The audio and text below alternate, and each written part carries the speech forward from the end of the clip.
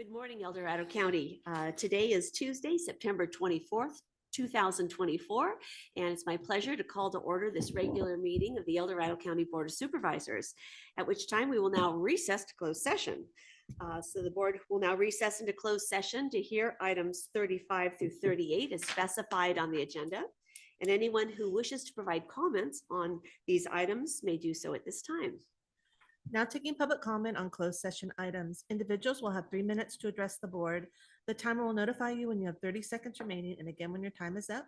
Public comment will be taken first from those participating in the boardroom and then from those participating through Zoom.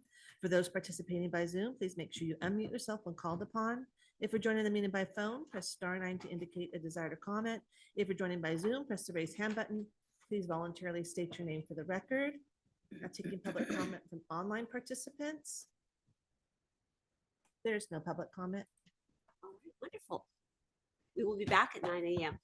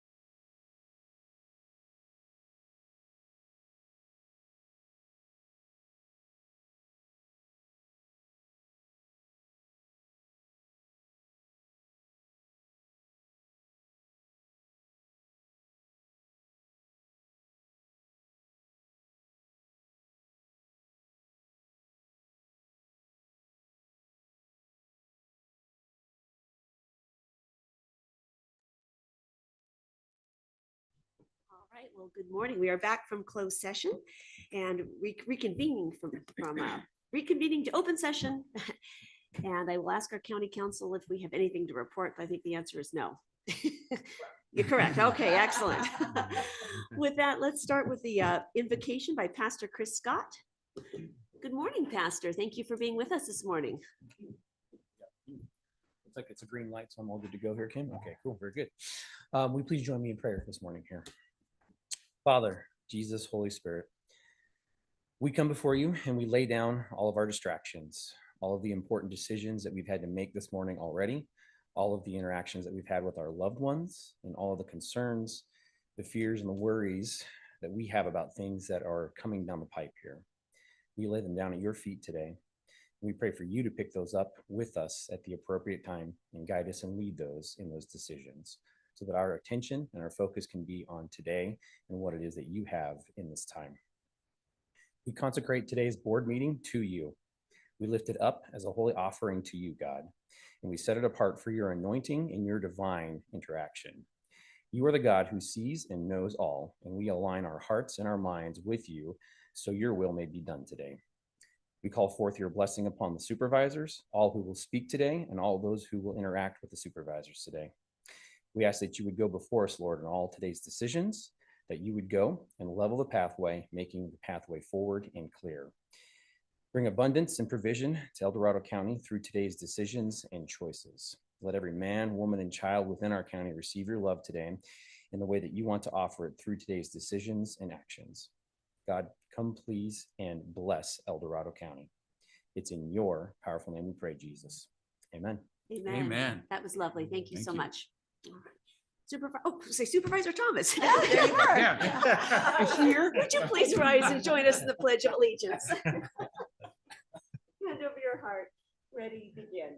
I Pledge allegiance to the flag of the United States of America and to the republic for which it stands, one nation, under God, indivisible, with liberty and justice for all. We now move to the adoption of the agenda and the approval of the consent calendar. I'll ask our staff, are there any changes to our calendar today? Or our agenda? Yeah, can I speak up? We're Absolutely. gonna move the Sherry Institute. I wanted to move it off calendar Okay, for a future date. so continue item number 32 off calendar. Yeah, because of an illness. Thank you very much. Supervisor Lane, any changes or comments? No changes, Madam Chair. Vice Chair Heidel?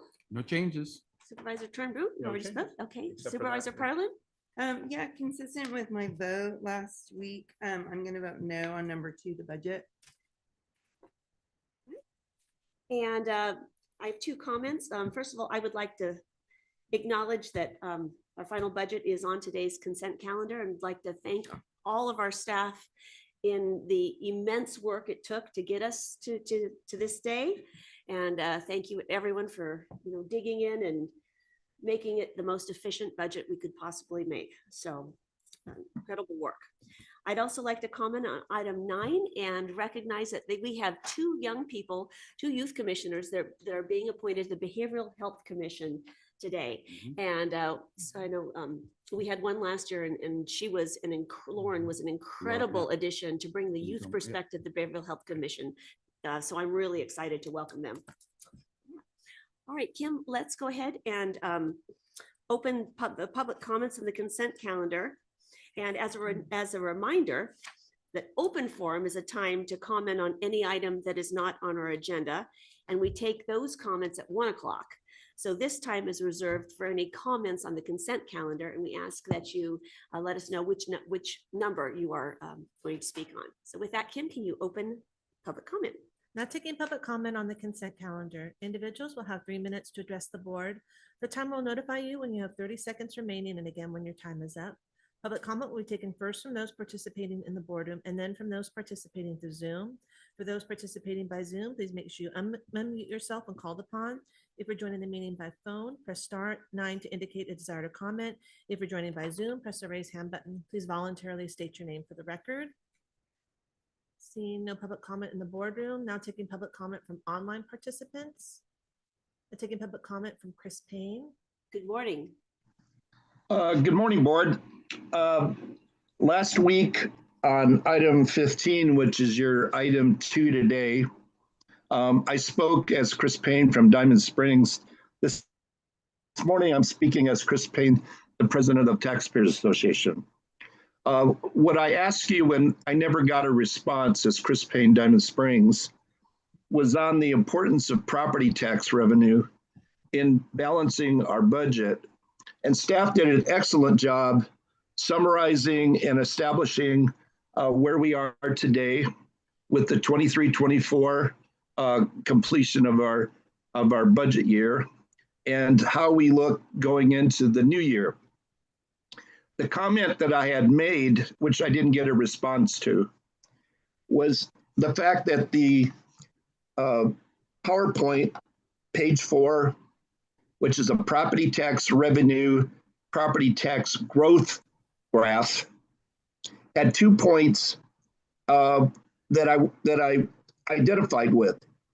One was the 2018-19 to 2019-20 drop in property tax, and then reflectively, the drop that we saw 2023-24 to 24-25 looked similar. And so your board is making decisions based on the likelihood that property tax would go down. My question was, what makes staff believe that property tax is going down when reflectively we've had experience in this property tax revenue, property tax growth graph, where it shows different time periods, different board decisions, but different financial conditions. Why do they believe then, as I reestablish again my same question as last week, why do they believe that the current growth rate of property tax is going to go down or describably be less positive? They're not identifying that this will be a negative. They're identifying that it's a reduction in positive growth. I hope your board can understand that this is a significant question, and I hope I get an answer to it today. I appreciate the time that I spent with you this morning. Thank you very much. Thank you. And we'll get an answer. We're done with public comment. Now taking public comment from 390. Good morning. Yeah, Karen Greenwood from Triple Junction. Item 19, feeding deer. Thank you. That's all I got to say. All right. Well, sure. We'll talk to you soon. Thank you. You bet.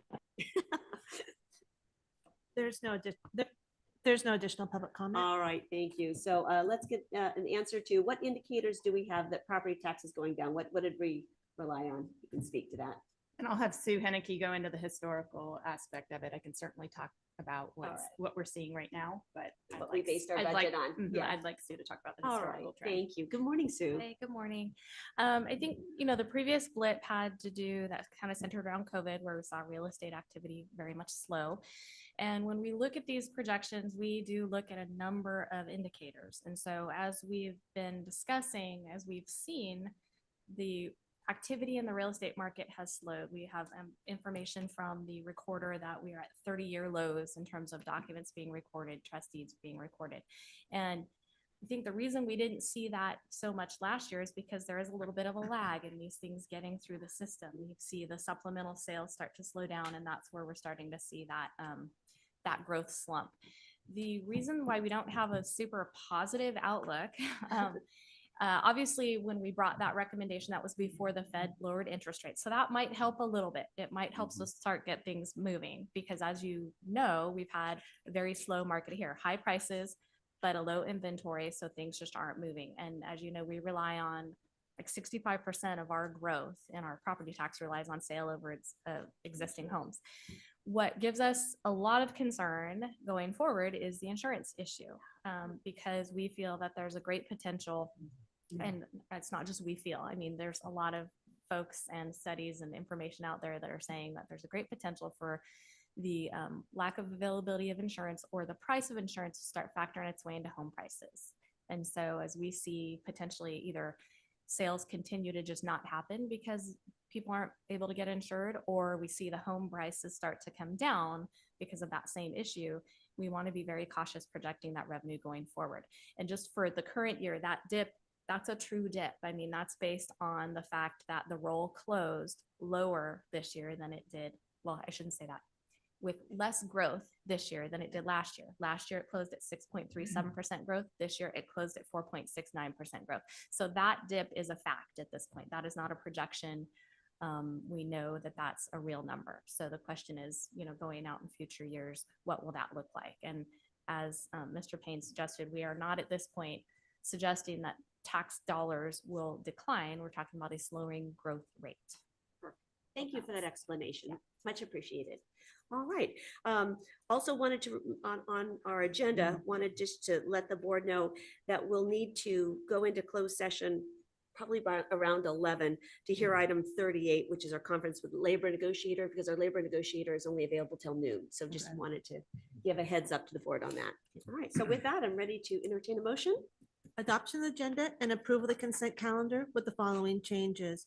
Supervisor Parlin will register a no vote on item number 2 and continue item 32 off calendar. Thank you, Kim. I'll move the item. Second. Any further discussion? All those in favor say aye. Aye. Motion carries. All right. Thank you all. With that, we will go into item number 31 from Building and Planning, our communications facilities. This has been a while in the making, so nice to hear this today. Item number 31 comes from Planning and Building Department, Planning Division, Long Range Planning Unit, hosting a public workshop to solicit input, comments, and direction on the revised draft amendments to Title 130 of the County Ordinance Code zoning ordinance. Good morning, Tom. Good morning, Tom Purcell, Long Range Planning. Am I loud enough there? So before we go ahead and have Kim put up the PowerPoint presentation, I just wanted to give a couple of introductions. So again, I'm Tom Purcell with Long Range Planning. With me is Brian Gradage with Dudek Consulting, and he's been instrumental in helping actually draft some of these ordinance change, or in fact, all these ordinance changes, including some of the complexities of working our ordinance into requirements of state and federal law. So he'll be presenting in a moment on some of the meat of the ordinance update itself. But just to let folks know, there will be other opportunities for public comment, including an upcoming Planning Commission hearing and an upcoming board hearing as well. So for purposes of this workshop, the presentation and the overview that we will give today is a high level. It's mainly for the purpose of seeking additional feedback and input, both from your board and from members of the public regarding the proposed changes to the ordinance. And there will be additional detail presented as part of the future adoption hearings as well. So we'll do a sweep for any typos and punctuation and phrases for sure in the future. Just by means of a brief background for your board, in 2021, the board did direct Long Range Planning staff to undertake this item, consisting of zoning ordinance updates for 3 different components. One of those components is before you today for the telecommunications ordinance changes. And then at the same time, the board also approved the Dudek contract to assist staff with putting together these various amendments, including this one before you today. And then as recently as February of this year, the Planning Commission held a public workshop to solicit feedback on this piece of the ordinance as well as the other components. So we will be reviewing not only the proposed changes, but also the post-Planning Commission workshop recommended changes to the ordinance as well. Just by means of housekeeping, for folks that follow along, the draft amendments themselves, the red line, are Legistar Attachment A. The post-Planning Commission workshop changes are in a summary table, which is attachment B. That's more or less a crosswalk to look at what section and what particular item was changed and why. Our PowerPoint, which we'll give, is attachment C, and then the current text of the wireless ordinance, 13040, 130 is attachment D. Thank you for that. That's very helpful. So with that, I'll go ahead and turn it over to Brian with the DUDEC. Kim, if you would have the slideshow up. Thank you. It's a pleasure to be here before the board to participate in this workshop on the draft telecommunications ordinance update. And on the screen, we have just a brief presentation. This is, of course, Section 40 of Title 130 of the County Code. And if we could go to the next slide, as Tom mentioned, the genesis of this was in 2021, and there were 4 stated objectives provided by the board. And of course, the first, which you want to do with any zoning ordinance, but particularly in a field like this that has evolved over the years, is to ensure consistency with state and federal law. These laws include the Federal Telecommunications Act, the Spectrum Act, and then state laws, including California Government Code as revised by Assembly Bills 57 and 2421. And so combined, these laws identify areas where state and federal rules have preempted local jurisdictions in some areas. And of course, some areas where there is local discretion, and also includes time limits on processing applications, which is a key part of this. Also, you'll hear that referred to as the shot clock, and the tolling agreement, which is basically when you can hit pause on the shot clock. So ensuring consistency with that is an important part of this. Identifying the entitlement process for co-location of facilities within the public right-of-way was another important aspect of this. And so we're not just talking about co-location on existing wireless facilities, which is an important part of the existing ordinance, but this also looks at other structures in the public right-of-way, such as light standards, utility poles, where you can leverage those existing structures without creating new towers. Thirdly, and perhaps of greatest concern for a lot of folks, is taking a look at how new facilities are handled within and adjacent to residential zones, including the visual impacts and any required setbacks. And then finally, to kind of bundle this up in an understandable way by creating a matrix that shows what the approval process is for the various procedures. And that is included as the new table 1 on page 7 of the ordinance. So with that, let's go to the next slide here. Thank you.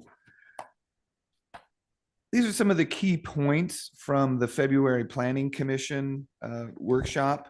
We've got some great feedback, but from both the public, the commission, and then also subsequently, we received letters, including from what I'll call the regulated industry, the people who actually permit or seek to permit and construct cell towers. And I'm just going to briefly touch on these items. One of which is antenna height. Current code restricts the height to 15 feet above existing structures or the zoning maximum, whichever is less. A proposed revision would limit that 15 feet to new structures. There is certainly sentiment on the industry side that they would like to see that 15 feet addition be allowed regardless of the zoning. So if you had a zoning of say 40 feet and you were at 30, they'd like to get that 15 feet to go to 55. We did not make that change. We think it's a useful discussion point. Visual simulations. Obviously, when you see these applications, there are generally computer generated graphics of what the facility would look like. The commission was interested in the use of a quote third party to prepare these graphics. We did not make that change. Rather, we went in the direction of trying to better clarify what those simulations should include, including a map of vantage points that were used in the analysis with an emphasis on public views of the project site. Section D10, this is a new section regarding temporary facilities. A lot of times if you have either natural disasters or special events such as, you know, a fair or large concert, something like that, that will stress the system, create a need for additional facilities. Or there's a third scenario where a permanent facility is either reached the end of its lifespan or the carrier has to negotiate a new facility and there's a gap in coverage, and they typically cover that with one of these temporary facilities. So we've identified the process for those facilities as a new type. Setbacks, I mentioned before, the existing ordinance only requires the standard zoning setbacks. The proposed update would require additional setbacks when you are adjacent to a residential zone or an existing residential use. That setback would be equal to 1 times the height of the tower height. Again, this is sort of the, you might say, compromise position. We have received comment that some members of the public would like to see that increased setback adjacent to all zones. The industry has stress that they like flexibility in the setback zones based on the design and the visual impacts of it. So the current proposal from the update team is to have that increased setback with regards to residential zones and uses. Skipping to the next slide. Thank you, Kim. Site selection.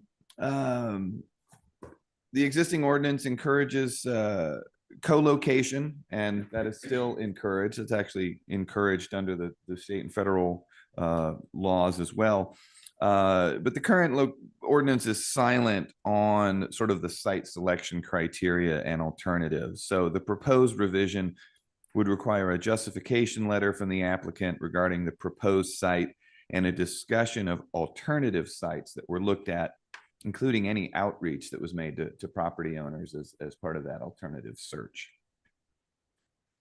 Aesthetics, this was section A or is section A of the existing ordinance. It's now proposed section F. The existing ordinance includes a purpose statement to minimize visual impact. That sort of remains in an expanded form,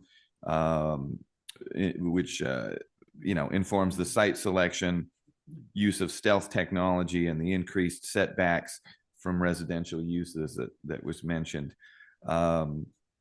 There was a prior section in the draft that the Planning Commission reviewed that include sort of a preference criteria of types of properties. So sort of emphasizing industrial, municipal type properties and having residential at the bottom. The commission didn't really feel that was appropriate. They really would rather sort of emphasize the aesthetics as a sort of a general selection criteria and not have that criteria. So that was removed. And then the last slide here of these discussion points, notification. The existing ordinance requires, in addition to the standard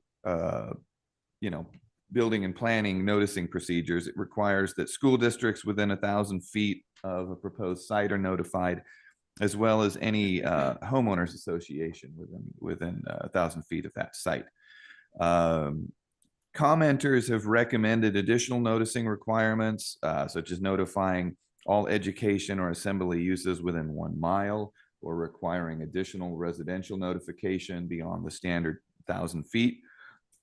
And then I'll just note that the telecommunications notification is consistent with the county's overall notification requirements, which is right there, section 51050 of Title 130, which generally requires notice up to 1,000 feet for discretionary approvals such as use permits. Actually, I'd like to ask a question there. course. What is considered an educational assembly type use? What's an examples of that? Any place where people gather? Yes, so it could be assembly uses generally will include concert halls, things like, veterans halls, religious assembly,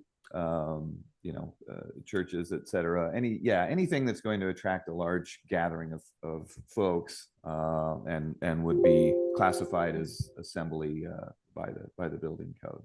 Okay. Yeah. Interesting. And did the planning commission agree with that notification that should be expanded to include those types of uses? There wasn't specific direction on that. I think there's kind of a concern of just finding the balance between, what is feasible and then, what provides a proper means of notification. Yeah. So I think that's still an open question. Okay. Thank you. No, thank you very much. And with that, just looking ahead to the next steps of this, I'll turn it back to Tom on this slide. Good morning. So the next slide is our anticipated project timeline. So these dates have been calendared as the next milestones for this project.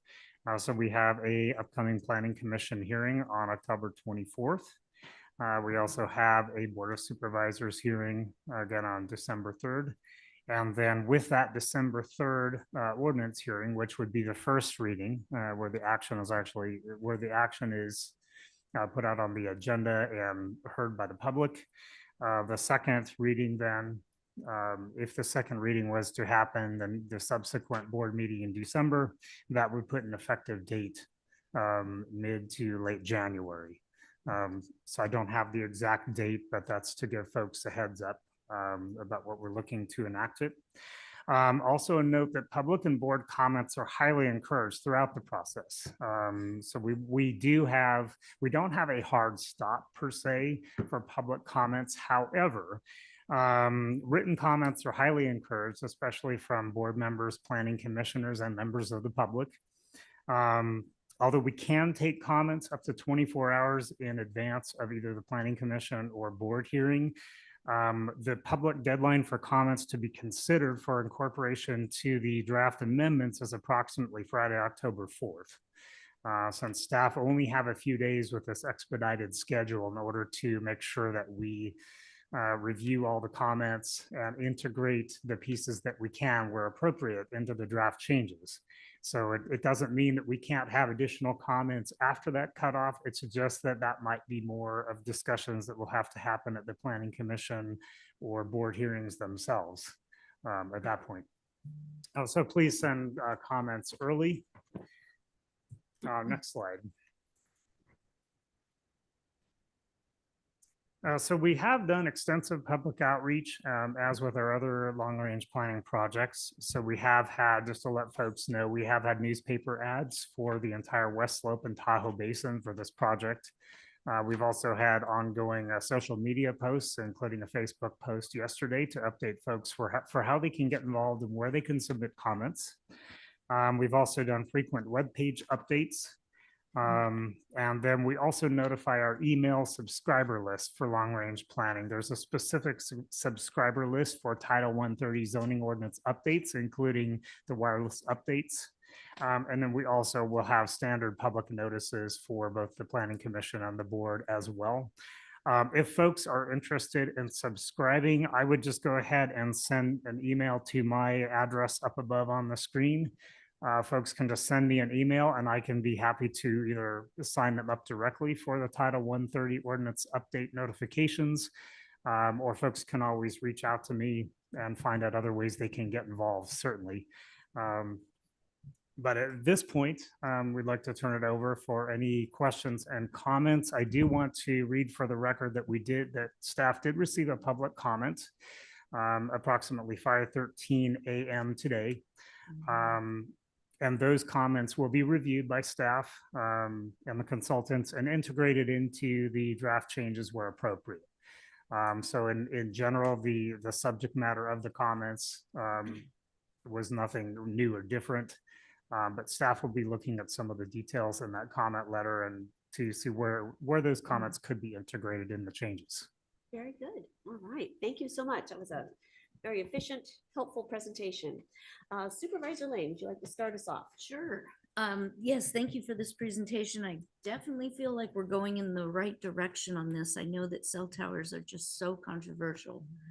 And there are things we can consider and things we cannot, and that creates a little nuance to the discussion.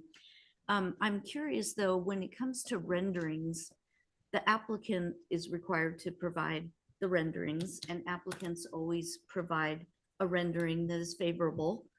And so I'm curious with the Planning Commission's recommendation that a third party be used, but that's not really the direction staff is going in, what the discussion was around that and why staff is choosing not to incorporate that idea.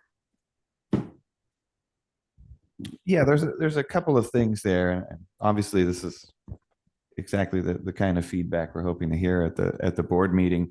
But generally, those renderings, you know, they're fairly straightforward. They're based off of the CAD drawings or the wireframe drawing of the proposed facility and put into a photograph of the proposed site.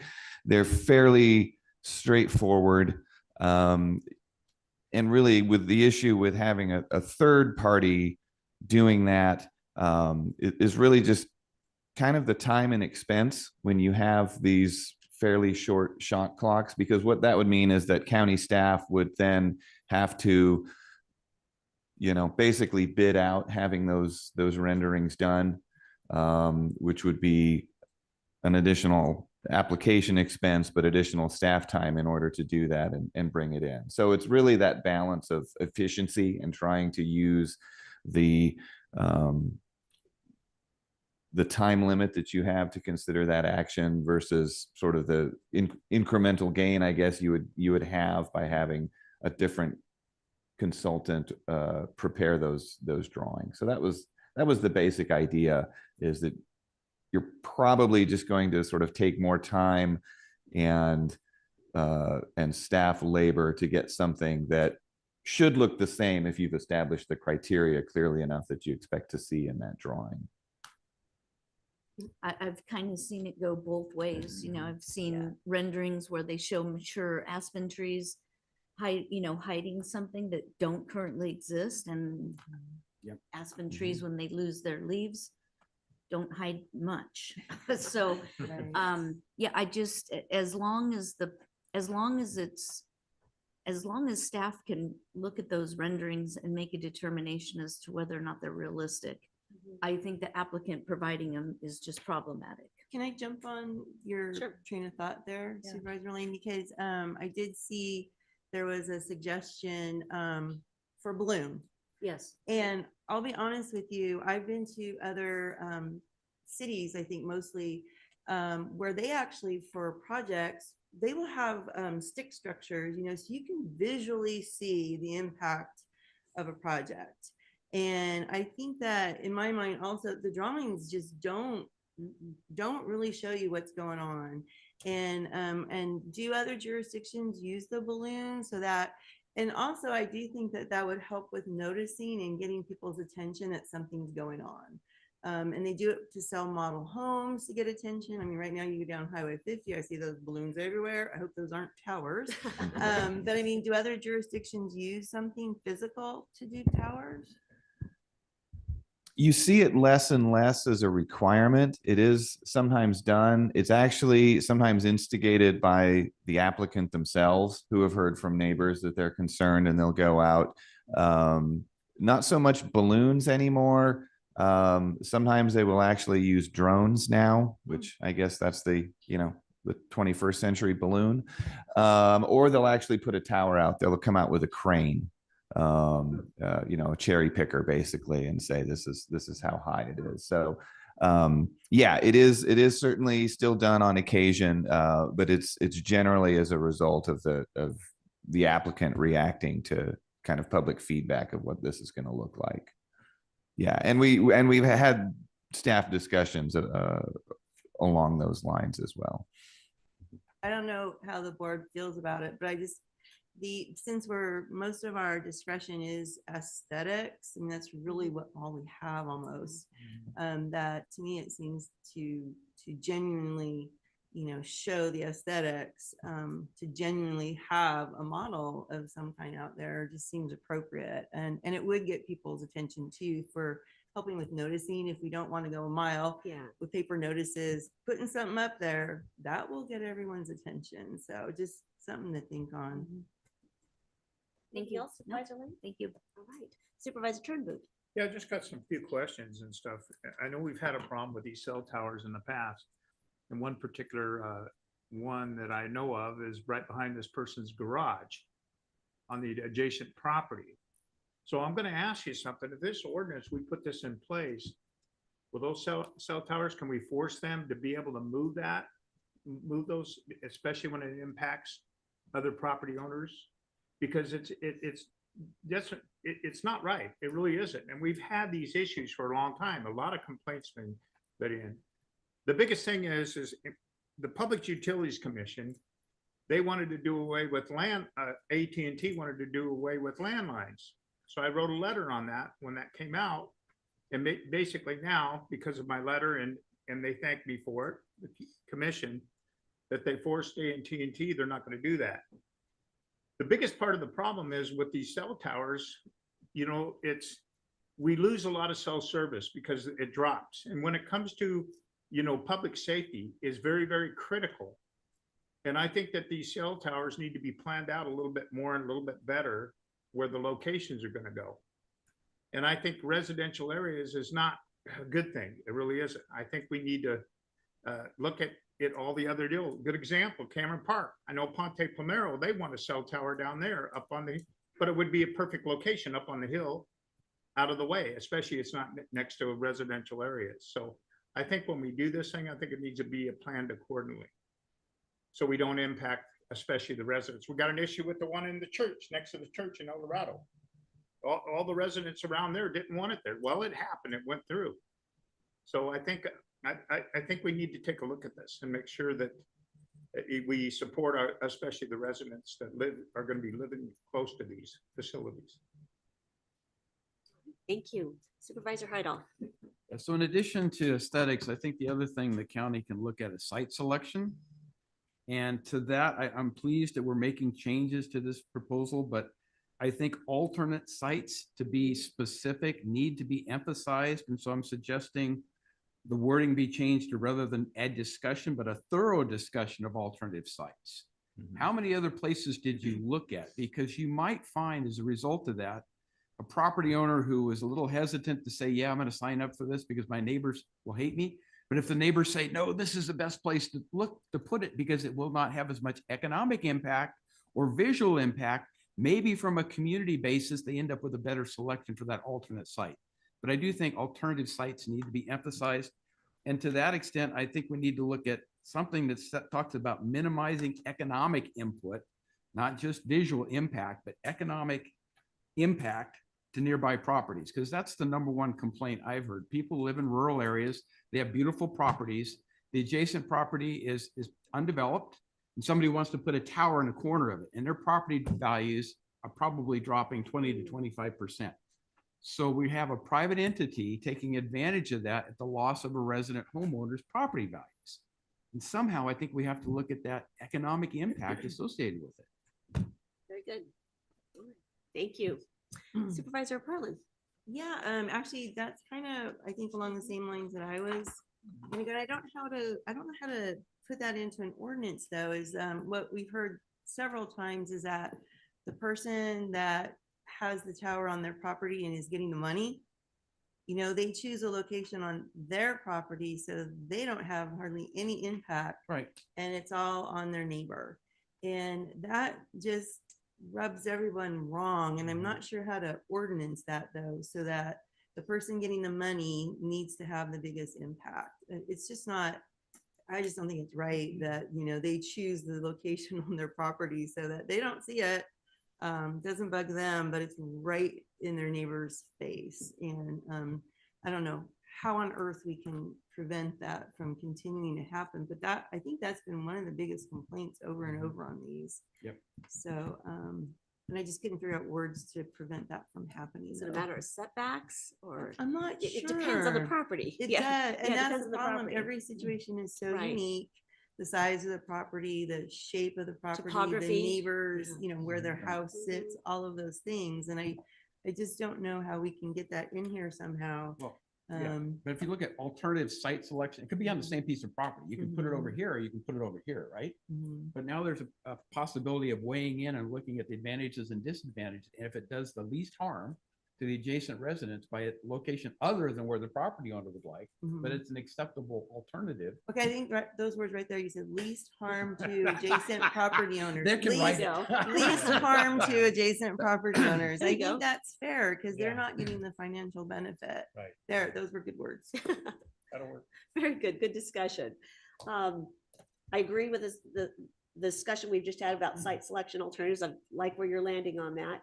I'd like to thank the planning commissioner for their review and recommendations. It was very, very helpful in having the board, additional thoughts to consider.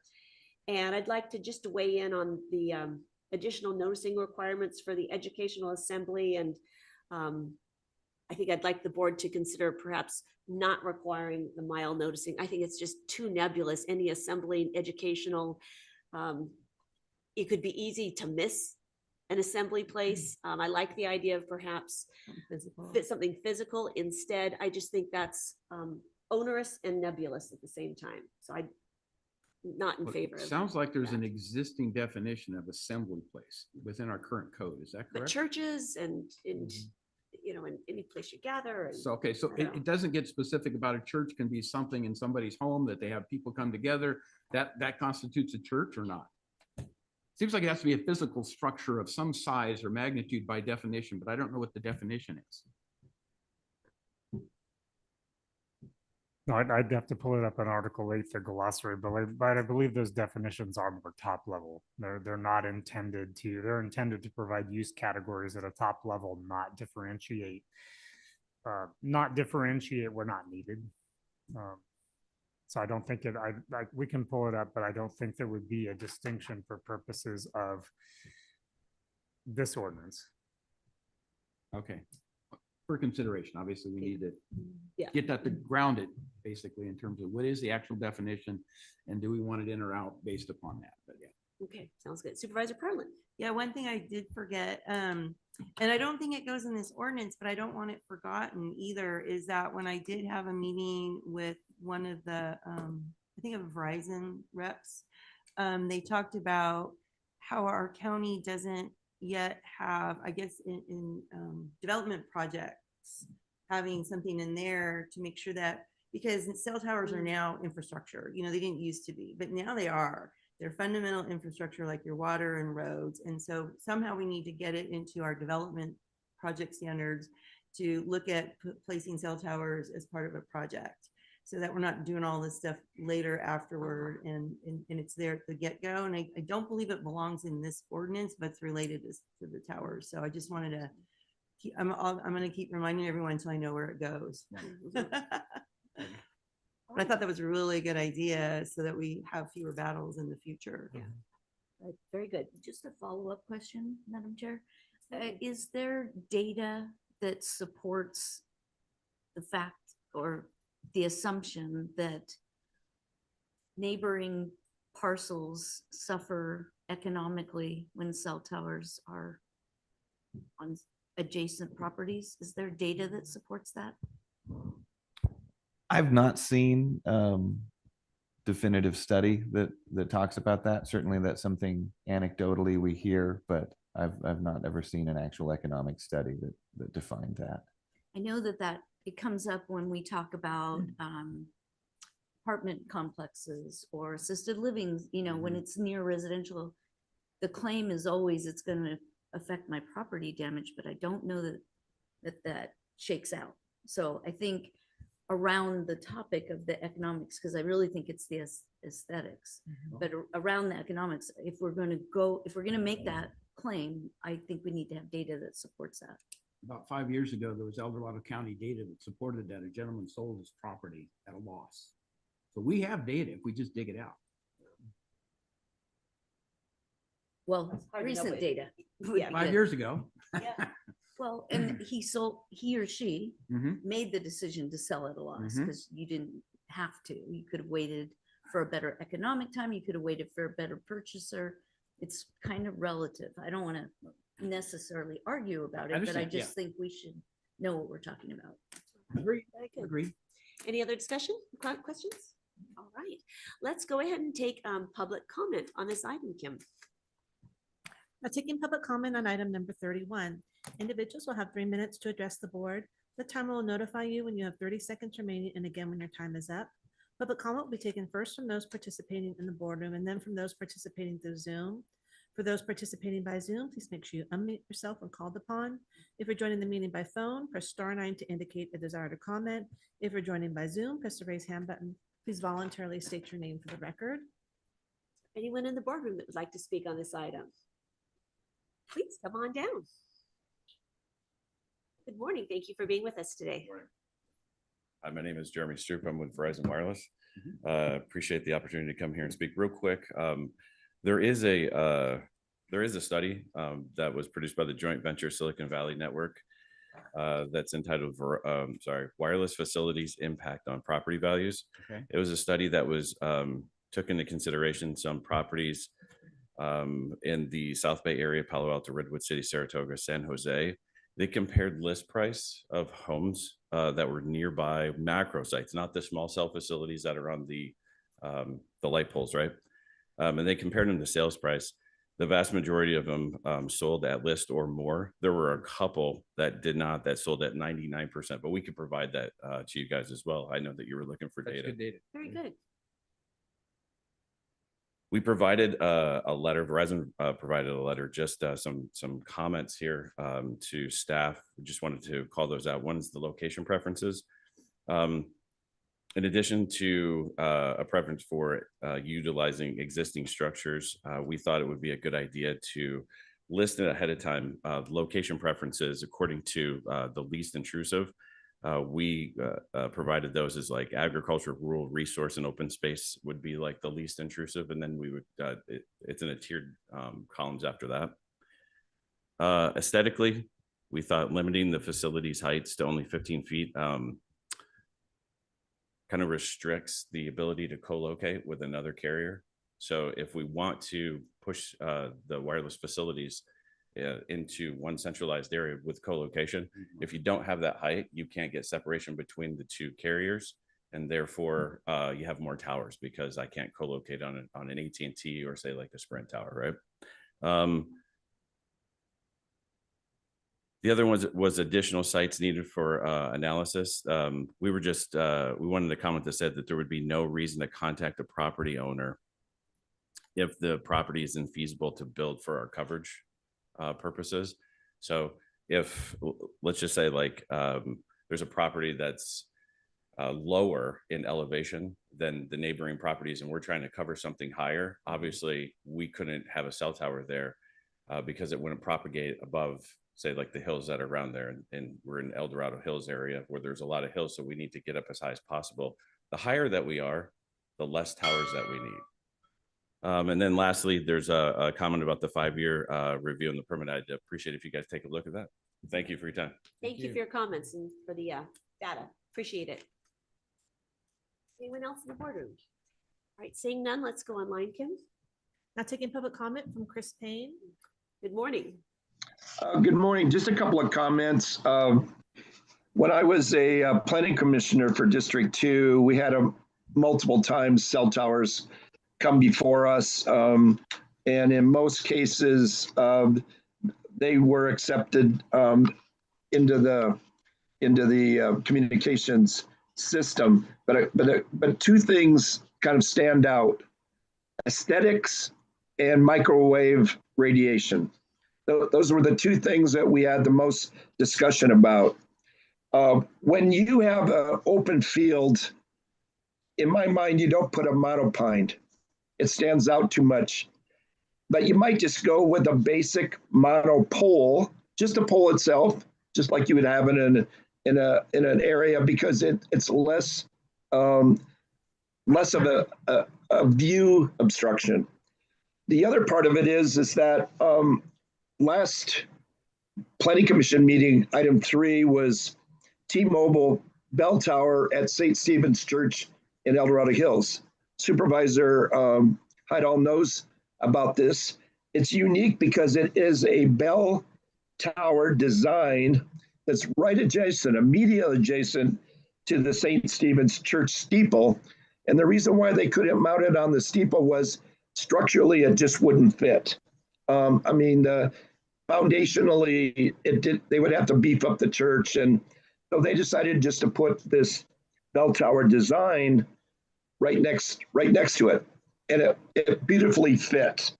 And it kind of opened my mind to why not use mine shaft headgear structures? That's that wood that goes above mines, which is consistent with our history. Why not use water tanks like we have off of Missouri Flat, up on the hill that was the old Keldor lumber company, and the tower's still up there, and they got multitude of different communications to gear up there, and you can't even tell it. Beautifully located, but and then the question of microwave radiation becomes still an issue. It's hard for people that are going to get a tower within their reasonable closeness to deal with that question of microwave radiation. So thank you for the time today. I appreciate it. Thank you. Thanks for your comments. Now taking public comment from 390. Mr. Greenwood, this is finally before us.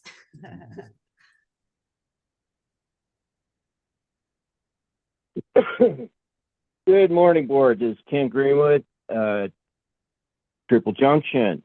Thank you. I apologize for the lateness of my comments. Stayed up late, and please take these under consideration. We do have time to do so.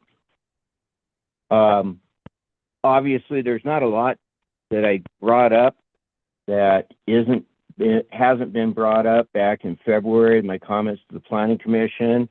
And,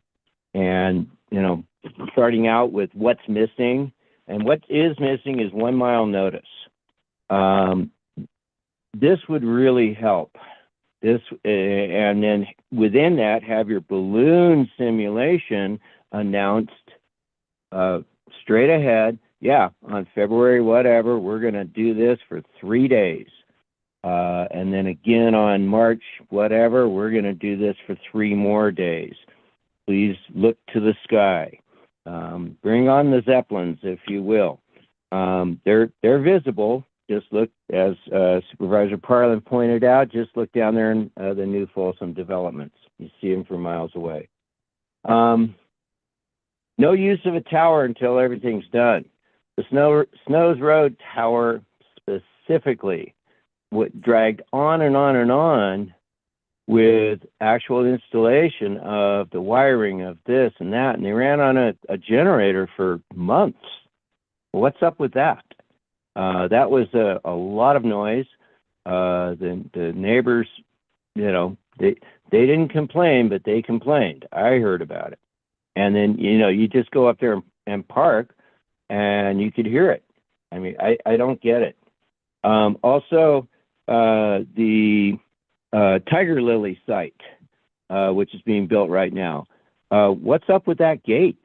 You can hardly fit a car in there to pull off the road safely, open the gate, and they're going to be bringing in cherry pickers or maybe a low boy. Cattle people know that you set back your gate a whole semi worth so that you can pull your cattle on and off the property. The best sites analysis. identify them, identify them, identify them. Do an effort. Go knock on doors, send certified letters. We tried baloney is just that. Also, the industry suggested that you back off on your 5-year review. I don't think so. Some significant issues came up on some 5-year reviews, and I think it's a helpful tool. Thank you very much. There's more to come. Thank you for your engagement, your comments. Now taking public comment from Pyramid. Good morning. Good morning. Can you hear me? Yes, you can. All right. Thank you so much. I wanted to bring up a couple things. So the stealth, acting as if the stealth technology has really advanced to actually cover up these cell towers is just kind of a joke, unfortunately. I think that T-Mobile did a wonderful job working with St. Stephen's on that bell tower. I've actually talked to St. Stephen's too, and they are just really happy with what they have going on there. And I think anybody that has kind of gone up and down the freeway in El Dorado County and seen the cell towers along the freeway, these aren't trees. Okay. Like if these are trees, they're like suicide bomber trees. They're strapped. Okay. They're not, they don't blend in. So I think that, you know, calling this stealth technology as acceptable for our residential communities is wildly off track with what El Dorado County wants for their communities. I also don't think that El Dorado County is necessarily happy with giving residential land rights to Verizon through these contracts with putting these cell towers in. And I think that that was that list that they had originally, which, you know, stated code locations, county properties, utility properties, you know, and put residential communities last. I'm really concerned that that was taken out, just because I really think that that really embodies what we want for our communities. And I think it gives a lot of direction towards the people who are applying that we don't want them in our residential communities first. And you're going to have to come up with some pretty good justifications to get them in there. So wanted to bring up my concern about that. And there are studies, Environmental Health Trust is a great resource. We actually submitted multiple of their studies with the cell tower that we're fighting against. And they have multiple studies that say that it does affect the property values of the neighboring properties. So there are studies to combat, you know, the ones that Verizon is trying to use. So I wanted to bring that up as well. And then I really like I just wanted to give kudos to having the setback be the height of the tower, because ultimately at the end of the day, this is a 9, 10, 11, sometimes 12-story man-made structure that you're trying to put into a residential community. And that's really scary for the people surrounding it. So I'm really happy that you guys did that, because these aren't trees. They're man-made structures. That's all. Thank you for your comments. Appreciate them. There's no additional public comment. All right. Thank you all for weighing in on this. Sorry, we have, oh no, sorry. Oh, no problem. So I heard that there was input that that we have a stipulation that there's no use of the tower till everything is done, until the tower is turned on. The desire to have a 5-year review of this, and perhaps put residential communities as a last priority in terms of site selection. So any additional discussion around that or any other items from the board? How do you define a residential community? We have many diverse residential communities. So yeah, it's just, if there's a definition, fine, but we need to define these terms, right? So True, yeah. Additionally, there was a thought that we prioritize egg sites that they may have the least impact. I would beg to differ on that. And so I disagree with that comment that when I did a community survey up in the Camino Apple Hill area, it showed that the view shed is of the top priority to our residents, and recognizing that the Apple Hill area alone has 1.3 million visitors a year, that provides an economic impact of over $353 million. Having cell towers in the middle of that area would be very detrimental. So, Well, also the wineries too. and the wineries, exactly. So our ag industry, our ag communities are very different here in El Dorado County and want some measure of protection for them. So just wanted to throw that out there. All right. So once again, this item is, it's a workshop, it's high level, and they are seeking input. Tom, do you have what you need? Is there any clarity that you need from the board on discussion points?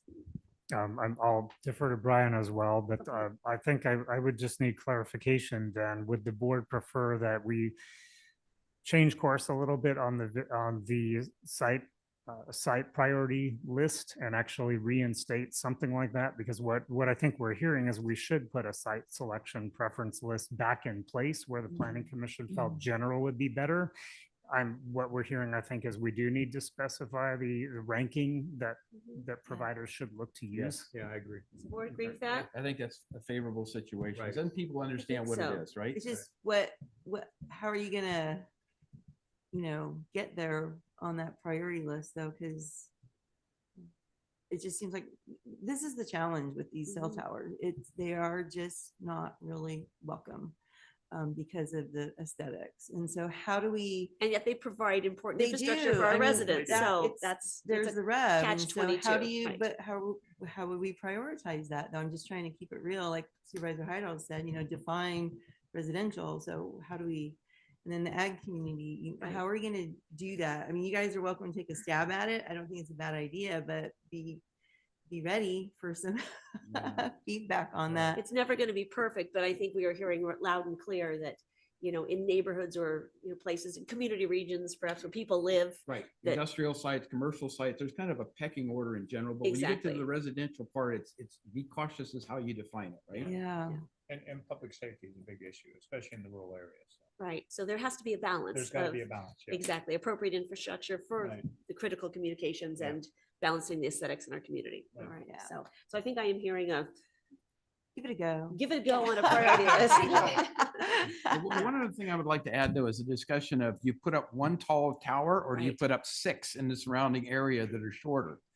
And that gets into that economic and visual impact. And sometimes I believe it's better to have one tower that's 15 foot taller in one area as opposed to 6 smaller towers that are causing more. And I don't know how to quantify the balance in that, because if it's 2 towers versus 1, maybe you're better off, because it becomes very subjective. It's a case by case type determination. And I don't know how you write policy that surrounds that. But I think clearly we have to consider those things because there are opportunities sometimes. Advantages, one tower here is going to do the least harm overall as opposed to a multitude of towers in other areas. So is there a process that an applicant could make their case that? Well, I think that's in the alternate site selection and those kinds of things if they're proposing. And do we have any kind of allowed variance on the height? Is there anything written in that, right now we're saying 15 feet, but is there a case by case variance thing that That's we what I can was getting consider? at. Yeah. Yeah, I can speak to that. Yes, there is a process. So that in terms of that 15 feet and providing justification to exceed that. And so I think perhaps the argument comes down to I don't want to use the word onerous, but and I don't want to put words in the Verizon representative's mouth. Right. But for the reasons that you explained, their preference is to make it easier to get that height extension of 15 feet, for example. Whereas I think the counter argument is if that 15 feet is going to go over the zoning limit, that may be okay, but it goes through a more rigorous process. So, it will go through a full hearing process, for example, rather than an administrative hearing. So it does exist, but it is more complicated. Could that be part of the priority list perhaps too, is, fewer, taller, in number kind of thing? Could that be a priority also? And instead of the type of land it's on, more of if there's already existing, that would be a priority to co-locate, or is that already in there, the co-location part? I know that's there's a big section on co-location. Tom, does that say, is that a priority in the co-location section to prioritize trying to co-locate with fewer towers or? In general, yes, and I was just confirming with Brian, so we can just add a phrase or two to bolster that language that's already in the draft update. Okay, I just wonder if that, Yeah. because I thought there was actually some law about co-locating and prioritizing, but I could be wrong. Oh, there is. Okay, so maybe we Good. need to emphasize that in our ordinance to make it clear. Okay. Okay, sounds good. Yeah. Any other questions for us? Any clarity, additional clarity you need from the board? No, this is excellent feedback. I would add that the 5-year review is in the latest version of the proposed draft. I think as mentioned, that had been sort of applied on a case-by-case basis. And the revised draft is written would just apply that 5-year CUP review kind of across the board. And we have found that helpful on Yeah. many items. Yeah. It's helpful to review, see if they're still relevant. Yeah. Right. Yeah. All right. Well, thank you so much for your work on this. And that was a effective workshop and great discussion. So thank you all. Thank you for your help, Brian, on this. Excellent. All right.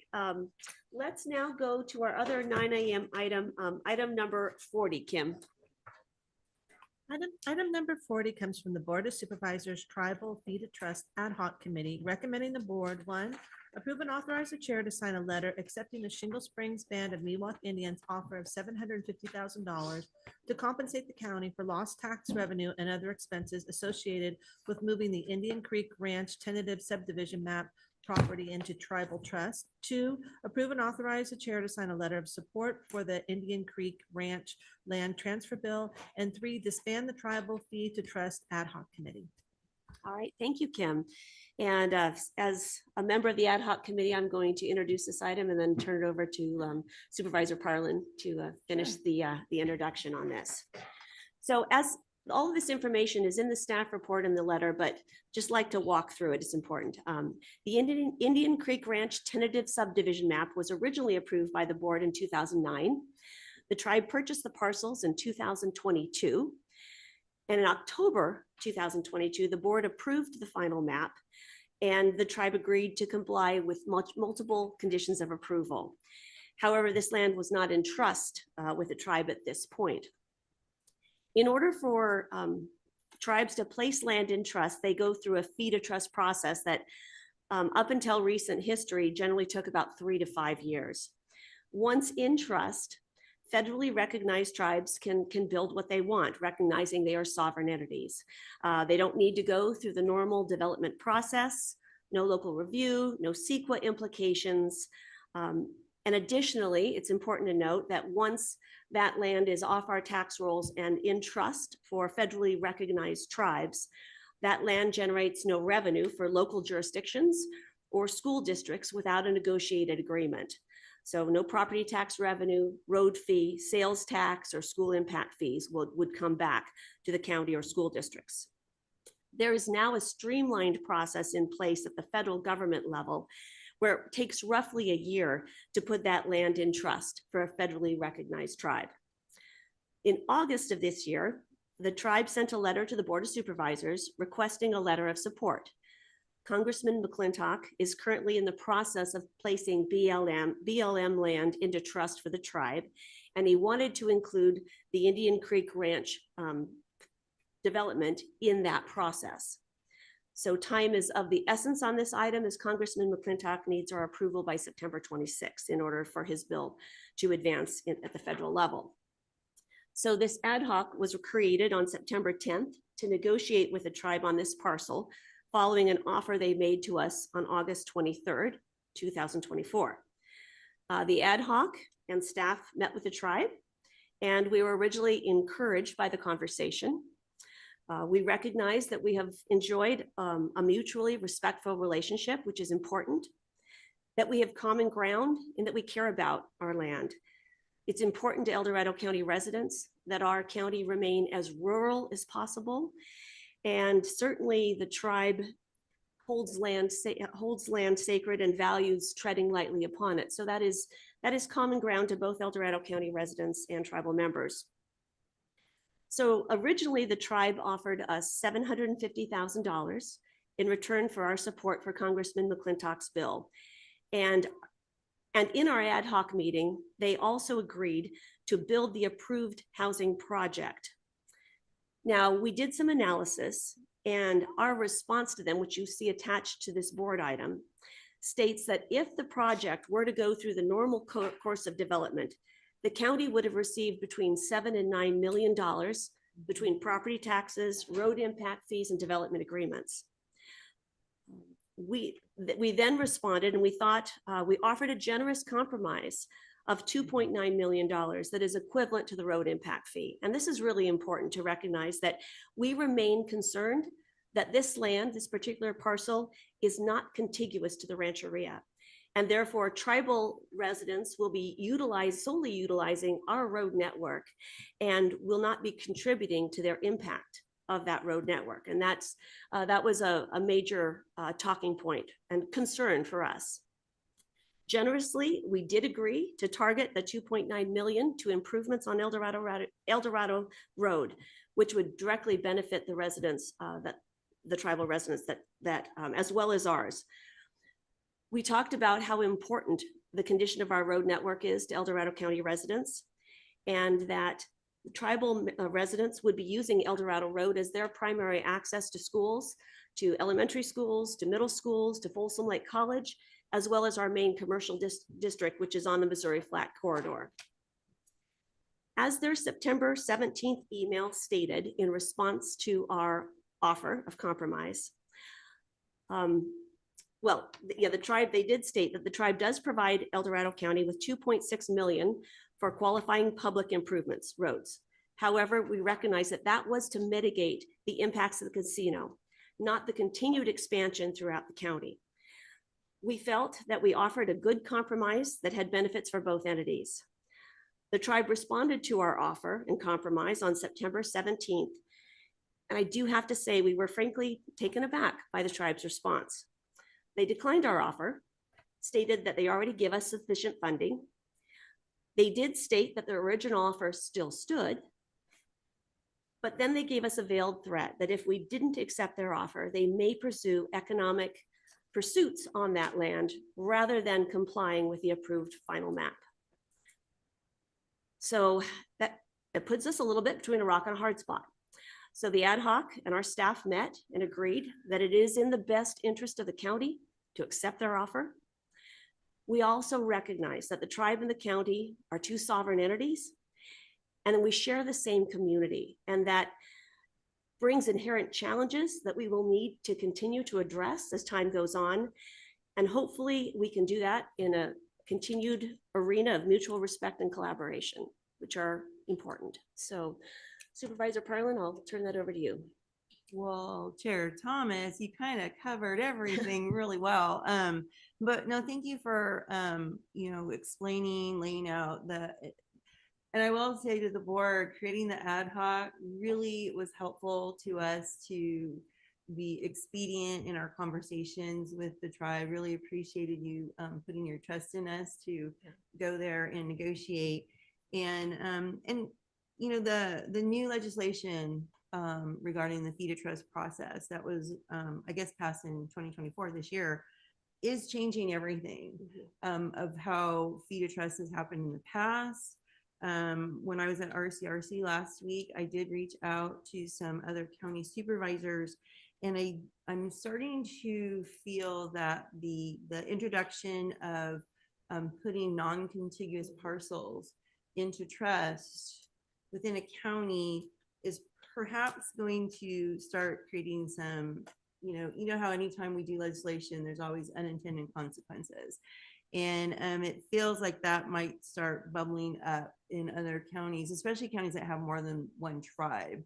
And they may be looking at the same land, and then they have to determine who really has, the right to take it into trust. So we'll be watching this closely to see what happens. But so I think that we need to be mindful of that. I appreciate the tribe reaching out because this is a new approach for the county to be able to actually be part of the process through legislation. We do appreciate being able to lock in that land use, the subdivision land use. It will help give the neighbors some certainty, which we very much appreciate. However, the loss of revenue is concerning, and I think that as time goes on, our two governments really need to increase our communication and talk through some of these issues.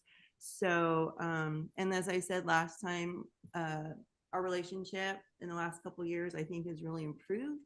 There's a lot of things going on in the county, a lot of really good stuff, a lot of concerns about, water, wildfire, all those things know no boundaries. And so we must all work together. And we appreciate the tribe's partnership on those types of items. So you're not going to get rid of me that quick, Nick. I got a couple more years where I get to hang out with you guys. And I want to acknowledge that Kim Pruitt from Congressman McClintock's office is also here. And she's been instrumental at, picking up the phone when I text or call to help me talk through this.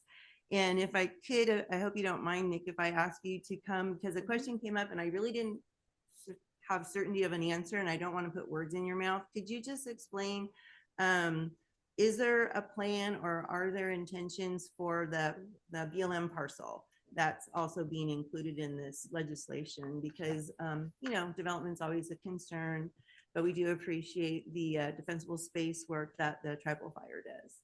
Yeah, at this time, the tribe has no plans for development of the BLM property. There's been discussion of leaving a large portion of it as a green space between the planned subdivision and the freeway. But I can't commit to any certain development, but that's been the discussion thus far. And if I remember right too, I'm just trying to think, when you go up the freeway, that parcel is actually kind of challenging anyway, right? Isn't it? Correct. Yeah, it's rocky. Yeah. So, and so appreciate the fact that tribal fire will be getting in there and helping, with that defensible space along the freeway. It's critical and it will make a nice buffer. So thank you so much. Appreciate it. All right, thank you. And we certainly have Kim Pruitt from Congressman McClintock's office with us today. And Kim, would you like to add anything to this discussion today? Welcome. Yeah, I do want to bring up two things just to clarify. I'm sorry, I'm losing my voice. Good morning. One thing I do want to clarify to the board is that Congressman McClintock, the tribe came to us, being he's the federal representative for El Dorado County, and we do represent the tribe, and they are a sovereign nation. They came to us, they wanted to take us out and show us the property. It's a beautiful property. Yes. They need housing for their tribal members. So that's the main purpose, as you know, for doing this. And also through the compact, I did want to clarify to the public that the tribe does contribute, I believe, $10 million a year to the general fund. So like over the 15 years that they have been involved with the county in that way, they've contributed over $150 million to the general fund. So that shouldn't go overlooked. When they came to the congressman and they had us go out and tour the property, the first thing that the congressman said is that he would not do anything, would not move any legislation or anything unless the county said okay. And so we've gone through that process and been communicating with the county supervisor, Lori, and also Tiffany, and as well as the tribe, just to, kind of initiate those conversations. So I wanted to bring that up. But I think this is a really good win-win for the county. I think the relationship between the county and the tribe has really improved, and we're just here to support that. So, and if the county decides to approve this today, we would then go immediately to committee hearing. So this bill would go through the regular process. During the fee to trust process, the county wouldn't have had this opportunity to actually be able to have some kind of control in the land use. So we're really happy about that. So if the county does decide to proceed and say yes, we would go through the regular process, and probably towards the end of the year would be able to get it in a lands package. That's the goal. And we truly appreciate the congressman's assurance that he wouldn't proceed without our support, and that meant a lot. So thank you so much. Absolutely. Yeah, Thank you. You bet. All right. Any discussion or questions from the board? I guess we need housing. So this is a positive if we're going to be assured that the housing actually occurs. And I think that's a win-win. Yeah. Obviously on negotiations without knowing all the nuances that goes on with the discussion. I guess this is a fair settlement, if you will, a compensation of $750,000. I know from previous discussions with people about how the counties negotiated with the tribe, we didn't get the best deal we could have. But again, without being there, it's hard to tell. So I'm leaving it up to, I'm trusting the two members of our ad hoc committee that they got the best deal for the county and our residents they could. And with that, I'll support this. Thank you. The discussions were very robust. I will assure you. Thank you Yes. for that. I appreciate it. Okay. All right. Kim, let's go ahead and take public comment on this item. Now taking public comment on item number 40. Individuals will have 3 minutes to address the board. The timer will notify you when you have 30 seconds remaining, and again when your time is up. Public comment will be taken first from those participating in the boardroom and then from those participating through Zoom. For those participating by Zoom, please make sure you unmute yourself when called upon. If you're joining the meeting by phone, press *9 to indicate a desire to comment. If you're joining by Zoom, press the raise hand button. Please voluntarily state your name for the record. Not seeing anyone in the boardroom, so let's go online. Now taking public comment from online participants. Taking public comment from more. Good morning.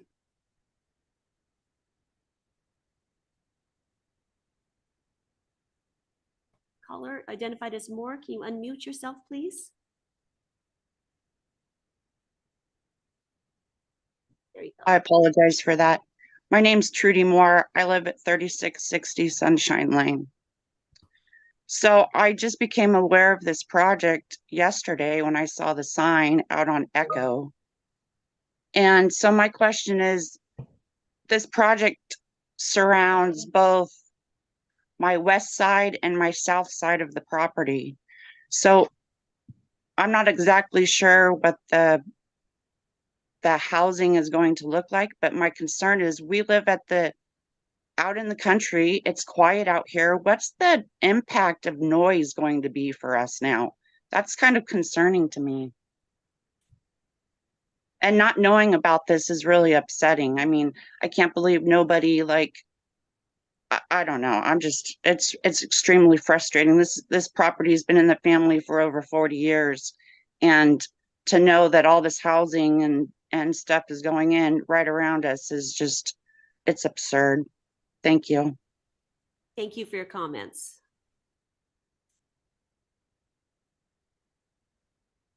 Now taking public comment from 390. Welcome back.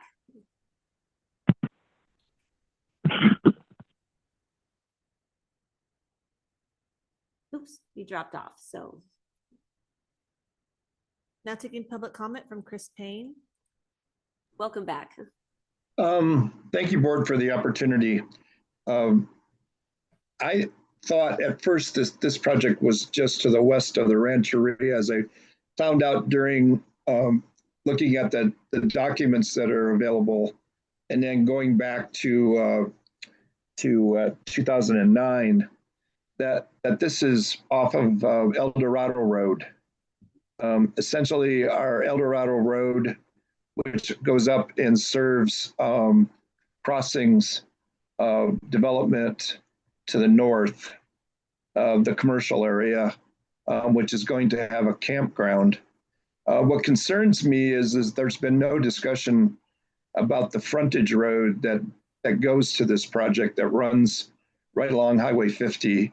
And I noted on the drawing back then that there is an access, I believe, that may be available to Highway 50 that would be more direct to the development and not use the El Dorado Road interchange. As you know, El Dorado Road interchange needs substantial improvement right now with all the development that's going to be occurring to the north. So in this case, I was just wondering whether the tribe, once they control this property, can build a new interchange like they did with the Rancheria and the casino. Not that it'll be that big because it's a different use, it'll be residential use, but could an interchange be built because they have the right to do it without the Board of Supervisors being involved? I am concerned more about the details of the development of the subdivision once the board takes this action and losing your discretionary rights. That's my comment, more related to transportation and the ability to decide on what's appropriate for our community. Thank you. Thank you for your comments.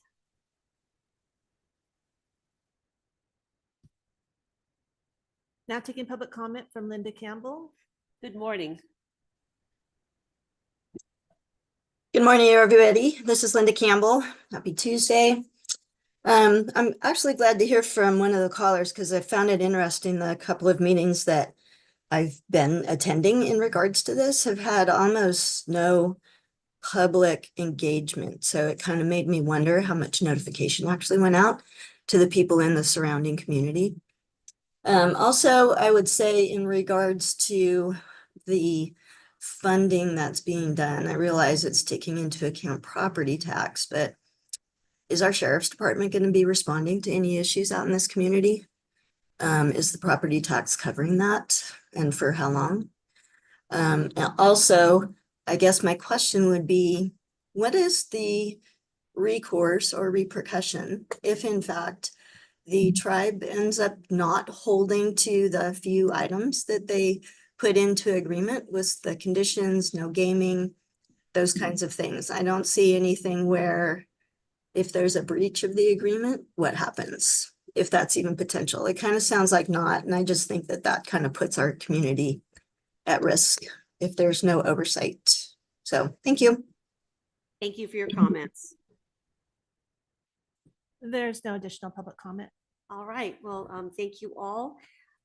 As far as the impacts to the neighborhood, just once again, a reminder that this subdivision map was approved in 2009. Is that what I said originally? And the tribe has agreed to that original, to develop it as that original map, which is 74 roughly frontage lots, residential lots. And the agreement between the tribe and the county will be documented in an MOU. Yeah, so any other considerations? I did have a thought, because this process is unique.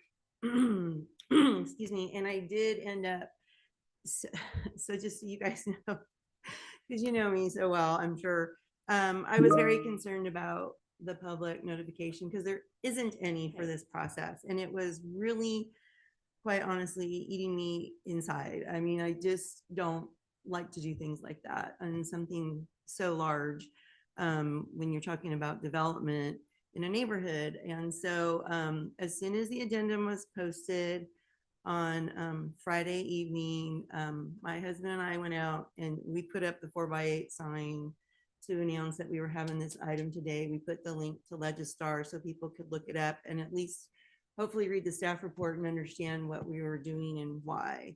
The public participation is always just something that I've always been supportive of, and the more the better. But this process didn't allow for that. And but I hope that everyone that's listening does understand the significance of securing the land use of the subdivision. I think that will be critical because it will make sure that whatever is developed, the housing, the way it's developed on those, is it 1 acre parcels, I believe? I think it's 1 acre parcels. Yeah, I think so. Will be compatible Right. with the existing neighborhood. And that to me was really important, as we've seen with other projects in the county that sometimes aren't compatible. So I hope everyone understands that. And I will maybe ask too to consider when we had the board items about the fee to trust process at the Rancheria in December, I think it was, and we had talked about it, and I really appreciated that tribal representatives actually went to a homeowners meeting to the neighbors, and just so you could start conversations with your neighbors and letting them know what the plans were versus what they weren't, and speculation and all that. And communication is so helpful. So there is a zone of benefit in this area. And so I got that contact, just talked to him yesterday. I mean, this has all happened so quickly, but I'm thinking that maybe that could be an opportunity that once this legislation gets going and everything, that maybe we can connect with the zone of benefit, which is a road group, and get some kind of a meeting perhaps with the tribal representatives and the neighbors, and kind of get those conversations going. I will tell you, I did hear that in the past, when tribal fire's been out there doing vegetation clearing, that, you know, the neighbors do go out there sometimes and say, hey, what's going on? And so there has been that type of communication over the years, you know, for quite some time. But I think something a little more formal, where, you know, your new neighbors as a tribe, you know, you guys start talking about what's going to be going there, and just to calm those fears. And I think that'd be really helpful, and I can totally help coordinate that if you'd like. So just throwing that out there. And I do hope that the residents understand that this was an extremely expedited process outside of our normal noticing. And so I agree, it was very difficult to be in that environment of, you know, we're so good about over noticing and over notifying, so everybody knows. And so I did the best I could, and just want everybody to know that. Perfect. And I just finally like to express our gratitude to the tribe for agreeing to build the housing development as is already approved. That it is it'll be a benefit to your tribal residents and a benefit to our county, and we appreciate that. As you were saying, how important the rural atmosphere is to residents, it was really important to preserve the sanctity of the commercial corridor that is the Missouri Flat Corridor, that is seeing massive investments right now. And so we appreciate that there are not competing commercial ventures at this site. And so I think that this recognizes a win-win for both of us. And we look forward to a beautiful project and a beautiful piece of land. So, and also thank you for agreeing to, I know this also will have some small commercial for your tribal residents only. It talks about a general store, a convenience store, but in our ad hoc committee meeting, the tribe agreed to have a gated community. So there's no public access to those facilities that are for their tribal residents only. So we appreciate that. I do know that this, because of the tight timeframes, this has been very fluid, and we talked about revisions to the letter yesterday with Allison. So do you have that to see if the board Thank you wants for to that. approve I forgot all Well, about it. Tiffany reminded me, I'd forgotten about it too. Yeah.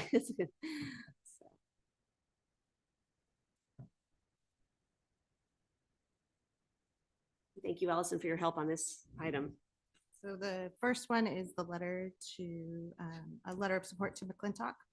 We added a paragraph in it to note that we understand there's new federal regulations that have been just passed to streamline the fee to trust process. So, and it also allows broader discretion in approving what they call off-reservation acquisitions.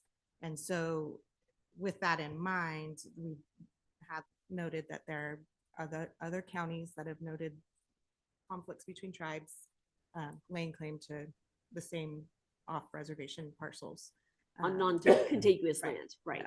Yes, a fluid issue. So yeah. we just make a note of that, just so that it, you know, the congressman's aware, and we're aware in the future when this board's somebody else that those conflicts may arise from what we don't know.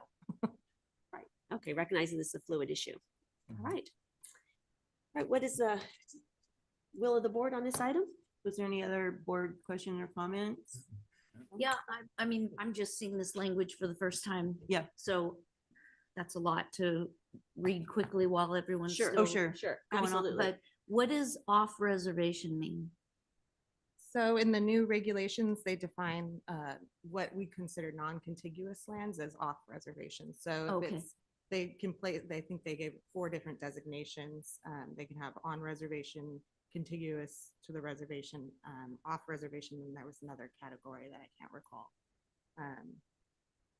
But that would be what we consider just non-contiguous to their current reservation lands. Okay. And what these changes are are memorializing it, that this is a potentially precedent setting. It's new territory for everyone. And that as time goes on, we may have additional considerations if more and more land that is non-contiguous to the tribe is put through the fee and trust process. Because there will be additional impacts to the county and additional dwindling of revenues.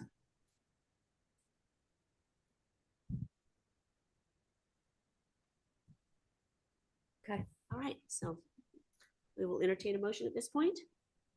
I'll move the item with the additions to the letters. I'll second. All right, any other discussion? All right, all those in favor say aye. Aye. Motion carries unanimously. All right, thank you all. So with that, we will now recess back into closed session to hear the rest of our closed session items, which we've already taken comment on. And we'll be back at 1 for our open forum. So thank you all.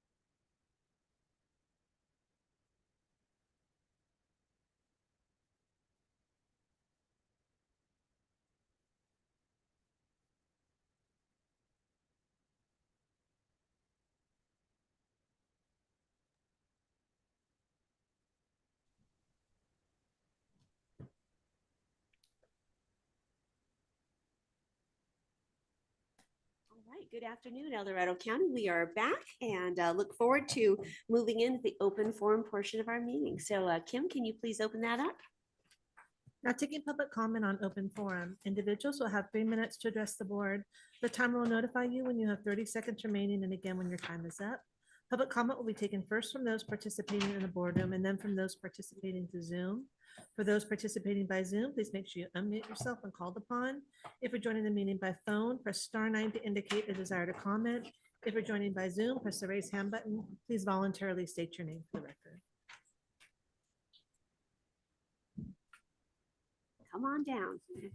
Good afternoon. Good afternoon, board members. My name is Ginger Luzada, member of New California 51st State, hopefully.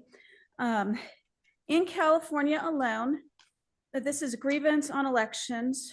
In California alone, there has been 19 criminal convictions of election fraud since 2020. These cases include false registration, buying votes, fraudulent use of absentee ballots, and ballot petition fraud.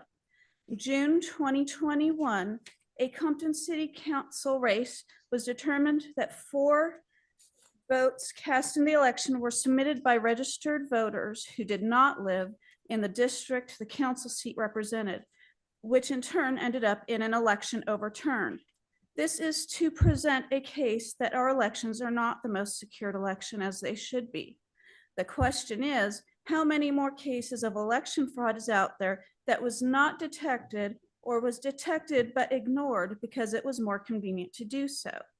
Before an election is held and not after, it must be secured by reducing any chance of election fraud that will question the validity of the results.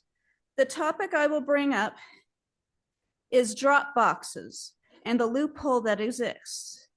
Bill O'Neill has said that 100% of all drop boxes will be covered by cameras 24 hours. Sworn elected officials collect and audit all ballots when they are picked up. Ballots are picked up from the drop boxes every day as it gets closer to election day and several times a day during election day. The issue is ballot harvesting and it is legal.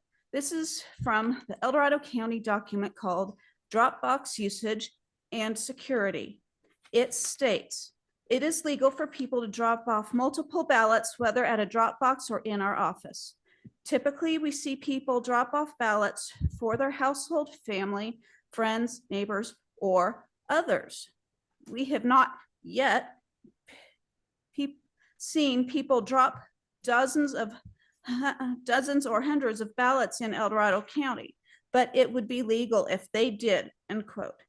That is the issue. There has been criminal convictions of individuals who have gathered ballots improperly by filling them out, and thankfully have been caught, such as Guillermina Fuentes of Arizona in 2020. She was charged with conspiracy, forgery, and an additional ballot abuse charge. However, in Arizona, it was made illegal in 2016 to ballot harvest. But as you see, it is encouraged to do so in California. Thank you. Thank you, Ms. Lozada.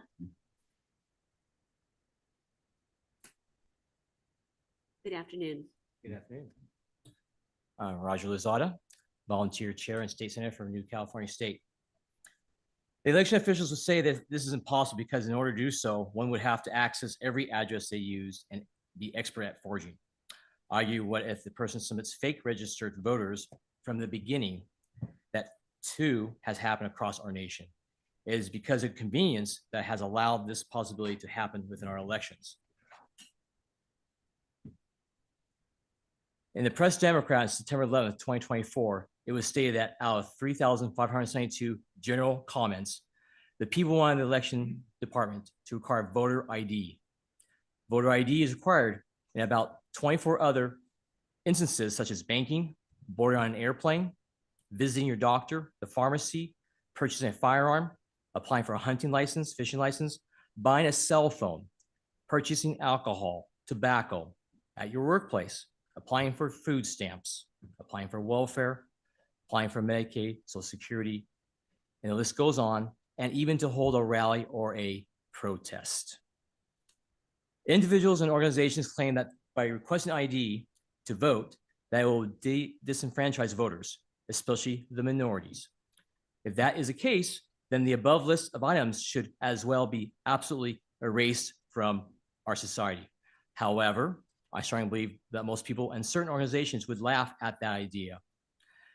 People say we should look to Europe for they are progressive. Well, then too also require an ID to vote, the 46 out of 47 European countries. Who opposed this? Why, the California Senate that just passed SB 1174. Now it is waiting for the governor to sign or let it automatically become law. Don't they want only American citizens to vote in our elections and not illegal foreign nationals? Well, another reason they stipulate why they don't want ID to be required to vote is that, quote, would create confusion since it would only apply to local elections, which might be held at the same time as state and federal elections, unquote. No, proof of citizenship is not required to register to vote in federal elections. Let that sink in for a while. The federal mail voter registration form can be used in almost every state, and registration is based on the voter's attenuation under penalty of perjury that they are a U.S. citizen. California does not require proof of citizenship to register to vote or to vote in state elections. To register to vote, you must be a United States citizen and resident of California. The voter registration application asks for a driver's license or California ID number or your last four social security number. But here's a kicker. If you do not have any of these documents, you may leave the space blank.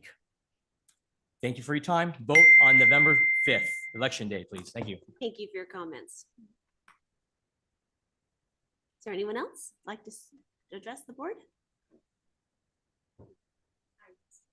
Good afternoon. Good afternoon. My name is Michelle Turney, and I live in Auburn Lake Trails, which is goes to the back of the Uso Estancia property. And he built on dedicated open space. You probably already know about that. I want to give a gift to all of you that you can hopefully hang somewhere here in El Dorado County of what the open space looked like before we had 7 unpermitted buildings and over 800 vines that were put on the dedicated open space. So that's all I came to say. And get back to Kim. Yeah. Thank you very much. Thank you. Thank you very much. Good afternoon.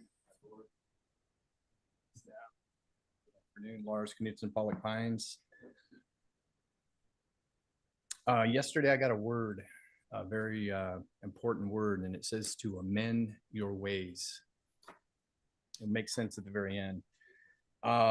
When I addressed the board, I think back in January of this year, I said that there was going to be a roar, the year of God's roar, but there was another message that everything that was evil and dark was going to be exposed, and we've been seeing that this whole year.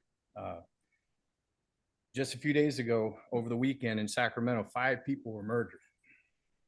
I've addressed this place saying that Satan ain't coming, he's out. We're in a spiritual war. I please ask everybody to pray for West Sac Fire, where I used to work. We lost one of our firefighters yesterday. Amend your ways. I'm going to kind of go through some things that I've been seeing over the last few days. 2 fire chiefs in New York City got arrested for corruption. Everything that is evil is being exposed. Amend your ways. In Lecture, Kentucky, a sheriff shot and killed a judge in the chambers. Next to Lecture, Kentucky is the town called Jeremiah.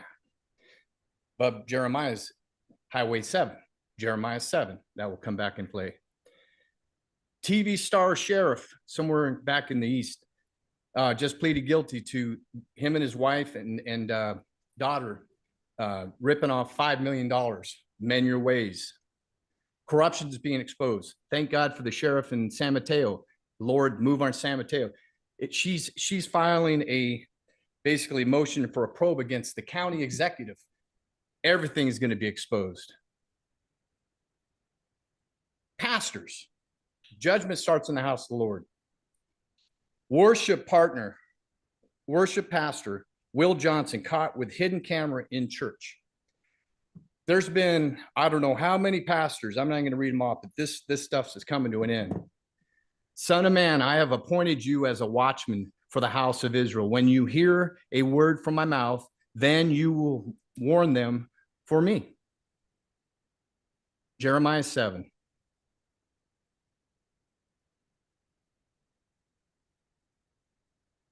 For if you thoroughly amend your ways and your doings, if you thoroughly execute justice between a man and his neighbor, if you oppress the sojourner, the fatherless, and the widow, and shed not innocent blood in this place, neither walk after other gods to your own hurt, then I will cause you to dwell in this place, in the land that I have given to you, your fathers, from old, even forevermore.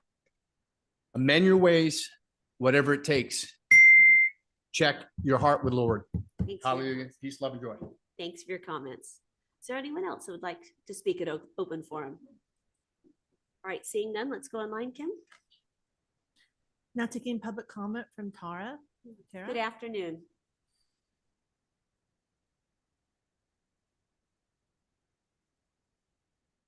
Tara, if you can unmute yourself, you have the floor. You're still muted, Tara. Oh, there you Hello, go. this is Tara. Can you hear me now? I'm unmuted. Yeah, welcome. Okay, thank you. Thank you. All right. So 1 o'clock open forum. Here's my comment. All right. So I've had a lot of questions over the last year, probably 2, maybe even a little bit more, about how Tiffany Schmidt, our CAO, is making decisions on discretionary projects for our Board of Supervisors. Now, if I go into the Board of Supervisors and I read, Tiffany is appointed by the board to, and I don't have it in front of me, but you guys can read it for me. It's something to the effect that she's budgets and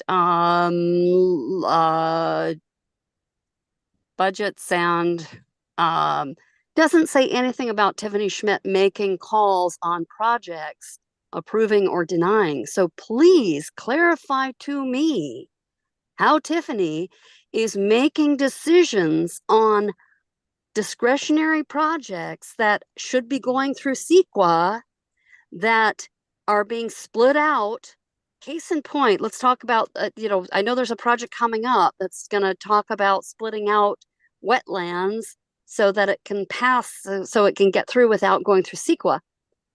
How is that even possible?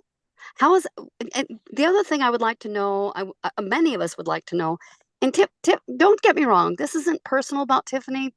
I've known her for many years, known of her personal, professional life for many years. This is just to say, many of us would like to know what her background is. Is she admin? Is she, what is her background, and how is she making decisions for the Board of Supervisors on these projects that are discretionary, not even ministerial? How is the board giving up their powers? That, to me, that is completely taking away the Constitution, and I don't even know how that's legal. Now, there is one case. I think you guys know I mentioned this before. I work for the state of California. I oversaw 12 local agencies. There was a case where one done in one county, and that person was put in jail for that. So I don't know what you guys are doing up there, but can you please clarify what Tiffany's background is, how she's making the decisions, and how she's working, how the board is circumventing their powers and allowing her to make decisions on these discretionary projects and split out projects? I'll take my offline. I'll take my answers offline. Thank you. Thanks for your comments. Now taking public comment from 390.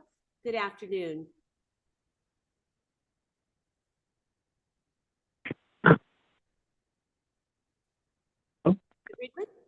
You have it? Hello? Hello? You're up. Good afternoon. Testing, 1, 2, 3. Are we there? Yes, we can hear you. Go right ahead.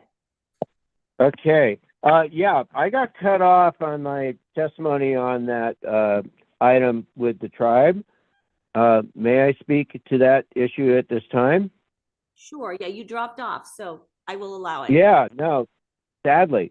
Okay, that BLM parcel, I just got off the phone with with Kim, okay, who was with Mr. McClintock. I don't have a problem with the tribe expanding their housing opportunities. I've known for 2 years that they've owned that property. I tried to ask some of the passersby. I'm a routine user of that property for hunting and shooting, and just wandering around, marveling at some of the old Forest Service or USDA tests that were being done up there. If you notice, you drive by, you'll see trees in a row. That was part of an experiment long ago, whether various with non-native pines how would they do in foothill situations. Anyway, that property is used quite a bit by locals and regionally. And I also wonder, how are the people at the end of Echo Lane going to get to their property if the tribe puts up this gate? That's an issue we have, perhaps. But the BLM land does have a valid recreational use at this time. She indicated that there's complaints about homeless people. There was one homeless couple that was there, very low impact people, very nice people, and they had their dog, etc. And no issues, no fires, no nothing. It's more kind of kids partying there, I think, is where the real fire hazard is. And the what's their name? CAL FIRE and Forest Service units have come in and done a lot of fire trails in there, fire breaks, learning how to do all that stuff. Anyway, this whole thing is unfortunately being driven by forces a little above our head, but I do have an issue with people maintaining their access to their properties there on Echo Lane. If that could be clarified, I would really appreciate it. I think we're almost out of time, so thank you very much. Glad you called back and got through. Thank you.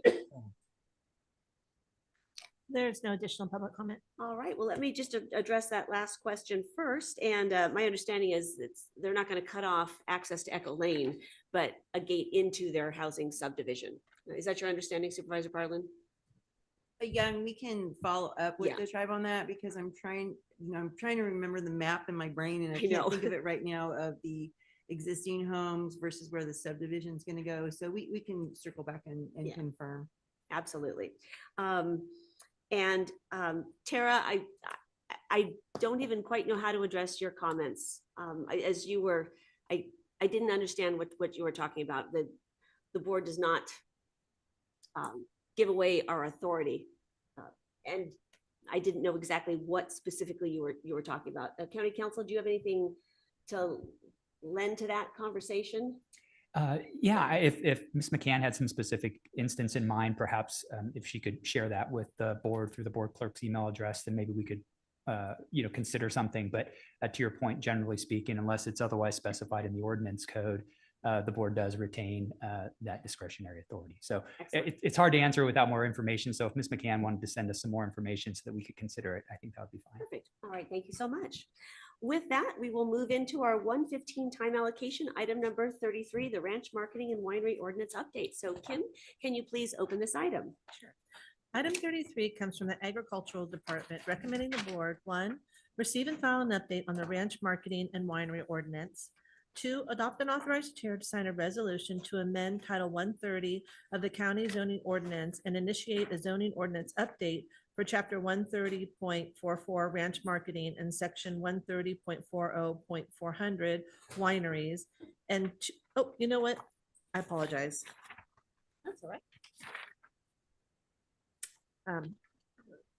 So going back to number 2, Adopt and authorize the chair to sign a resolution to amend Title 130 of the zoning ordinance and initiate a zoning ordinance update for Chapter 130.44 ranch marketing and Section 130.40.400 wineries, Section 130.40.70 lodging facilities, and to provide conceptual approval with the following: A, require an annual administrative permit. B, reduce the special events authorized by ranch marketing ordinance or winery ordinance to 12 per year. C, create a process that an operator of ranch marketing area or winery order to hold an additional 2 special events per year. D, eliminate the requirement for a winery owner or operator of the ranch marketing area to keep and provide the county a complaint log during special events. And E, establish real estate disclosure requirement for agricultural properties related to ranch marketing. F, provide that contiguous properties under the common ownership can be included for purposes of determining the acreage. G, other necessary or convenient changes to accomplish those goals and to promote economic development while ensuring agricultural production remains the primary use or function of the property. And 4, provide conceptual approval for staff in collaboration with the agricultural community to address, if appropriate, changes related to the vacation home rentals and other forms of lodging and its interaction with lodging on agricultural properties. That was a mouthful. Thank you. Well done. Yeah, right. And good afternoon, Leanne.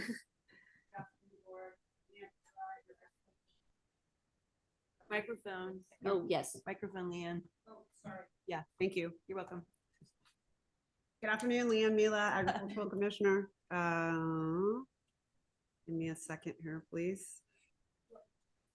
I can do it, I think. Let's see.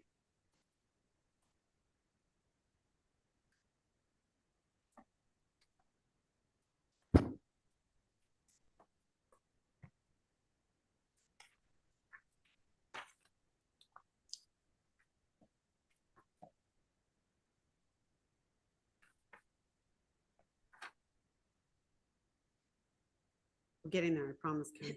No problem. Okay, you want to do it? Yeah. Okay.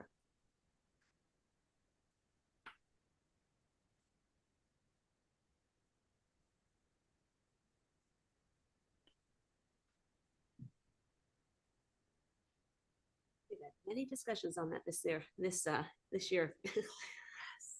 Lots of meetings. Yeah, look at that. Wow.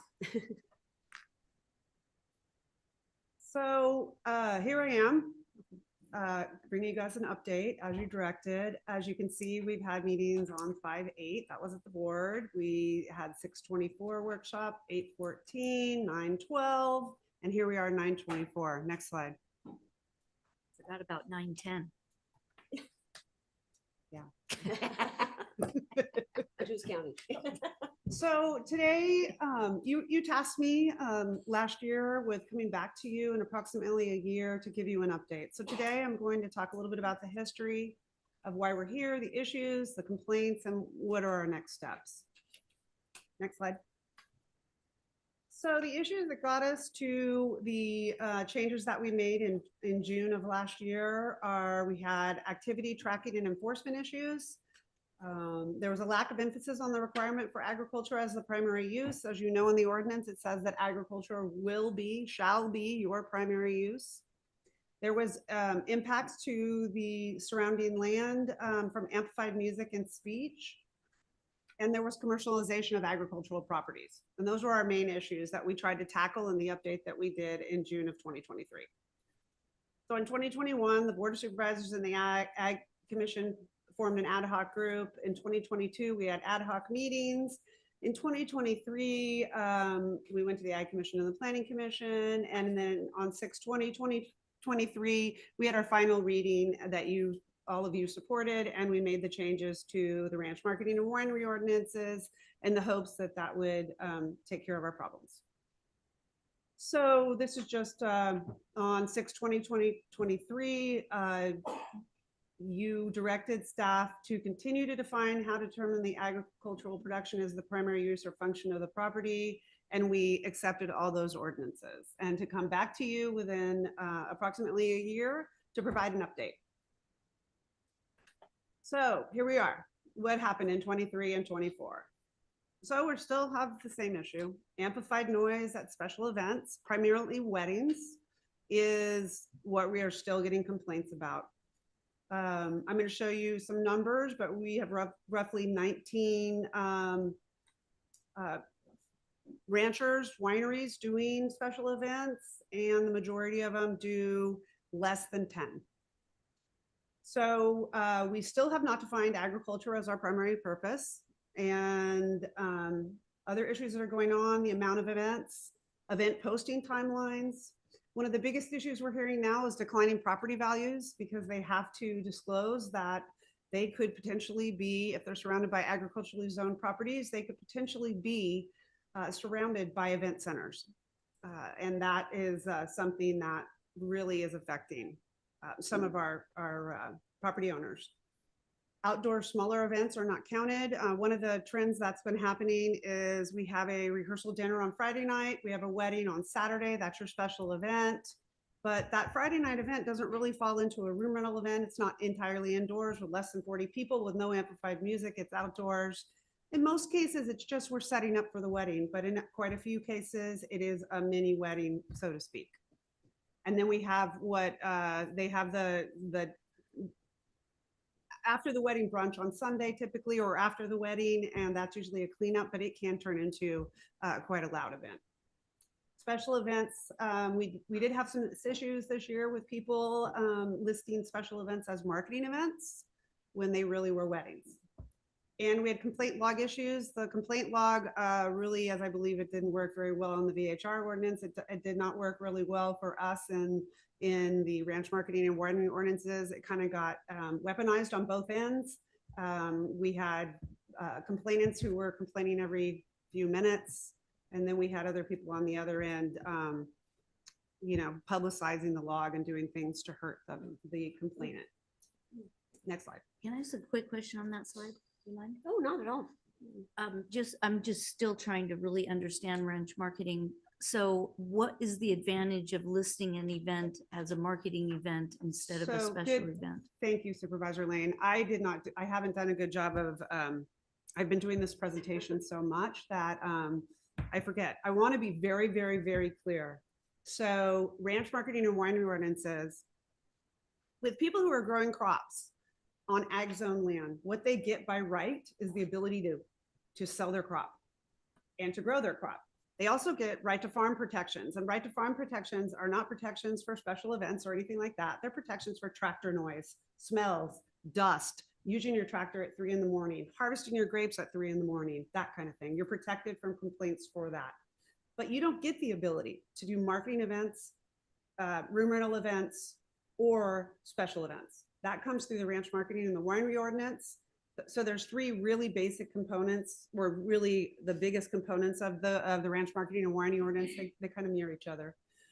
Is marketing events. Marketing events are where you do something for the benefit of your ranch, and it's you're marketing your product. Think a bottle your own event at one of the wineries, and people come in, they bottle their wine. There may be a food truck there, but it's all to get people in to bottle your wine, to sell the wine, to sell the crop that they grow. Another example is sometimes there'll be some music events. Well, they'll do Folk on the Farm, and you go to Folk on the Farm, you can only buy their wine, you can only buy their cider. They bring in maybe a food truck, but most of it is them, and it's for them. A wedding, on the other event, you're pretty much doing a facility rental event. You're renting out your facility for somebody else to use, and you're getting a dollar amount in. They're extremely profitable. So we've had some situations where you plant your 5 acres of crop, and then that allows you to have 24 events. I think when this was originally written, it was expected that 24 events, well, 2 a month. That doesn't sound bad. But what happens is they end up being May, June. July is pretty much too hot. We go to August, September, October. And I have one grape grower who currently is way over the amount of events that they can have. We're in the enforcement process, but that means that there's more weekends that we're having events. So then we also have room rental events. Quite a few of the growers when we were going through this last time said, we need the benefit of being able to rent out a room because like Intel comes up and they do a corporate event and, they do team building and that kind of thing. And it's not a special event and we shouldn't have to count it that way.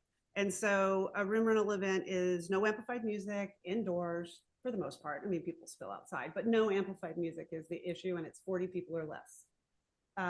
We also have 3 charity events for the special events that don't count toward your 24 at this time. So the issue on this one is when they list it as a marketing event, when it's really a wedding, is that it doesn't count Correct. against their special events. Because room rental events and Okay. marketing events are unlimited. Got it. Yeah. Got it. Okay. Good questions. Thank you. I Sorry got a about that. question too. Yes. Especially with these events that's, you're gonna basically have this many, you're gonna reduce it to this much, but this many. So what about all the other small businesses that actually support a lot of these weddings? Like your catering business, like, our party rentals. How about our restaurants, especially people that, go to restaurants, especially in these events, that eat out? How about our grocery stores? How about also our florists? Isn't that going to also impact all those small businesses, especially our hotels, the TOT tax that we generate here to help support our county, but also the sales tax? I The think sales tax that's generated, especially from these people that come here. So I'm just trying to get a balance here is what I'm trying to do, because that impacts all these other small businesses that try to want to make money too. And it's not just them, it's also the small business, especially when it requires a lot of these small businesses to be able to support their families. So I just so. I question a met lot of with the Fair Play Winery Association, and actually they were really instrumental in getting us to start to think about some of. I'm going to give you just suggestions because I have not been directed to do any changes yet.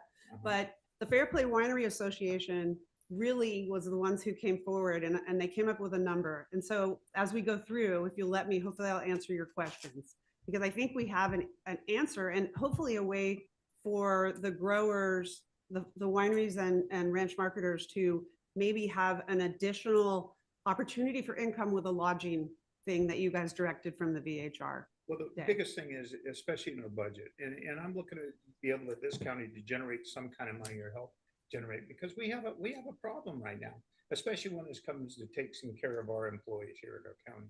So we need to look at any kind of revenue that would be able to support that. So the wedding venues, just to address it a little bit, the wedding venues don't, I mean, they bring in, you have businesses that come in, a lot of the caterers are coming from Sacramento. And they do stay in some lodging, but we don't have a lot of lodging here. So the dollars that are generated, maybe we're missing something, but let me finish and then we'll, does that sound okay? No, it's just, I just wanted to ask that question. Yeah, sure. Okay, so this is as of 8/12, and I'm going to go through this, but I'll give you a couple updates as of today. I just couldn't get the slides updated. In 2024, we had 19 operations, 19 out of all of our whole county that conducted 153 events by 8/12. As of right now, I have 19 operations, still the same, that are conducting 188 events and 12 charitable as of this time. The charitable number's off because I really believe that one of our farms triple reported, but we couldn't find a way to get them to take that out. So of that, in 2024, 9 of them, of that 19, roughly half of them had 5 or less. Then we have another 5, so we're up to 14 of them are less than 10.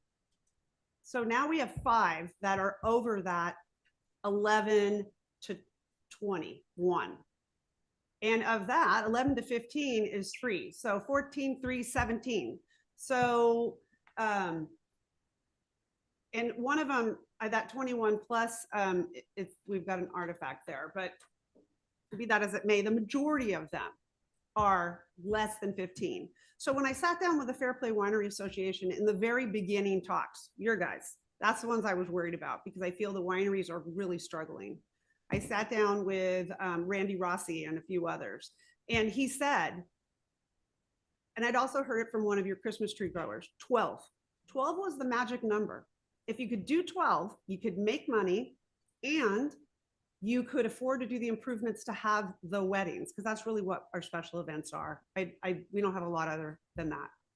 So I said, okay. And they really were pushing that. You know, that was what they thought would work really well, because if you do more than 12 with only 5 acres of crop, then you probably could afford the conditional use permit process to get as many as you wanted and have your specific property analyzed. Next slide, Kim.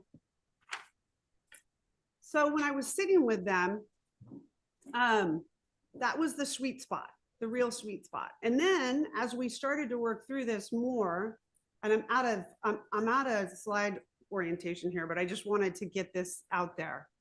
If you hadn't, we're dealing with what's your primary purpose? Well, your primary purpose is maybe the more crop you grow, the more events you get. So we can finally still get to that 24, but you have to make a significant investment into agriculture and not be just commercializing your land. So as I sat with the groups, Fair Play Winery Association, EDWA, the Ag Commission, the Wine Grape Growers Association, Apple Hill Growers Association, and I really reached out to them. I mean, my door was open. Anybody come talk to me. Some of the stuff that came out was, well, why don't we just get rid of amplified noise at special events? Because that's really the issue. That's really what's bothering people. Or how about we have a conditional use permit for amplified noise so that we analyze your property? Because one of the biggest issues in this county is topography. I have places that have 24 events that don't bother anybody. And then I have others that are on a huge amount of acreage that because of their topography, they're ruining their neighbors' lives. So, and that's a quote, not my judgment. So, you know, that was one thought. Well, how about limiting the number of special events? A CUP for anything past the limit, allowing for an individual review. Weddings, not allowed on ag zone land, because I get not one complaint about any music event, anything that's a marketing event or a room rental event. The only complaints are about weddings. People don't like to hear every weekend, it's the same set, it's the same slide to the left, and I'm a brick house, and at wedding table 2 to the buffet. And that's really what they are complaining about. So what about no weddings on ag zone land? How about a wedding ordinance? Well, the wedding ordinance becomes cost prohibitive. As you know, with our budget, we'd have to do CEQA. We don't have right now the ability to do that. Limit the amount of places allowed to have special events, kind of like the VHR ordinance. That doesn't seem to be the problem, other than the issue where people are talking about declining property values and not being able to sell their property because people could. But I don't have this kind of thing where people are complaining about multiple places. Larger parcel size restrictions for allowing special events. Well, I have some really large parcels that are it's causing problems. Next slide. So we talked about primary use. So when I was here on one of the workshops, some of the growers had really gotten behind the idea of enforce agriculture as the primary use by utilizing the 5-year average from the crop report. It would be approved annually by the Ag Commission, and the number of events will be based on raw crop value. Well, that sounds great. Sounds really great. But the 5-year average value for apples is 100,000. The 5-year value for 5 acres of grapes is 20,000. If we value a wedding at $4,000, these guys get 25 or 24, and these guys get 5. So that's not going to work. So then when talking to the ag community, the Fair Play growers and Apple Hill, limit events to 12 per 5 acres per year. And like I said, everybody really was getting behind that. I had Christmas tree growers who they have a very limited season. They really count on this extra income to be able to continue. And they said if they just need to do 12. And then Fair Play said the same thing. Then when we started, Growers Association started saying more, okay, well, in accordance with agriculture as the primary use, we haven't been able to figure this out, right? How about every additional 5 acres that you plant, you get 2 more events, up to the 24. And that will take you up to, I mean, a significant investment, a big ag operation. And I don't think anybody would be able to say that if you have 20 plus acres in production, that you're not a grower and that these other things are the side, your side thing. One of the other thoughts was right now we have, the only ability we have to take to stop when you are not doing what you're supposed to with special events is to fine you. And we're finding that that's been a little bit problematic. Fine levels, you'll hear people talk about raising fine levels because it's not enough. We can't. It's in state code. Danny has informed me that it can't go any higher than it is. But how about we do a yearly administrative permit for special events? It would be something where we could actually double check and say, do you have your 5 acres? Is it capable of producing a marketable product? Have you done your sound study for amplified noise? You know, do you, and sitting and talking to them, kind of like what I do for some of our pesticide permits, where I sit and, you know, explain to them some of the issues and what the regulation really is, or the ordinance. Eliminating the complaint log, it is definitely not something that I think is beneficial to this. And annual crops. So we really wanted to change. We have quite a few younger growers that are coming in and finding a niche with annual crops. And in the ordinance, it says that it's a 10-acre qualification. Well, these guys are having a hard enough time finding a 10-acre parcel, much less planting 10 acres of crops. So I really wanted to be able to get them down to a 5-acre qualification. If we're going to do an annual administrative permit, we'll check it at that point. But it does say in the general plan that you have to have 10 acres. So I can't do that. So now one of the things that's going to come on the next slide is talking about contiguous properties, because sometimes those growers are able to lease properties that are next to each other. And the way it's written right now, they can't utilize that crop to qualify. We also have had a big push for a real estate disclosure. One of the public comments talks about how we could do that from the real estate industry, because we had a situation where we've had multiple situations. People call me all the time where people don't understand the ranch marketing ordinance. The realtors don't understand it, and they're marketing it as one single parcel could have 3 wineries come in and use the parcel and have 24 times 3 special events. And that's not the case. Next slide. One thought was change the language from capable of producing to currently producing. I would argue that we need to help people when they first plant. It's a huge investment, and it takes at least 3 years for most crops to produce. So if they're able to have some marketing events, some special events to help subsidize their operation, I think that's important. I talked about contiguous properties. We can't do the annual crops changing to 5 acres. We can't increase fine levels. People talk about enhanced enforcement, and I will tell you that the planning department has been really awesome. It took a while to get code enforcement up. You guys got new code enforcement officers, but there was training. We had sound training. We all learned how to read a sound study. They invested in sound meters that are, you know, commercial sound meters, and train people how to use them. They've now changed their code enforcement officers' hours. So they hired the new code enforcement officers, and then they changed them so that they're working from 3 p.m. till midnight, Thursday through Sunday, so they can actually get out and be at some of the places that we're having issues with. So you've already heard no vacation home rentals and special events. That is one thing that people are concerned about. When a wedding ends, it's over at 10 o'clock and it spills into the vacation home rental. It's just a giant party with lots of noise that keeps going. And then some people said, well, what if we just limit the number of weddings allowed? You can't have 24 weddings, you can have 5. So these are all the thoughts that have been coming around. I want to stress again, I would advocate that there are absolutely no changes to the marketing and room rental events. These are things that our growers need desperately and are not causing this county any problems. In fact, they bring tourists up here. They bring people up to come to these events, and then they stay. Next slide. So this is just an illustration that the 5-year average doesn't work. I think you guys all understand, so I won't go through that. Next slide. That was grapes. You can see it's 20,000. Apples is 108. So it'd be problematic.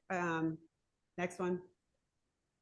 So you also directed on 910 with the VHR ordinance that I bring a high level update on agricultural vacation home rental type issues.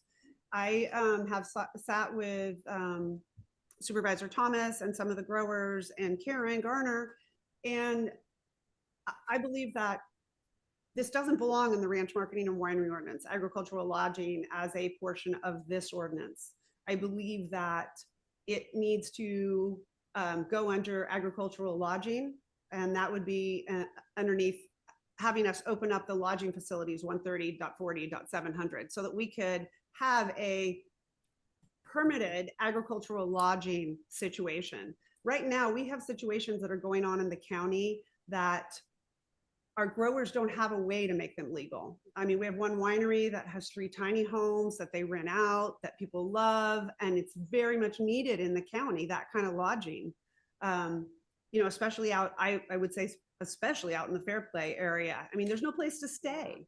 And so having this is something that, one, I think if we do it this way and we get it into a permitted type situation and we sit and reach out to the growers and really, you know, find out what their needs are and what they're doing, we could possibly at that point meet the needs of the growers, give them an opportunity to be able to get some more income into their properties and get the TOT.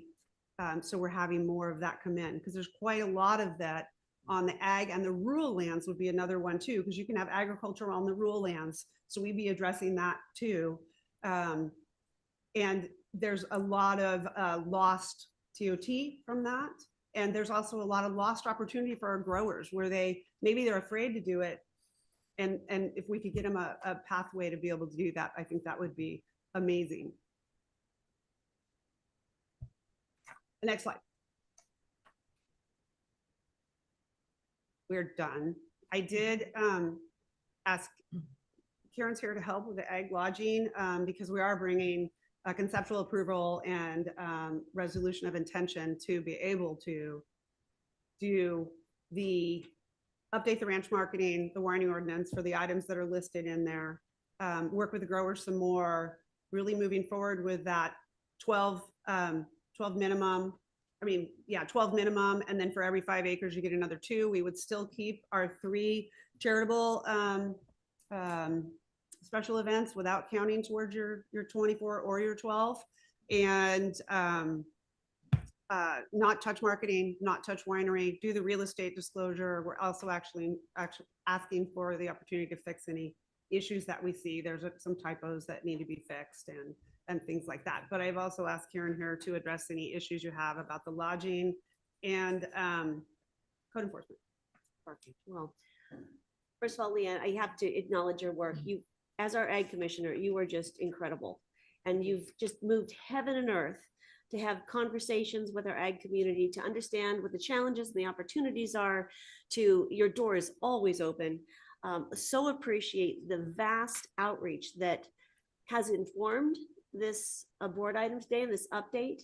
And just really, you are a blessing to our county, and just really, really value all your work on this. And Karen, you also for helping us think creatively about how we can address the nuances of agricultural lodging while still dealing with the VHR issues that are unique to the Tahoe Basin. I think where we're landing on addressing them within our lodging facilities ordinance is a really good step, and just really appreciate that. Once again, the whole goal of the ranch marketing and the winery ordinance update, and perhaps the changes the board is considering today, is to find that balance where we preserve our prime ag lands as ag producing lands, while allowing our growers and our landowners enough flexibility to make additional income to literally weather the variances of all the pressures that they're under, from market to weather conditions, just to all the pressures. So once again, I think that where we're headed strikes to find that balance. So Supervisor Parlin, do you want to weigh in on this, since you've been a part of the ad hoc committee? Do you want to get to it, or do you want to just, high level, or are we ready to talk details? Would you like any code enforcement update from Karen? Let's do that. Yeah, Okay. let's do that. I think that would be very helpful because code enforcement is Critical. a critical part of this. Absolutely. So I have like a laundry list. I didn't know if you wanted to go there or not. Laundry list of questions. But we'll have to eventually. Okay. Then I will take that. if you All right. do. Hi, Karen. Good afternoon, Karen Garner, Planning and Building Director. So also oversee code enforcement. And as Leanne stated, it's been fairly recent that we have dedicated code enforcement staff that are looking after our ranch marketing activities and responding to complaints. And we still have work to do. We've got them trained, we've got them familiar with the ranch marketing and winery ordinance, so they understand that. But we're still fine tuning. But we do have folks out there. They are actually from 1 to midnight. They work 10-hour shifts, so that allows them to come into the office, talk to the other code enforcement officers at the beginning of their shift, get whatever information they need, and then head out on Thursday, Friday, Saturday, Sunday, and be out there responding to complaints or going by known problem properties. And so they've started doing that. They're documenting those. They're going through that process. The pieces that are still sort of new for us is, okay, what happens when you find somebody and they don't pay, or even if they do pay, but they keep doing the same problem over and over again. And so we're working with county council on that. What is the best, most efficient way to address those problem properties? And as Leanne pointed out, we're really talking about a small population. Most of them are fine. It's really a handful that we need to address and get in line. And so we're still working on that, but likely it's going to be an injunction of some sort to get them to stop their activities if they are above and beyond what we allow. Hey, Karen, I got a question. How many code enforcement officers we have now? I think we started off with 2. I think. How many we have now? I am losing track, to be honest. So we have, in the total code enforcement team, we have about a dozen folks and about 10 code enforcement officers. We have one that's dedicated to ranch marketing winery ordinance down on the West Slope, and then one that's dedicated, well, actually, one code enforcement officer dedicated to VHRs in the Tahoe Basin, and then one supervisor over both of those that works both West Slope and the Basin, supervises those 2 code enforcement officers. All right. Any other questions about code enforcement or I the lodging? I have a quick one. The component? complaint form, is it effective? Do we need to change it? Do we need to get rid of it? I mean, I like the idea of a complaint form because it's an easy way to, in writing, specifically state what your complaint is all about, right? Sometimes they're tough to interpret, but is it working? I say for the most part, it's working. We know who the problem ones are. That we need to have folks that are filing a complaint. We need to have them initially file a more formal complaint in order to get the case rolling. Okay. After that, honestly, they call Leanne, they call my code enforcement staff directly and say, oh, they're at it again. And that's fine. We can work off that as long as we have that initial formal complaint. We're good to go. Okay. So you talking about the complaint form for code enforcement as opposed to the complaint log for ranch marketing? Well, they somewhat interact, right? The No, because complaint log is totally different Well, than the complaint form. The complaint log is something that the special event thrower keeps. They're keeping track of what's going on. Okay. Oh, okay. And Completely different. Yeah. As And opposed to a public it complaint hasn't form. Okay, I been. didn't understand the difference. So Yeah, if I get complaints or they come straight to code enforcement, but I forward them to code enforcement, it's usually just typically an email. But Okay. the recommendation is to get rid of the complaint log, but the complaint log, form process and code enforcement Okay. stance. Just wanted to clarify that. Yeah, and I That's a didn't little understand confusing. how they Well, were then detached. That actually leads to how's the hotline and all that going? Because that's really where the rubber meets the road in my mind, is we set up this, is it an email and a phone number, or help us out, will you, Karen? What's For the hotline, yeah, Yeah. the hotline is a phone number that usually is staffed, and we're looking at even forwarding those calls. So if a call comes in 10 o'clock on a Saturday night with a complaint, we're working with IT so that call would forward directly to whoever's on duty at that time. Okay. Right now, they may have to leave a message, but they'll get a call back within a day. And, understanding that by then the event's over, but again, usually it's the same problems. And so we're being proactive in those cases. So the way our code enforcement officer that handles ranch marketing, he knows here's my sites I'm going to go visit, the ones that usually have things going on. And he's got those on his radar to visit before anybody's even calling in and telling him there's an event going on. Okay, that helps. Thank you. But there is also an email address, right? Yes, there is an email address. Yes. Yep. Comments, all right. So Leanne, help me out with the admin permit that you're proposing, because I do think that's a really good idea. It's going to be a simple, very inexpensive annual permit.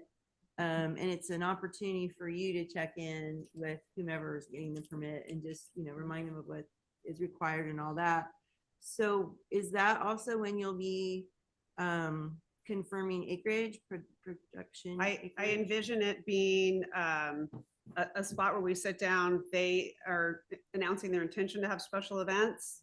Hopefully, these guys are for weddings are booked a year in advance. Correct. So hopefully they'll be able to, if they need help getting it on, because we're still going to keep the log on the website. We're still going to have the 14-day notice. But if they need help getting that up there, they could do that. They could bring it in, but it'll be a permit with it's admin. So a check boxes. Do you have your sound study? Do you have your 5 acres? Do you have, is it capable of producing a marketable product? In some cases, I know the grower really well. And so it's easy for me to say, yep, I was just by there. It's doing great. In other cases, we may have to go out and GPS, but it's a verification at that point. Okay, because there's been some concern that some folks don't keep their crop up. And so I'm trying to understand if what could potentially trigger you to go out and actually you have to go out and GPS it, correct? And if I don't evaluate it? know, I mean, a lot of our growers, I already know what they have and they don't change. They're old and established. I will say that currently, if you are outside of harvest time, you have to have an administrative permit anyways. I only have one grower who's done that. So I think this will help people get in compliance with that, and it will allow me to touch base with them and educate them on what's going on. So a complaint can trigger me going out to double check your property. It could be, some of the growers can tell you that I just stop by and look when I have a thought, or I've heard something kind of through the grapevine. But a lot of the growers come in for permits for pesticides already. So we have a really good idea what they're doing. But those would be I guess what I'm trying to say is that I would hate for people to file a complaint to get you to trigger you to go out there. We don't need more complaints. And so what I'm trying to figure out, is there a way that, let's say somebody has 2 violations, that's your trigger to go out and make sure their crop is producing, is the right number or something. If I don't already know it, I can say quite truthfully, in the year and a half, or the whole time we've been working on this, I've had 2 complaints about crop. Yeah. Otherwise it's, some of them, like I said, if you come in, or I know you're doing, or you go on the special event log, if I don't know that you have 5 acres, that's going to trigger me going out to look at it. Sure. I still do have a lot of people calling and saying, well, I want to have weddings. What do I do? How do I do it? So that is, still something that would kind of trigger it too. Absolutely. Okay. You already said Can I we can't piggyback on increase that one the- just a second? Sure. Since you have the 5-year average for things like grapes, if somebody's producing half a ton per acre, because they're just letting it go and then they go out and trim it, but there's really not an ag purpose in that, do you have an ability to say, you're not even close to the averages, so you're clearly not investing in agriculture, you're investing in events? I think that I have referred some of the growers to the farm advisor. We do have the University of California has a farm advisor who's really versed in grapes, and she's helped them because some of our growers are just struggling.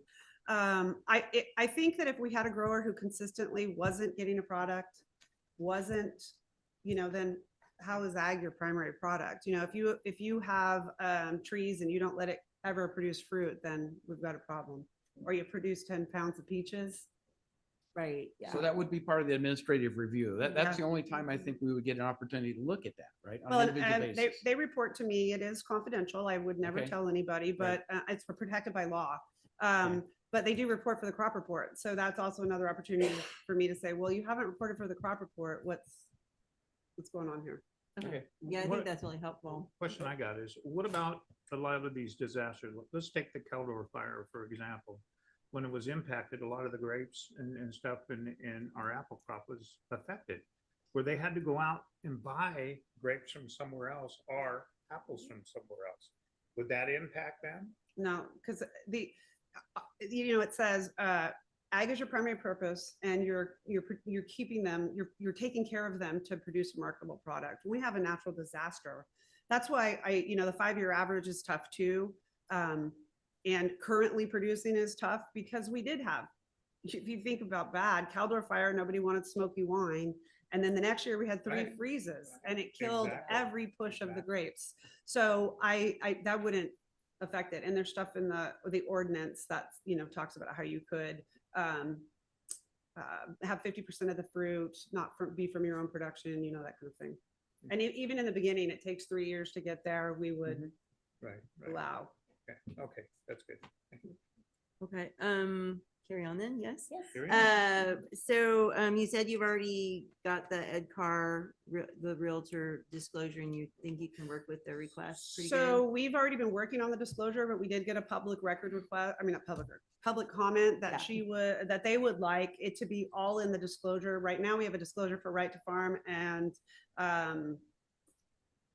ag zoned, I think when you're next to ag zoned, and they would like it to be all in one disclosure. All your And ag so I stuff, think that makes sense. I think we could add it down to the bottom. So they don't have, when you do a real estate transaction, how many papers there already are. So this would make it clear. Okay. I want to piggyback on that Yeah. real briefly. This is so important. I was at a meeting, you and I were at a meeting with some of the growers in my district, and they brought in a Sotheby's ad that said, beautiful agricultural land in El Dorado County, perfect for a wedding venue site. And they were marketing as a wedding venue site. Yep. So, so important that, yes, you can have weddings to be qualified, but there's qualifications that you need to have, but it's not a venue site by right. So, so important to get that, because I would never want a buyer to be misled. And that's just false advertising. It kind of So, is, That's yeah. a really important piece of this. Okay, well, that's really good that we can work with that. There is, we talked about this before, and I'm just gonna see what the appetite was. I didn't go back through the actual ordinance itself, so my bad. I ran out of time with all the other stuff we're doing, but in the ordinance right now, there are several places where it has some mays instead of shalls. And we all know that when you have gray areas, fudgy areas in ordinances, it can cause grief. And especially when it comes to enforcement, if there's fuzziness. And so I guess maybe what I'm trying to find out is, have you had instances yet where the fuzziness wasn't helpful to you, and should we relook at some of those? Have you noticed that? Or Karen, have you with code enforcement yet? I'd have to go through. I haven't had any issues. I think that would probably be a code enforcement, Yeah, but that's what I'm thinking. most of mine I think are shalls, but what we could do, we did ask for other necessary or convenient changes to accomplish the goals and promote economic development, but still ensuring ag's protected. I think we could look at the mays and the shalls and see, is there some changes that we need to make? Yeah, I'm just thinking that now that we've had this updated version for a year, we've had this updated version for a year, it'd be good to know if some of those should be tweaked to be more enforceable, because over and over again, it's just those fuzzy areas just don't do us very well for enforcement. So, and then it puts really, honestly, pressure on staff to have to make a determination, and having it clear sometimes is just better. And for all parties, Sure. honestly. So something to look at. I know we talked about it, it's been brought up. What have you thought about, there's a part of the ordinances that allows for lowering the decibels by 5 in certain areas. That's in the noise ordinance, Mhm. and Karen and I have actually been discussing trying to get in the rural regions. We discussed the possibility, and she was going to look into it, of lowering it 5 decibels in those areas because it is allowed in the noise ordinance. Okay, so I think that that's something we might want to look at And she's able also. to do that without doing any changes. The way Okay. that I read the ordinance. Okay, so that's something that you can just, as the planning director, do then, Karen? Because I think it does make sense in some of the more, I mean, they're so remote, the sound is just so, yeah. So I'm going to work with county council and see if I, how I apply that, if it's by parcel or if it's needs to be a larger area. That's the only part I'm not clear on. Okay. So for example, we know it's this parcel that's having special events. Can I apply it just to that parcel, or is it going to extend out beyond that? And how do you enforce?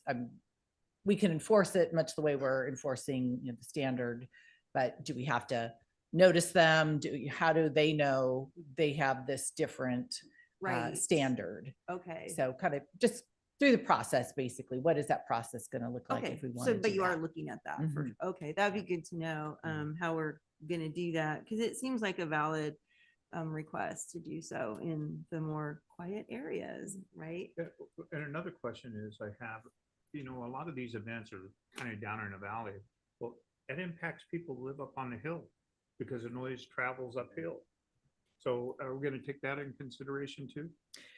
Yes, and one of the ways we can do that is, if it is, for example, Leanne mentioned, they're going to do special events, that's what they're doing.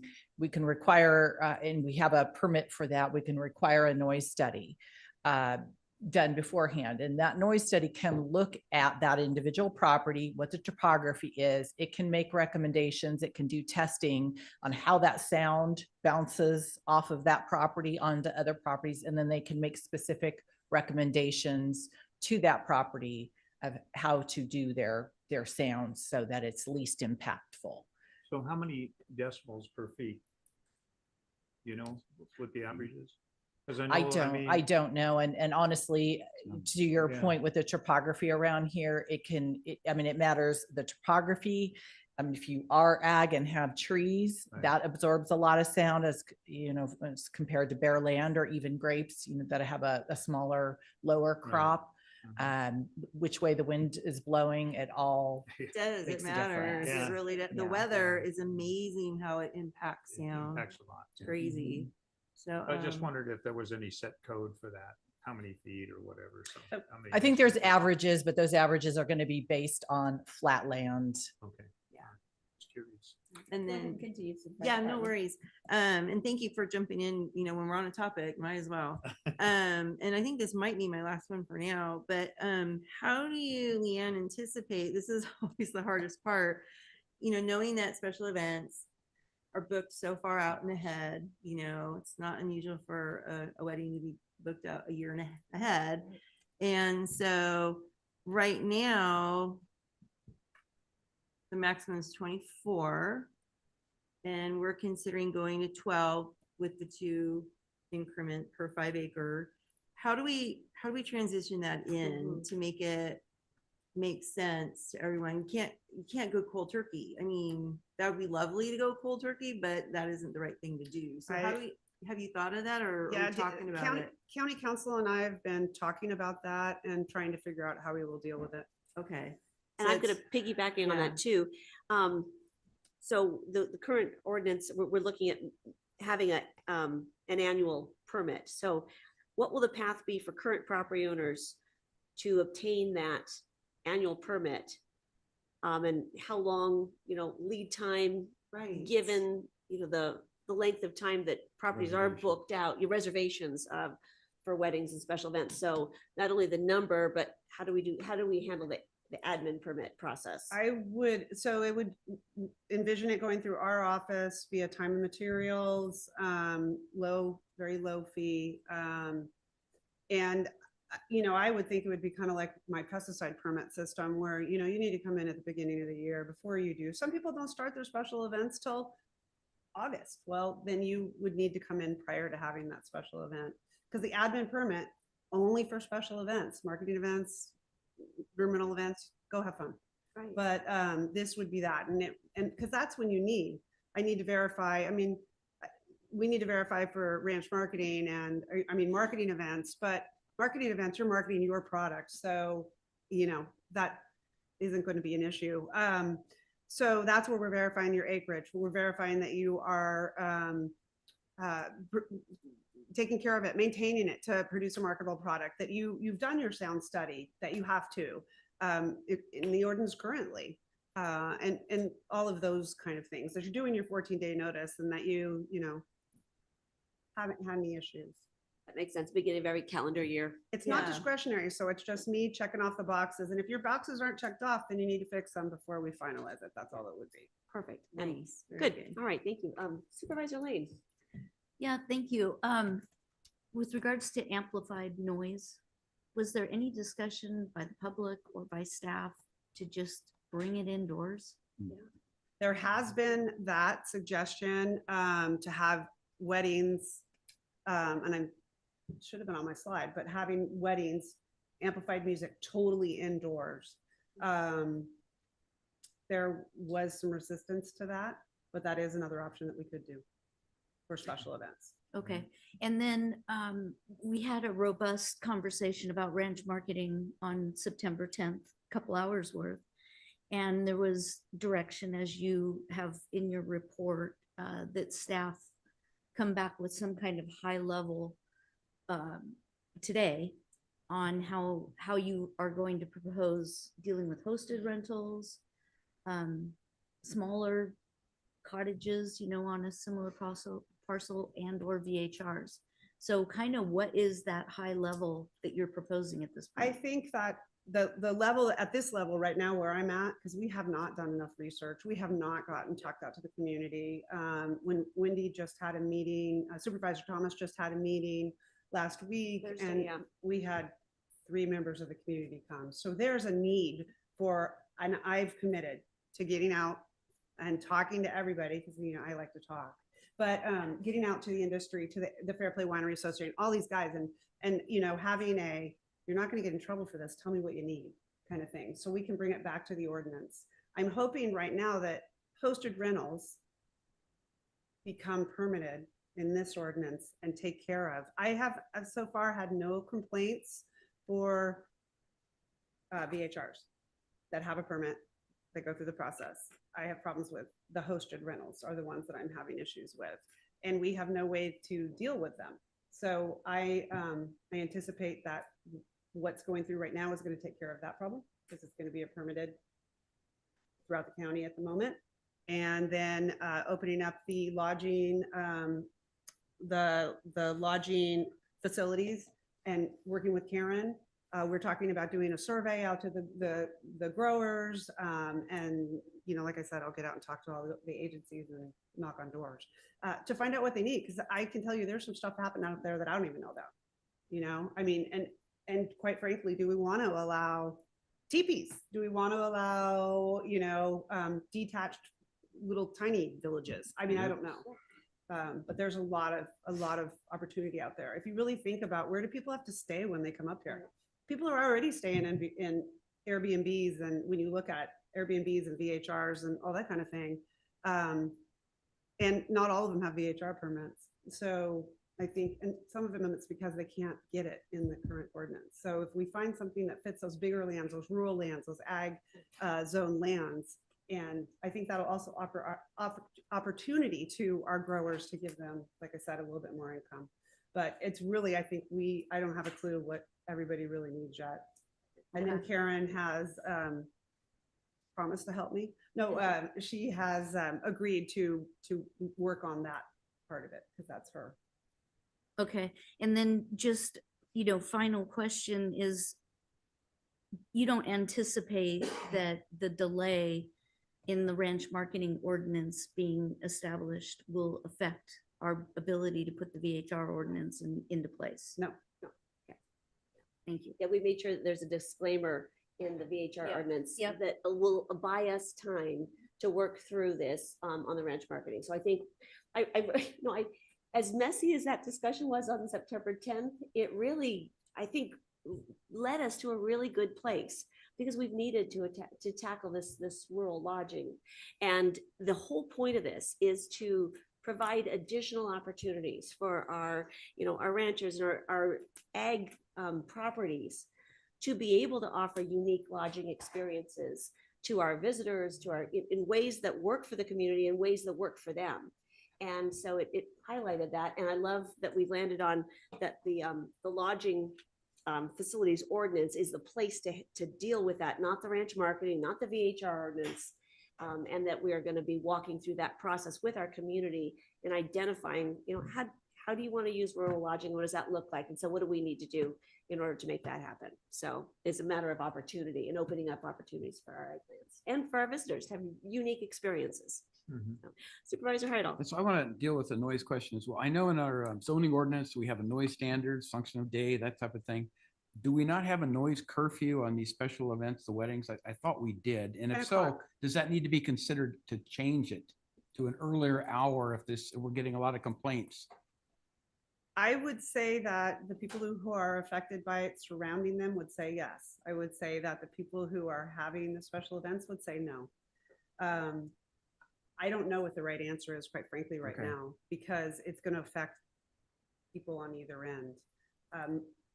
Maybe we look at more of a amplified music outside is allowed till 5 o'clock. And then from that point on, you are indoors. absolutely indoors. Yeah, that's a combination I think might make sense, but for further study. Thank you. Yeah, I was looking up a little bit on talking about that, John. I was just looking it up and a lot of the counties already adopted it. It's 55 at DBA. Yeah.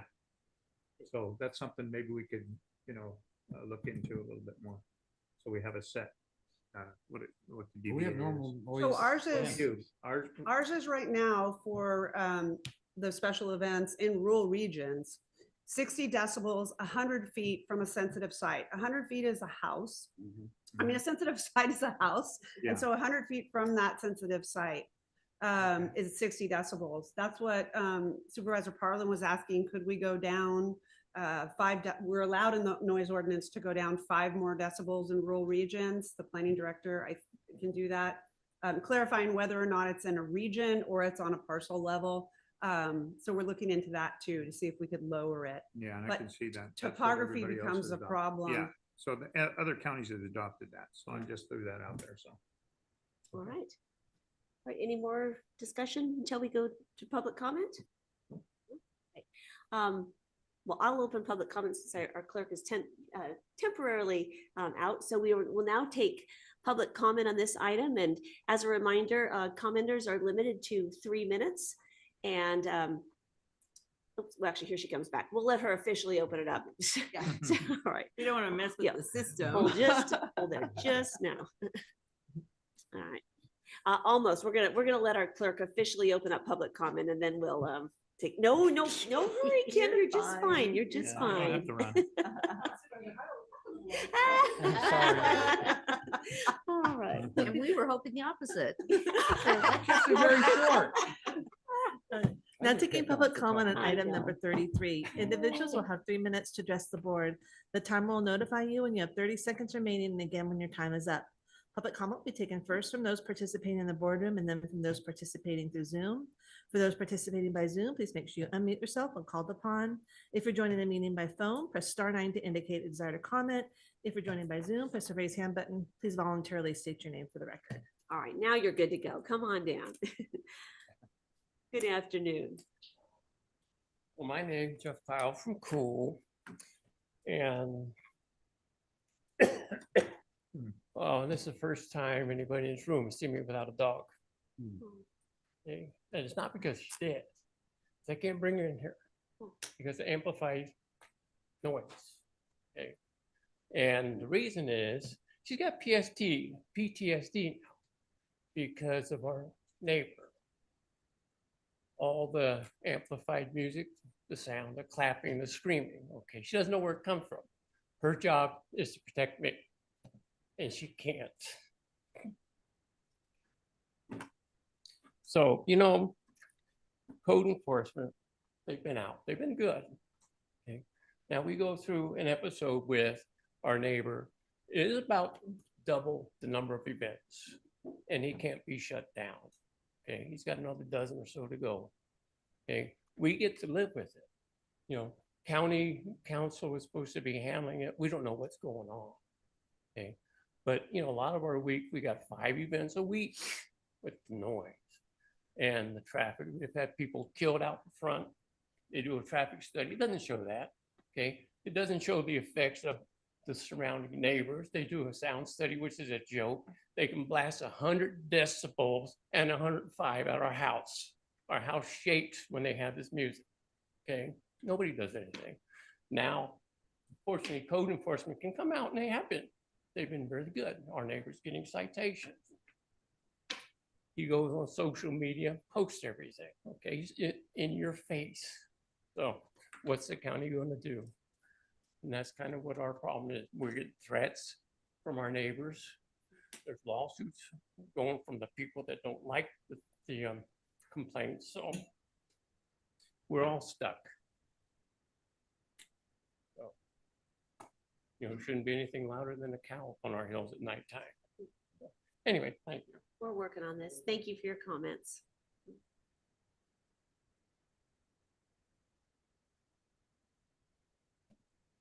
Good afternoon. Good afternoon. My name is Matthew Dean, and I'm owner of a vacation home rental.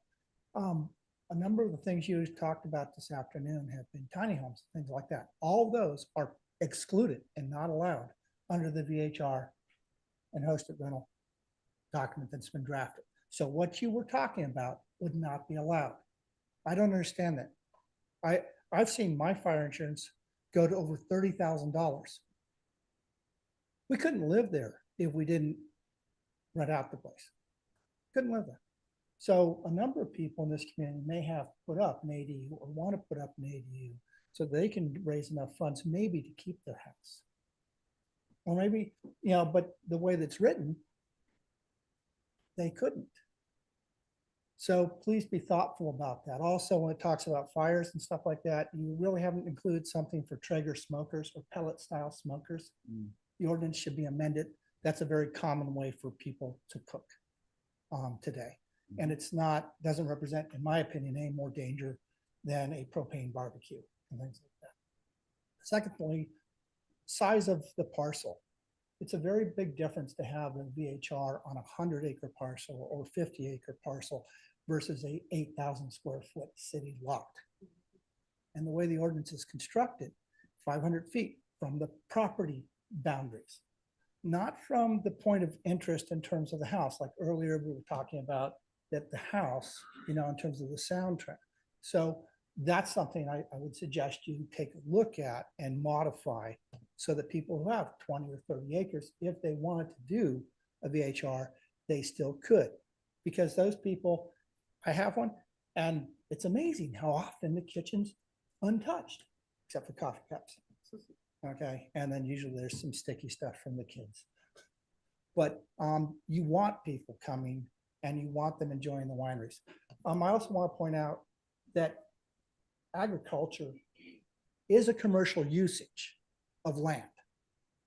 It is a commercialization of land.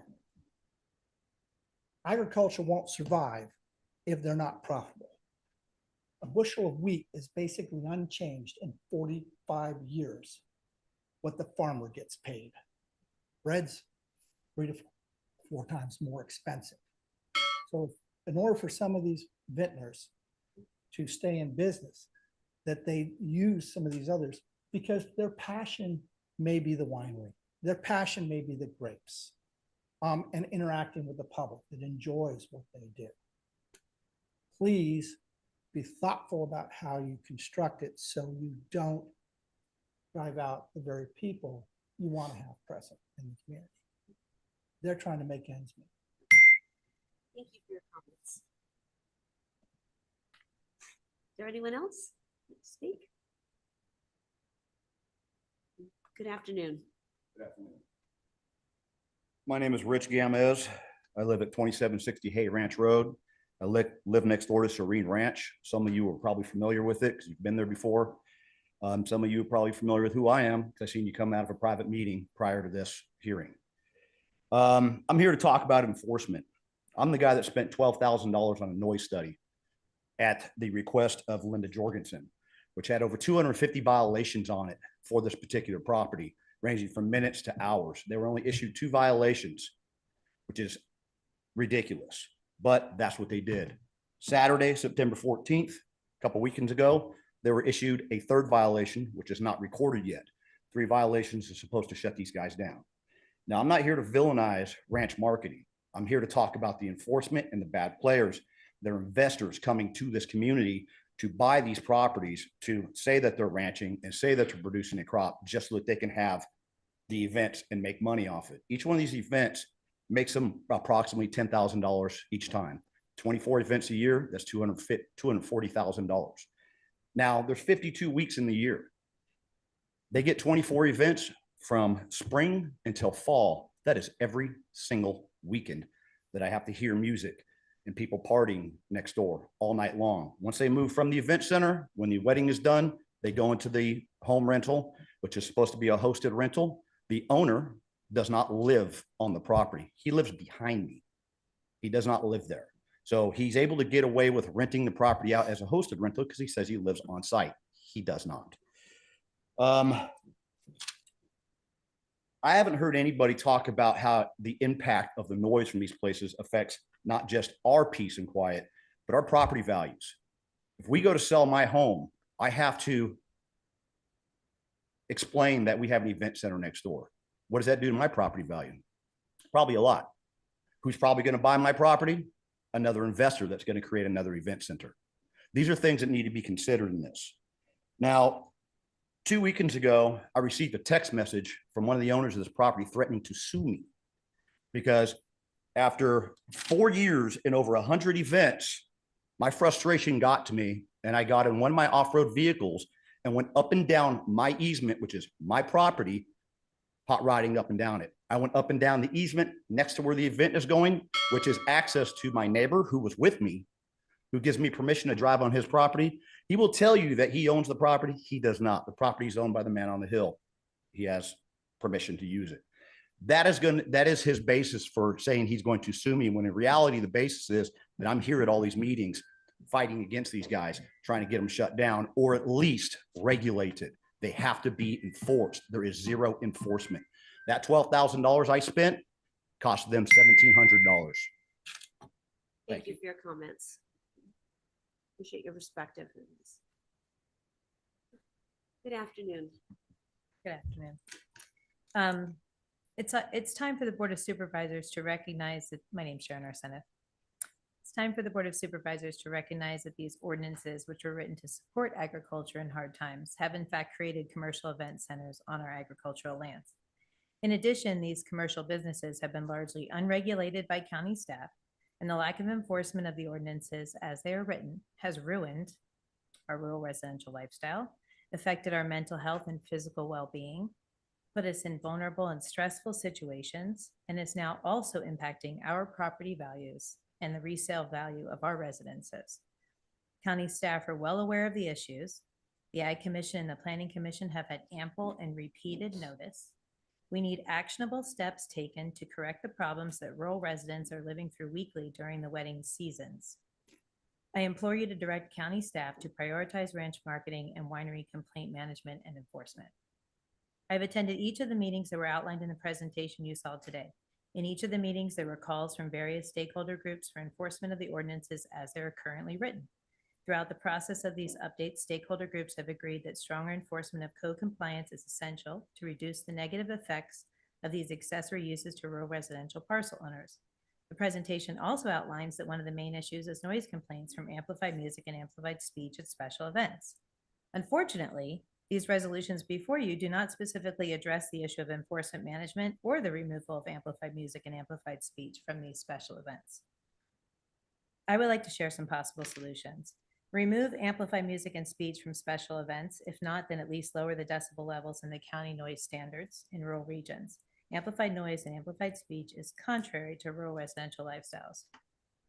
I wanted to bring up raising the fee schedule for violations, but I just heard that there's some county code or some state code that you can't, so I'll follow up on that. I think the enforcement language in the ordinance should be strengthened. The county must be deliberate and decisive in its actions when regulations are not followed, change the mays to shalls, and mandate that the consequences of breaking these laws will be upheld as written. It's time for county staff to demonstrate to the rural residential community that they have the will and the ability to penalize violators. Close existing loopholes and potential abuse of the current hosted rental system. Updates should include limiting the number of special events to 12 and include all shoulder events. Remove amplified music or amplified speech from special events or reduce the decibel levels. Strengthen the enforcement language in the ordinances and include clear procedures to regulate and enforce the primary use, primary purpose of each parcel that operates under these ordinances through mandatory yearly inspections. Please, I implore each of you, don't let this be another missed opportunity to protect rural residents and to preserve our agricultural lands. I heard the word balance. It's not a balance for us. Thanks for your comments.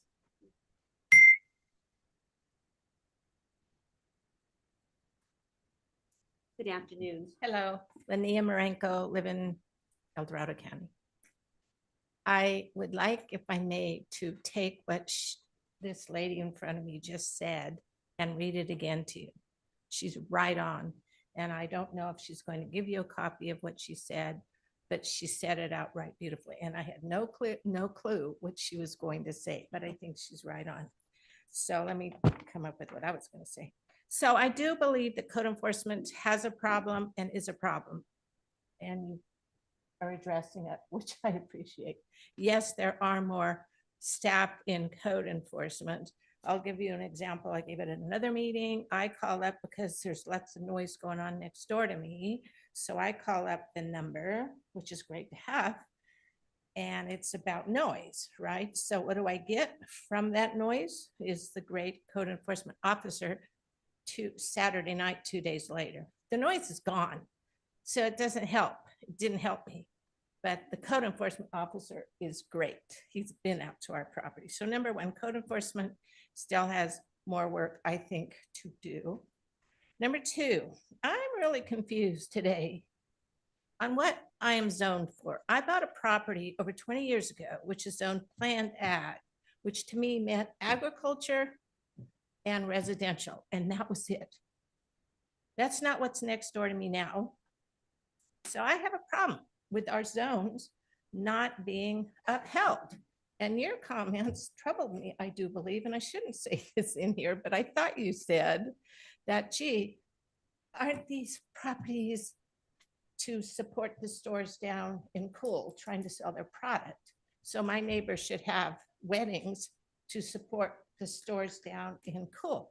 I don't see it that way. I'm going to protect my property, and when I paid for it, that's it. And you don't have to, I'm just, you know. So additionally, this is a reminder to me. This thing says property tax statement enclosed. Okay, it's empty right now because I haven't mailed it yet. And I'm starting to wonder, what am I paying for? If I add up over 20 years of money I paid to this county in property taxes, it adds up probably over $300,000. It's a lot of money. So I'm here to argue that my property rights are protected. That when, for example, it's true for me or anybody else, if my neighbor is an ag property and their business is holding weddings, for example, that's just not right that I have to live with it all the time. So I'm really hoping Leanne will help out even more. You're doing a great job, and I loved what you said today. I really did. You're on track, I think. Thank you. So, thank you. Thanks for your comments. Appreciate them.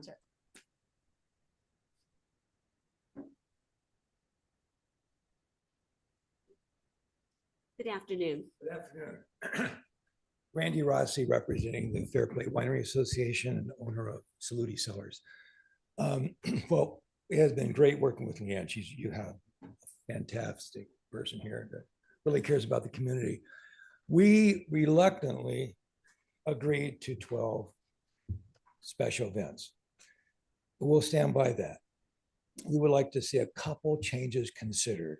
One, I think is first understand that we're kind of feeling a little pushed around as far as property rights. We don't want to see it creep at all anymore, but we're okay with 12. We asked for one minor change. The most of the complaints are the result of amplified sound. And in going back with other winery owners, they said, well, yeah, but we have memorial services without amplifying sound. We have corporate events and other events. So we would like to have it, the special event number excluded, or maybe, I don't know how you'd say that, excluded, expanded, so that if you don't have the amplified sound, because that's, I think, the majority of the problems. And understand, we don't get any complaints, I don't think, from our area. We're very conscientious of that.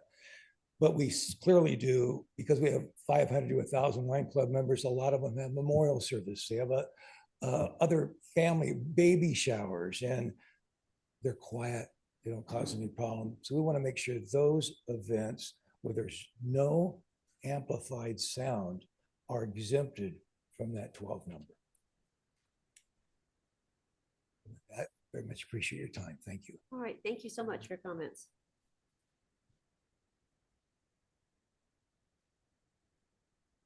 Good afternoon. Good afternoon, Board. Michael Rinaldi, Farm Bureau. I couldn't agree more with the chair's remarks about Leanne's efforts on this. I mean, she's knocked herself out to accommodate everybody's concerns and interests. But the longer this process goes without actual results, the more the frustrations climb.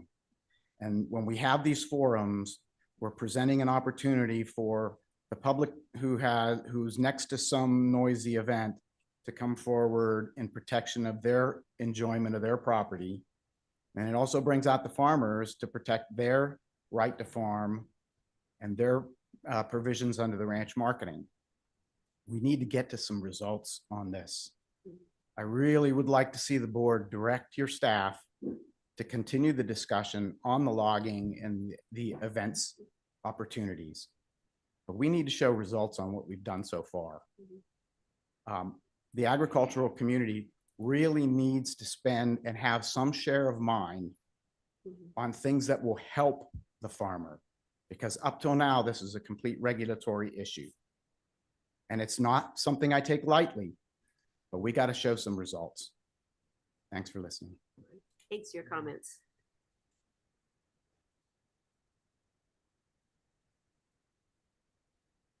Good afternoon.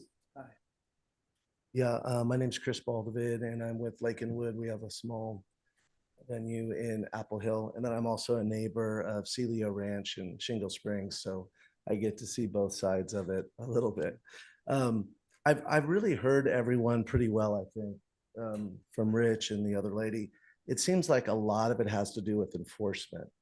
And the second thing is, it sounds like, if I'm not mistaken, we've just started to get our enforcement in full swing. Is that correct? Mhm. So for some of the ranches, they're not even close to that, like the one in Cool. They're way over the 24. So it seems to me logically, and I try to tell my kids this, sometimes the simplest solution is the best, is to see if we can button up what we already have to regulate for the ranches that are breaking the rules, right? And be able to come in with enforcement. Sounds like stricter fines, or you won't be able to get an administrative permit. So that's one thing. I think we should give it a little bit of time to see if that kicks in and works. And I think there's only like 3 or 4 that you'd focus on. The one thing I do have a kind of a big problem with is limiting to 12, but if you have a bigger ranch, you can have 24. When even Leanne mentioned that the topography or the location of where the venue is could still be a complete annoyance to someone right next door. You may have plenty of other crop, but where the venue is held could still cause problems if you're at over 12 or 24, even at 12. So I guess I'd be a little bit careful about changing that one, or at least giving the option, as I think some people mentioned, non-amplification for the next 12, or maybe you go inside for the next 12. But I think a few other options on the table would be great, because there really is only a very small subset when you look at her slide that would be that are kind of, I think, the issue here, if that makes sense. And I just would like to say I do appreciate Leanne shut her door open for me many times. Thank you, guys. Thank you for your comments. Are you okay? Hurt yourself. That's not on video, is it? Yeah, no, not at all. Not at all. It's gonna be on social media in 2 seconds. Exactly. How do you follow that up? Good afternoon. Anyway, I'd like to second what you said, Chair Thomas. Ms. Mila has done an awesome job. She's in the middle of it. She's looking for resolution. How can we come to a conclusion? How can we make everybody happy? So I am the owner of Serene Ranch. We have 2 other owners. And to clear up some misconceptions, we do have an owner that lives on site. We have a corporation with 3 owners. So I've provided the documentation so everybody's well aware of who owns Serene Ranch. We did have an incident a couple weeks ago where my neighbor who spoke earlier raced up my easement. I own the land. I own 25 feet in the center of the easement, and Jeff and Suzette own the other 25. Yeah, it does go to the back property, but it's a detriment to my business when we're having a wedding and a guy goes by at 50 miles an hour sideways in his Bronco, which we have a video of, which I'm glad to produce it to you. And I understand Rich's frustration. He's very frustrated about the sound. But again, I'm within the noise limitation, what's allowed me on my property. Okay, we had code enforcement come out. He called me, says, Todd, you're running 48 to 52. It's a 1 hour weighted average for an hour. So we need to stay out there for an hour. And I'm within compliance. They mentioned I got a 3rd citation. I never received a citation. So that's within compliance. He even asked me, could you turn it down? I said, absolutely, I'll turn it down. And one thing I would tell you guys to think about is if it's across the board and we drop it to 40, it's a great idea because we're all on a level playing field. And these bad actors, I want to clean them up too. And we have code enforcement in place now. We spend a lot of revenue. You guys have allocated the funds to put additional people in the field. Let's let those people go out there and gather their information. Let's not make any hastily decisions here today. Let's look at the data that they provide. Let's come to a conclusion on what's going on. So like I said, I have 24 events there a year. Of those freebies, I have 6. I have an Easter egg hunt, I have a sheriff's fundraiser, I have a posse picnic, I have an El Dorado boosters. I mean, it goes on and on and on. I give away a lot as much as I can afford to. And I do make money, and I don't make near $240,000. I wish I did. I mean, I'm a businessman, just like you are. When we're business people, we don't invest to not make money. So I made an investment in that property. I was given a set of parameters that I could operate in, and I've operated them. Now you're talking about taking those goalposts and moving them, saying, no, only 12. So I want a return on investment. What's it going to do to my investment? So I thought Supervisor Turnbull said a good thing today. It trickles down. I'll bring you the information. I've got the studies. We can go to Chamber of Commerce and get all the information. I average 150 people at one of my venues. Of that, I bet we're putting 50 people in this community paying TOT fees. We know how important that is. Brook, they provide all the TOT funds. It comes out of South Shore. We provide very little here, but we do have VHRs we're putting people in. We put them in all the hotels. We got a whole list of things we do. We have a stay and play. We have people driving you to the event to take people off of the roads. I don't know what else to tell you other than put a lot of thought, nothing quick. Let's use our code enforcement to our benefit. We didn't hire those people not to get some information from them. Let's get that information. Then let's come back and let's figure out where we can be with this. I'm totally in favor of telling you 40. Take it to 40. Thank you for your comments. Thank you. Appreciate it. Is there anyone else in the boardroom that would like to speak on this item? All right, let's go online, Kim. Now taking public comment from 390. Good afternoon. Welcome back. Yeah, what a surprise. Ken Greenwood, Triple Junction, 235. 20 years ago, I think I brought this all up. Miraflores Winery, their special use permit. And we went through and we totally revised the ordinance to basically, I guess, as I recall, what we have today. And yeah, 24 events is a lot. I can't imagine being next door. You know, it's a great opportunity, and the last speaker, I get the point. That's not the point, though. We warned years ago when I was on staff that these are going to become entertainment venues with an agricultural theme. Well, listening to what I've heard today, that's what we've got. And we have product, we have people doing this. Sounds like some people are maybe right at the edge. But if they're meeting the specifications, so be it. Amplified music has always been the bone of contention. Now I see that weddings, and they're preferred, if you're going to do events, obviously it's preferred to do a wedding, right? Sounds like. That's kind of something new. That wasn't as big back then as it is now, obviously. But you got to keep in mind that the people got to live somewhere, people got to work somewhere, and people have to farm somewhere. And we do have strong protections for that farming. But those are for farming, not for entertainment venues with an agricultural theme. So you're going to have to do something here. And again, weddings. That's all the underlines I have on my notes here. And I think that's, and Leanne mentioned, and by the way, yes, Leanne does a good job at whatever she does. I've known her for a long time. Anyway,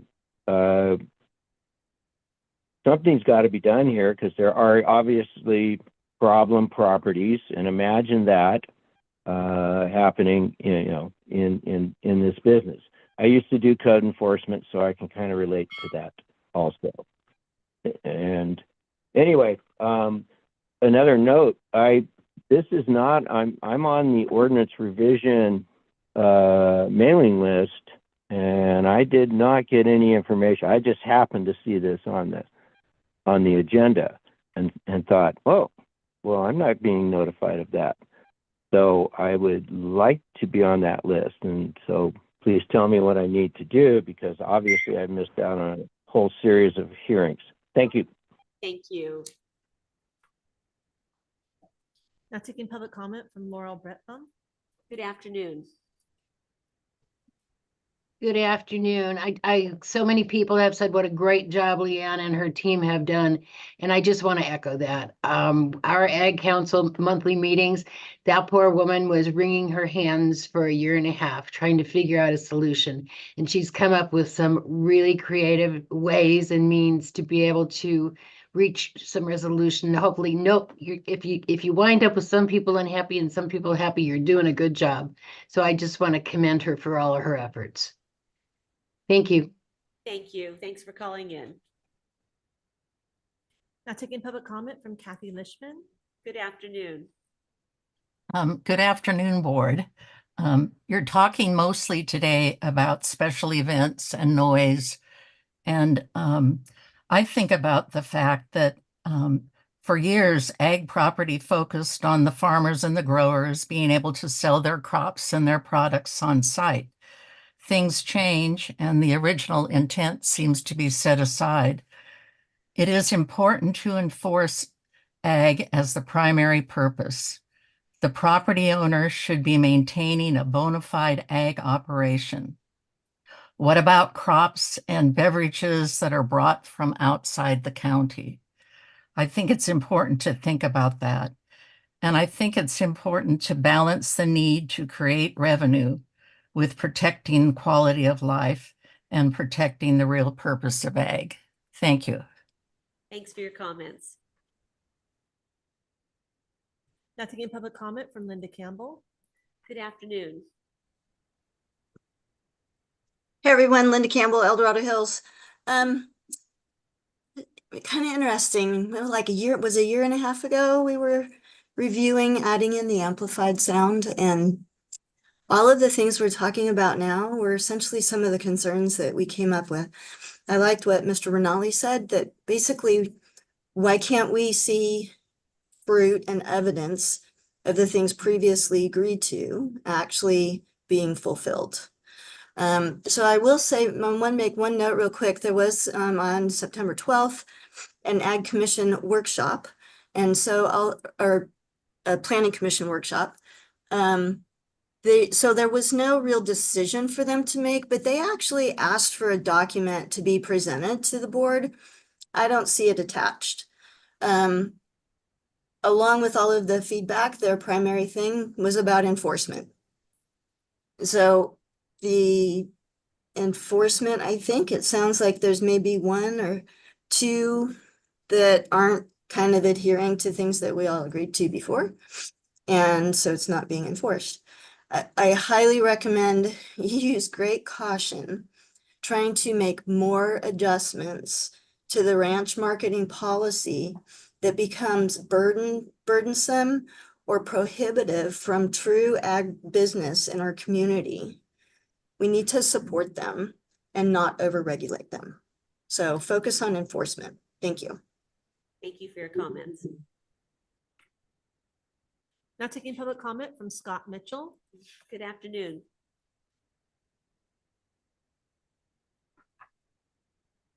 Hello, can you hear me? Sure can, absolutely. Yeah, so I live next door to Serene Ranch, and Rich is my neighbor. And the biggest thing with the amplified music is, I had code enforcement came to my property 2 weeks ago, and he said he was going to give him a violation because it was over the decibel limit. And even if the decibel limit is under like it was last weekend, I can still hear the bass inside my house over my TV. And it really upsets I have a 4-year-old, 10-year-old, like trying to put the 4-year-old to bed at 8 o'clock, and she can't fall asleep because there's this underlying thumping that can't be recorded by the decibel meter. And it's very annoying, and it's, every weekend. And, that place just been turned into a business, a wedding venue. And I think it's very damaging to the ag community and that what they're doing. And he has no regards for any of his neighbors whatsoever until we contact code enforcement or make complaints. And then he's all of a sudden trying to act like he is within the bounds of what he's doing, but it's not. Every weekend I get multiple people coming back to my house looking for the wedding event center, and I just tell them to get lost. I don't know where it's at. And it's just nonstop people coming back to my property behind there. Like something's got to change, because me and Rich got the sound study done that we spent a lot of money on, and it underlined multiple violations, and nothing's really been done.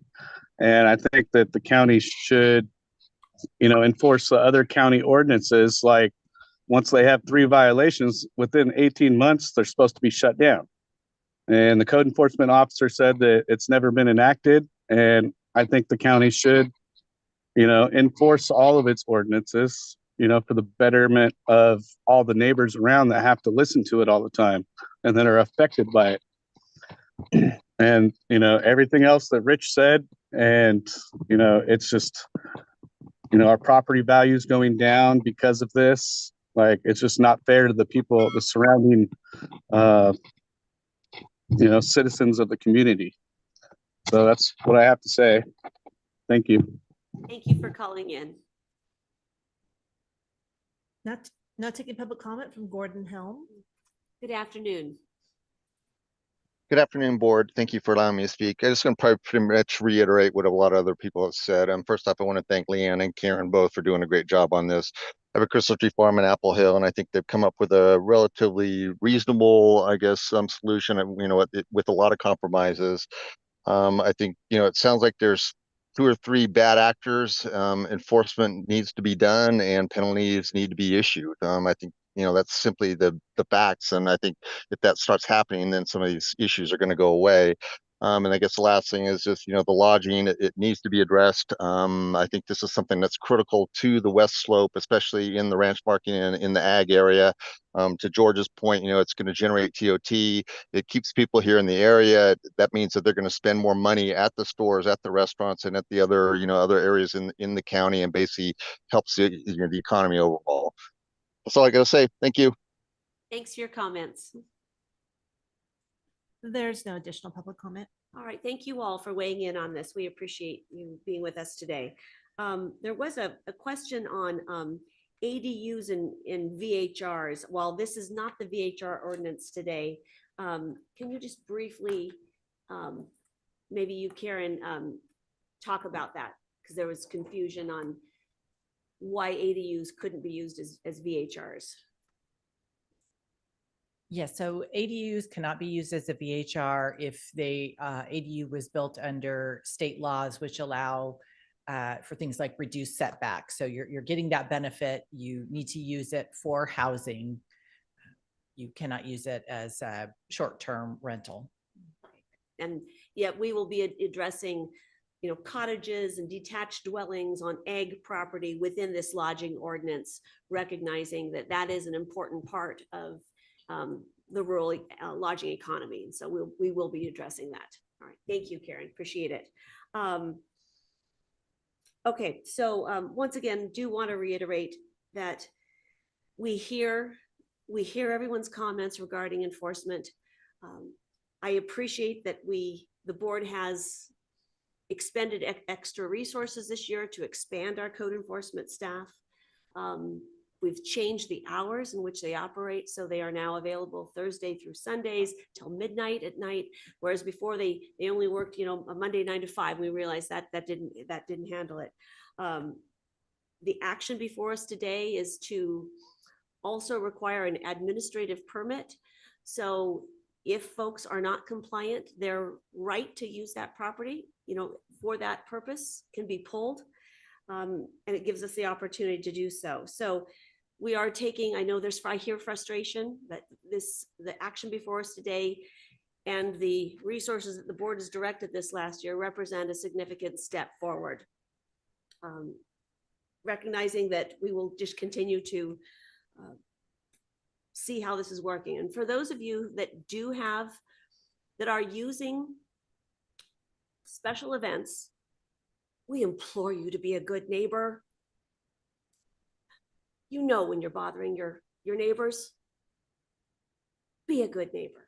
When your events are too loud, turn them down.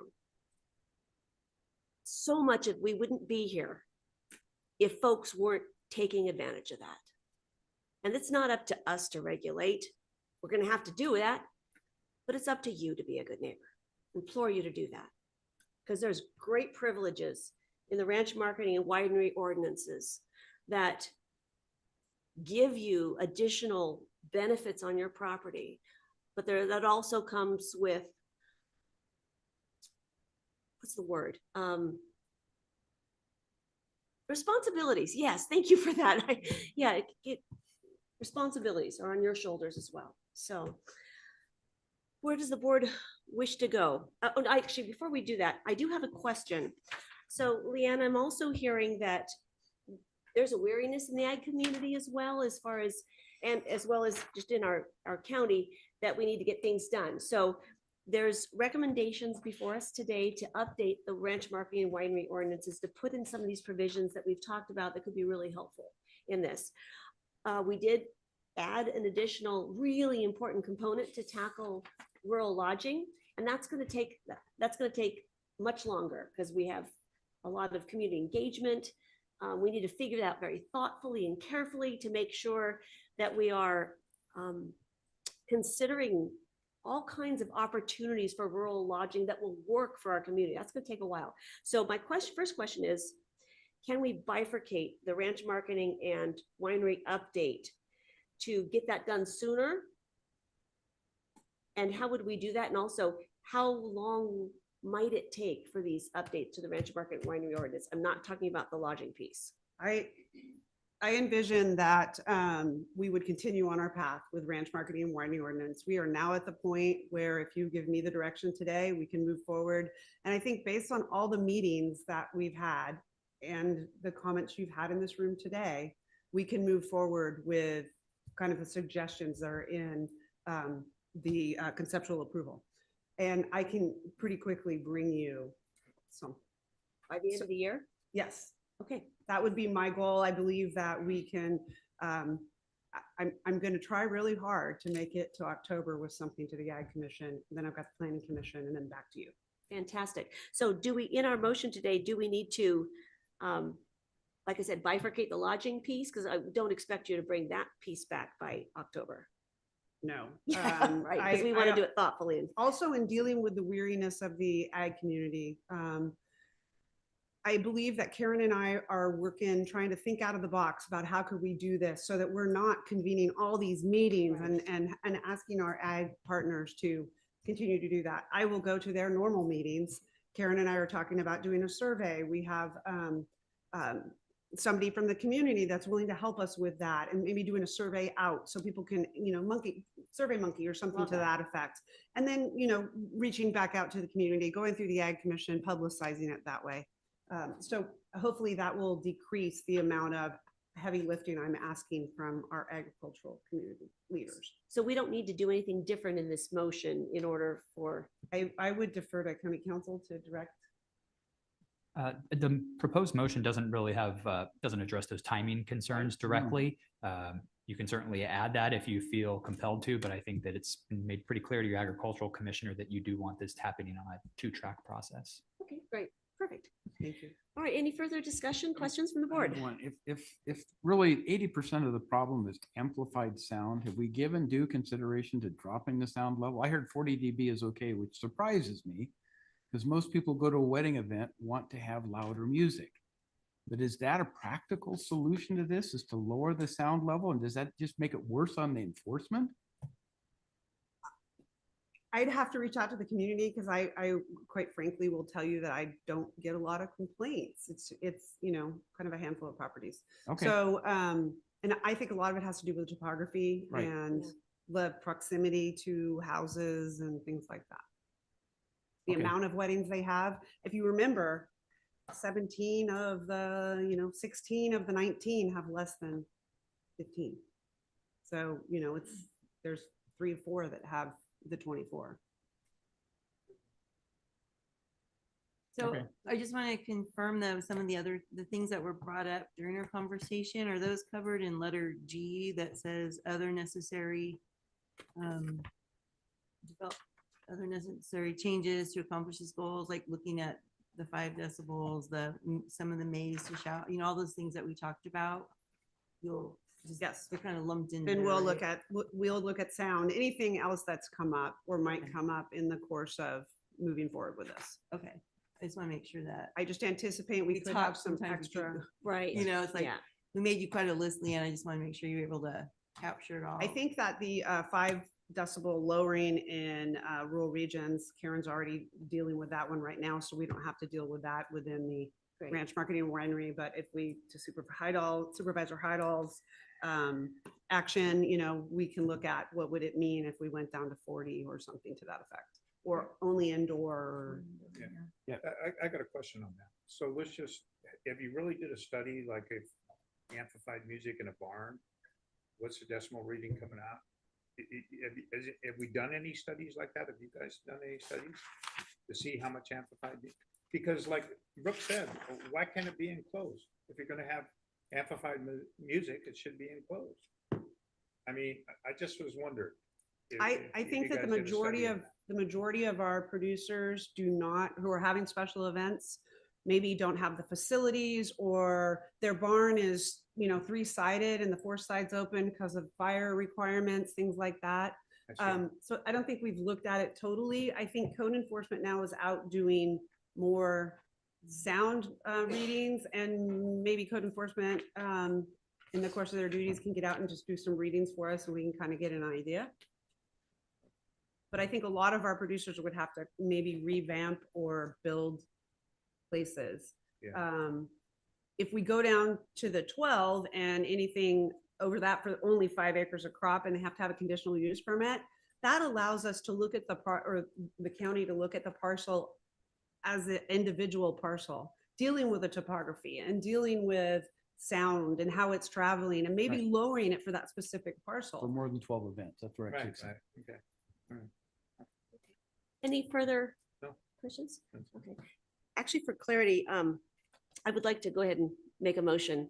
So to move items 1, 2, and 3, which includes conceptual approval for changes to the ranch marketing and winery ordinances A through G, and then direct staff to proceed with item 4 on a separate timeline. Does that work? Oh, I see why you're breaking it out. Okay. Because it Just deals for with the clarity. VHR Just for parts. clarity. Yeah, Yeah. right. No, Just for that clarity. totally works. Does that work, Yeah. County Council? Mhm. Okay. Very good. Is there a second? Yeah, I'll second that. Any further discussion? All right, all those in favor say aye. Aye. Opposed? Motion carries unanimously. All right, thank you all for helping us get there. that's And great. Karen and Leanne, thank you so much for all your work on this. Really appreciate it.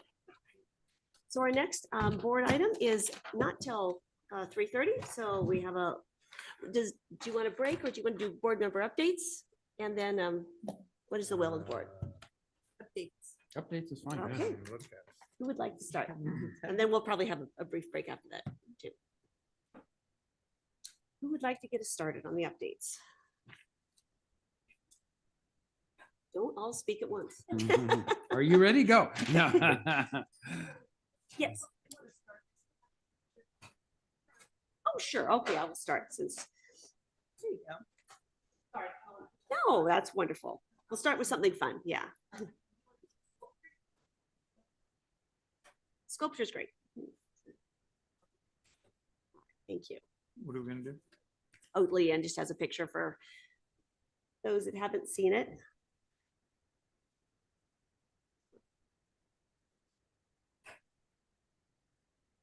All right, so those as you've all have heard, the Camino roundabout sculpture was installed, and if you can go to the group picture.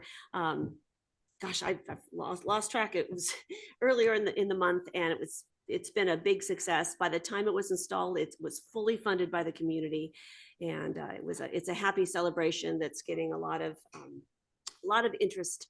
I'm really excited that the next phase, as I've talked about, there's the group of donors that help make it possible, or a lot of them, at the sculpture install party. And what's really exciting is that we're working with the students from the El Dorado High School Natural Resources Campus, which is right there. The arrow's pointing to their campus, that will design and plant the landscaping around the sculpture. And we will also include lighting, so it will be lit at night, which should be really beautiful. So thank you so much, Kim. That's a real good, feel-good project. That was totally community driven. Beautiful. Oh, Gorgeous. I stopped by and looked at it. too, Yeah, so you go I around was it. up there, yeah, Each of the exactly. 4 panels tells a different I thought- story of the almost got Camino ran Ag over a little community. bit. Oh, no, I had don't to do get out that. of the way. Well, thank you. But And anyway, the it was- cordon steel will patina over time and change color, and Yeah. it'll be really awesome. Attended a grand opening of the 7-Eleven about a week ago. And for those of you who haven't been by the 7-Eleven on Missouri Flat Road at the Crossings Project, it is not the 7-Eleven of our childhoods. Oh, yeah, I It know. is pretty spectacular. Huge offerings from fresh baked goods that they bake every morning, to quick grab and go items, to a refrigerated beer cave that is pretty awesome. Like the old 7-Eleven that was in Folsom. Yeah. I think it's still there, I think. I don't know if it's 7-Eleven, but it's still there. Well, The it's a store was. beautiful facility Yeah, with it is. even a Gorgeous. huge expanded Slurpee bar, which is really fun, and great coffee at a really reasonable price. So Right. that was a happy occasion that will hopefully bring additional revenue, Right. including gas tax revenue to our county. Right. Let's see. We also we're very pleased to host the Sacramento Area Council of Governments this last Thursday for their El Dorado County tour. So we've been going around to each of this 26 jurisdictions. We've done 6 site visits over the last 2-year period, and El Dorado County was last for this first cycle. And we had a bus tour that went down Main Street, talked about the trip to green and the problem we have interregional tourism on Highway 50.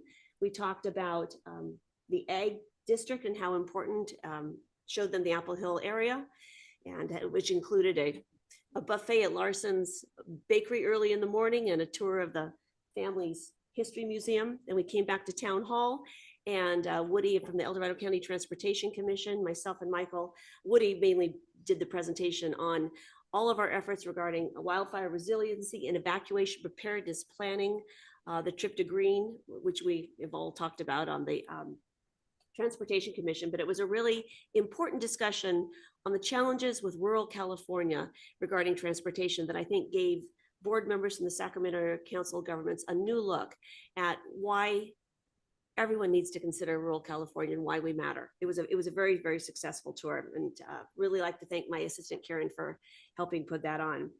And then lastly, Behavioral Health Commission, we had our meeting last week, and Jim Deal from from Health and Human Services gave a really important update on behavioral health system improvements that have been going on over the last 6 months. And just like to address a few highlights that even though we've had staffing shortages, that Health and Human Services staff is putting a system improvement plan in place that is assertively addressing those staffing shortages, increasing responsiveness to community needs, developing a continuous quality improvement and utilization review, focusing on service delivery integration. And we have a new training program that is working on hard to fill positions with hiring bonuses, moving costs, additional vacation and student loan repayment opportunities so we can fill those behavioral health vacancies. They're so critical. We've expanded recruitment, targeting web-based postings and job fairs, as well as having a robust onboarding program with our new staff, which I love this, bringing new employees in to the county fold in a way that makes them want to stay, with a commitment to make sure they have the resources to succeed. So I was very, very encouraged by improvements to our behavioral health system, and the Behavioral Health Commission was very appreciative and acknowledged the hard work of our staff. So those are my main updates. Who'd like to go now? I'll go quickly. I attended the RCRC annual meeting for 2 days, the 18th and 19th. And one of the most interesting discussions I heard was related to VHRs and all of the different issues with that. And there was talk about TOT tax. And there was a new term to me called TBID, which is a Tourism Business Improvement District. Sonoma County has implemented that for several years. And I guess I wonder, is El Dorado County ever considered that? And if so, why not? Or if not, why not? No, the egg area I'm talking has. about, okay, We have one in Tahoe. It's the Ski Run Business Improvement District, and we're Right. looking at forming another one to help fund transit. but we don't have a county-wide. Nope. Okay, Not that that's I what I'm know of. asking. Why haven't we considered one county-wide? If we have new hotels coming on board in the very near term, as proposed, they may not happen, but why wouldn't we consider it now? I guess you can get up to 2%. That's what Sonoma County is getting. Yeah, I can't respond as to why historically we may not have looked at it, but spoiler into my update is that. Okay, So, sorry. Can I, do you want, can I? Yeah, go ahead, So yeah. I was just going to mention that the CAO's office took a collective sigh of relief when we concluded our budget deliberations last week. The very next day, we convened our internal working group to discuss what the board directed us to do to come back in November to look for ways to deal with the structural deficit. In that item, we will be presenting various revenue generating options that the board can direct staff to pursue, such as T-bids and bids and sales tax increases and all the things that Right, okay, we good. don't necessarily like to talk about. Very Right. good. Yeah. Because the thing about a T-bid, it surprised me, it's by resolution. So the board can basically do a resolution and there's not a voter requirement related to it. So that seems to be, well, that's the way they quoted it in Sonoma County. So I haven't done a lot of research into it, but it's worth looking into, I think. But if you're already looking at it, that's great. Upon your direction, we will look into it. Okay. Yeah, go. Well, second thing is I did attend the NAMI CARE Act Town Hall, which was last Friday. Very good presentation. We had good staff members there that were talking about the CARE Act and the impact, what it would be to our community. I think that was very helpful. We had a panel that I participated in along with Frank Porter and Dr. Entwistle. So there were three of us up there talking about aspects of what do we see as the things that are prohibiting people from seeking out mental care assistance. And so we had some very good dialogue, very good discussion, I think. And so it was very worthwhile. I don't think it was recorded or anything, but I think that's one of the ways we continue to make an impact associated with helping Health and Human Services relative to recognizing what's happening near term with mental health. And the CARE Act is going to be significantly different than anything we've seen before. So more to come on that, I guess, as they present their proposal to us on the implementation. But yeah, very informative. More to come on that, no doubt. Yep. Yeah, so we Very haven't good. done any updates in a while, I think. True. If you remember, so we attended the Edwall meeting that was up in Tahoe, rode with Lori and stuff, and it was a great event up there. It was great. It was great. We had lunch Beautiful day. after, which was really good. So it was great, just visiting with a lot of the people up there in Tahoe and their concerns. And then, let's see, hang on just a minute. So on East Ridge updates, met with the developer and stuff like that, talking about some of the concerns on East Ridge. Also, then I attended Friday in McClellan Air Force Base, a tanker tour. I went down there again. They got one in service. And if you go onto my webpage, on my District 2 page, you can see the C-130 doing a run and dumping the water close to the runway is what it is down there at McClellan Air Force Base. 8,000 gallons. They have 7. They have one in service now. The other ones, they're installing the tank. Hopefully they'll be done by next year where they're all going to be up and running. So that's going to help, especially our firefighters and stuff, and get a handle on these horrific fires that we have. And then, let's see. Hang on just a minute. Go through this thing.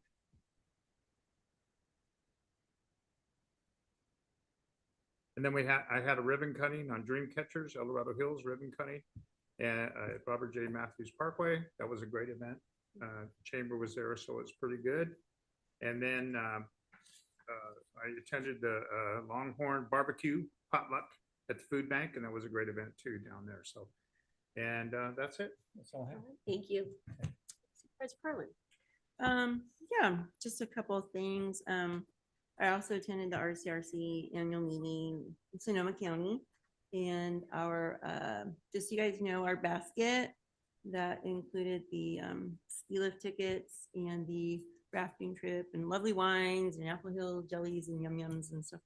We ended up, our basket got $1,400 towards the charities. Nice. For, and that would be Monterey County, and primarily it was nonprofits in Salinas area that, you know, they're just quite an area of the county that's in need in Salinas. Nice. So, and I will say that on Wednesday of the annual meeting, we do have a full day of presentations, and it was interesting listening to my fellow county supervisors that were sitting around me, how out of touch some of the presenters seemed. I was sitting there going a little cringy. Some of them didn't seem to understand that their audience was rural counties, and they were saying some things that were kind of like, I mean, there were some really funny comments made around me. So, but you know, I think it just kind of showed the challenges that we consistently have with, you know, the local control and feeling represented at the state and the federal level. It's just this ongoing battle.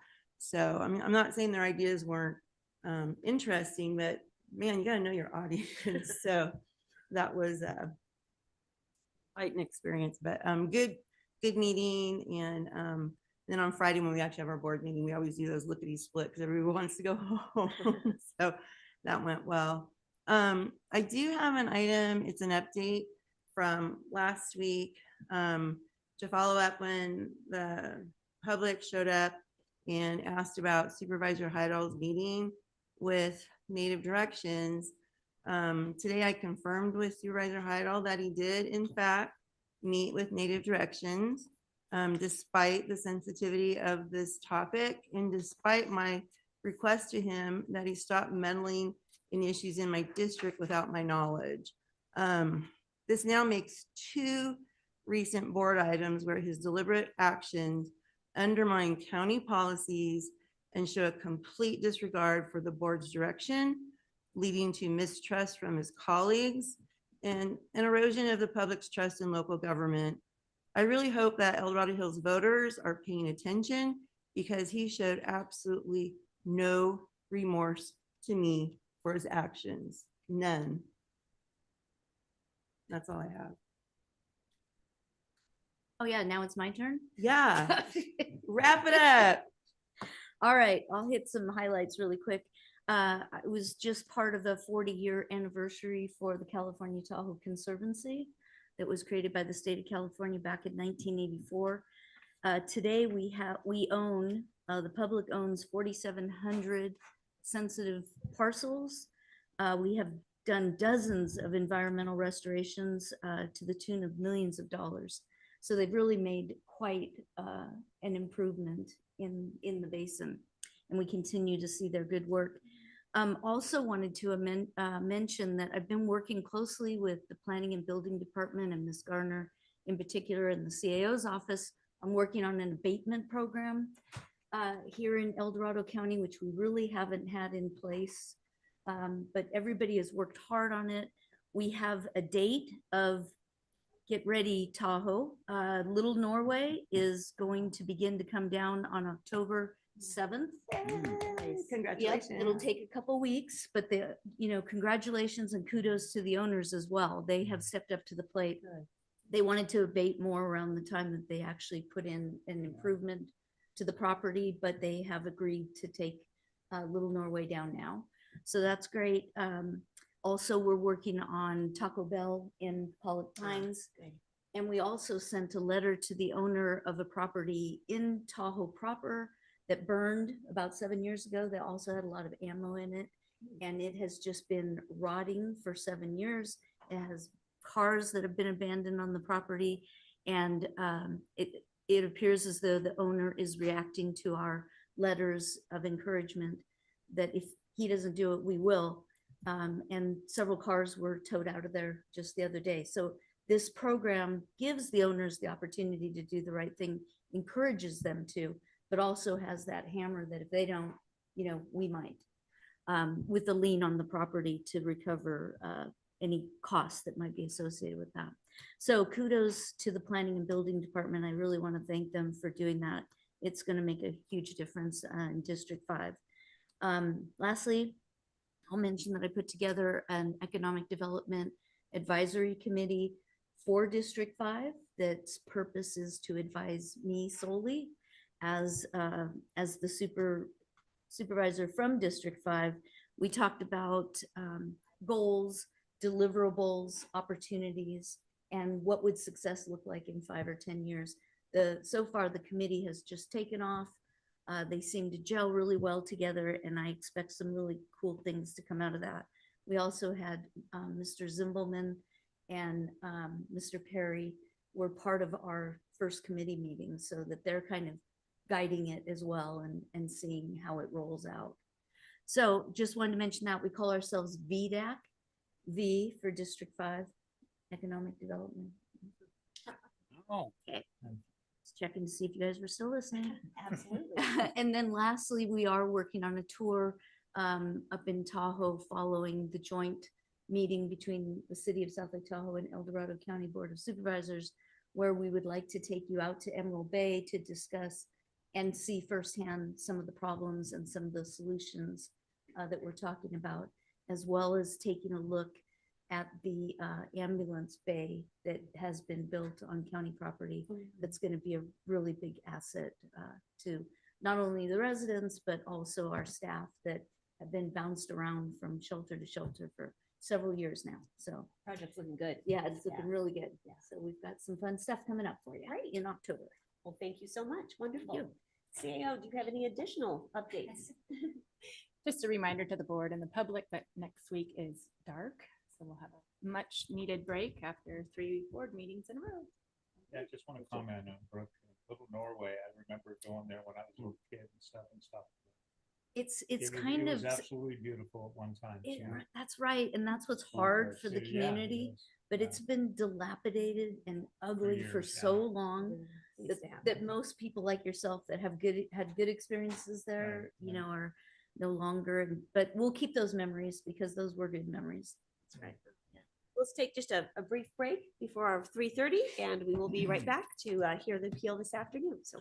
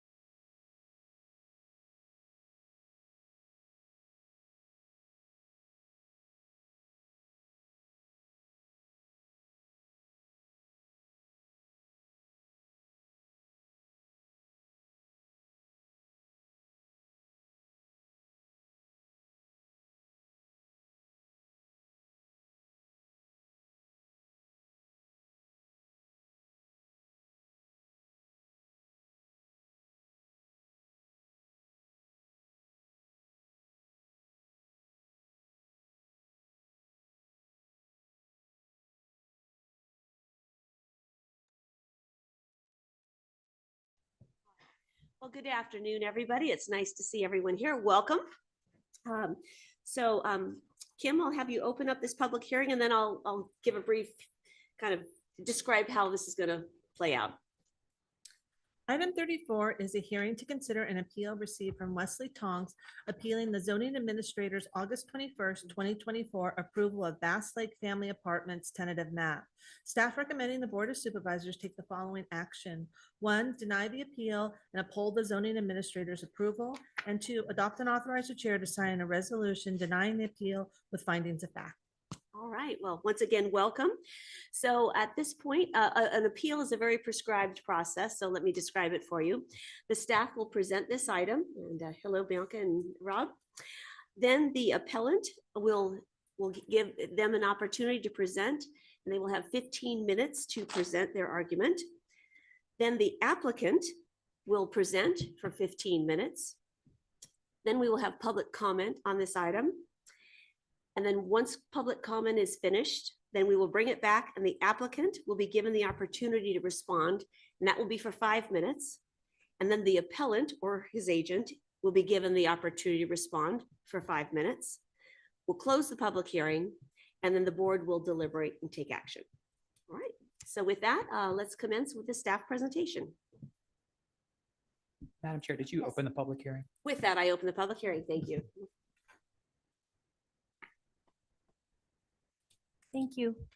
Thank you, Clerk. So good afternoon, Chairwoman Thomas and honorable members of the board, also to the community, the applicant, and the county staff. My name is Bianca Dinkler, Senior Planner with El Dorado County Planning Department, presenting this appeal before you today. As stated by the clerk, before you today is a request to consider an appeal received from Wesley Tonks appealing the zoning administrator's approval on August 21st, 2024 of parcel map P24-0009 Bass Lake Family Apartments. The appeal by Wesley Tonks was timely filed on August 30th, 2024. The appeal is of the zoning administrator's approval of parcel map P24-009, which would allow a tentative parcel map to subdivide a 5.682 acre undeveloped parcel to create a 5.311 acre parcel labeled as parcel A and a 0.371 acre remainder on the 5.682 acre undeveloped parcel, which is located on the south side of Green Valley Road at the intersection with Bass Lake Road in the community of Cameron Park and Rescue. The project was originally publicly noticed for the zoning administrator hearing on August 21st, 2024. Included in your Legistar are the initial staff report exhibits, findings, and conditions of approval, which are attachments E, F, G, and H, respectively, on the Legistar. At the zoning administrator hearing of August 21st, 2024, the zoning administrator received both written and verbal public comments. The zoning administrator deliberated on many topics raised by the public, including concerns about the environment, school safety, and traffic. Following approval of the parcel map P24-009, a timely appeal was filed, as mentioned, on August 30th, 2024. And scheduled for today's hearing before you for consideration on Tuesday, September 24th, 2024. The Legistar for this appeal, which is P-A24-0001, includes the following information: the appeal form as attachment A, staff appeal memo as attachment B, findings for denial attachment D, staff memo to add condition of approval number 28 as attachment I, staff memo with technical reports attachment J, staff memo with technical report attachments as attachment K, the appellant response memo, and written public comments, both in support and opposition to the project. As previously stated, this project site is located on the south side of Green Valley Road at the intersection with Bass Lake Road in the community of Cameron Park Rescue. The site has a general plan land use designation of commercial and the site is zoned as commercial professional office within a design review community combining zone, CPO-DC. If there are any questions, we would be happy to share attachment F, which includes the site plans that were reviewed by staff and the zoning administrator during his deliberation. Does the board wish to see any additional exhibits? We've got access in, so Yeah, no, not at let's this see. time. Okay, thank you. Wonderful. The representative for the project, Jose Lujano with Affirmed Housing Group, and members of their applicant team are available for questions, as well as planning staff and the County Department of Transportation staff as needed. This leads to staff's recommendation. 1, deny the appeal and uphold the approval of P24-0009 Affirmed Housing Group based on the findings and subject to the conditions of approval as presented by the zoning administrator. And 2, adopt and authorize the chair to sign resolution XXX-2024 attachment D, denying appeal PA24-0001 of P24-0009 and adopting findings of fact as attachment G.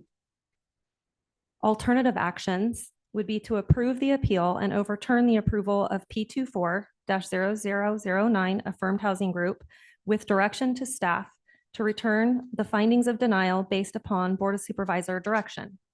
And this concludes staff's presentation. Thank you very much, Bianca. So at this point, we'd like to invite up the appellant or their agent to present for 15 minutes. Oh, right here. All right. Good afternoon. Hi, good afternoon. And we'll have a 15-minute clock so you can keep track of the time. Okay, sounds good. I will hope to be done before that. Just give me 1 second to get set up. Absolutely. Yeah, bring that mic a little closer to. Will do. And Chair, while the appellant's getting his documents ready, I want to disclose that I did have an opportunity to meet with the appellant before I took off for RCRC last week, but I did not have time to meet with the applicant before I left last week. So, and then there was some other requests for meetings and I was gone, so couldn't meet with anyone else. Thank you for that disclosure. I do also want to make a disclosure, and that is I was invited by the appellant to tour the site. I declined to do that, but on my own volition, I did drive up to the site and look at it and drive around some of the surrounding neighborhoods. I being the, the one with the least knowledge of sometimes what we're talking about, is very important for me to put eyes on what we're talking about. So I did do that. Very good. Okay. All right. And I suppose I also took a tour myself and drove around. Mike. All right. So with that, we invite you to begin. Okay, can you guys hear me okay? We can. Okay, thank you for those disclosures. I appreciate the transparency here. I'm the appellant. My name is Wesley Tonks. Thank you for giving me the opportunity to speak before you. I was told by county staff when I filed this appeal that appeals are not usually this in-depth. So if you don't mind me asking, please listen very closely, because this appeal concerns with some new legislation called AB 2011. And that also concerns CEQA.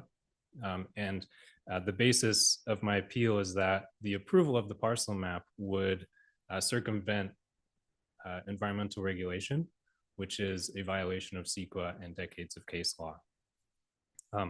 I'll get into it in more detail, but the decision you make today will set a precedent that will resound through El Dorado County and the state of California.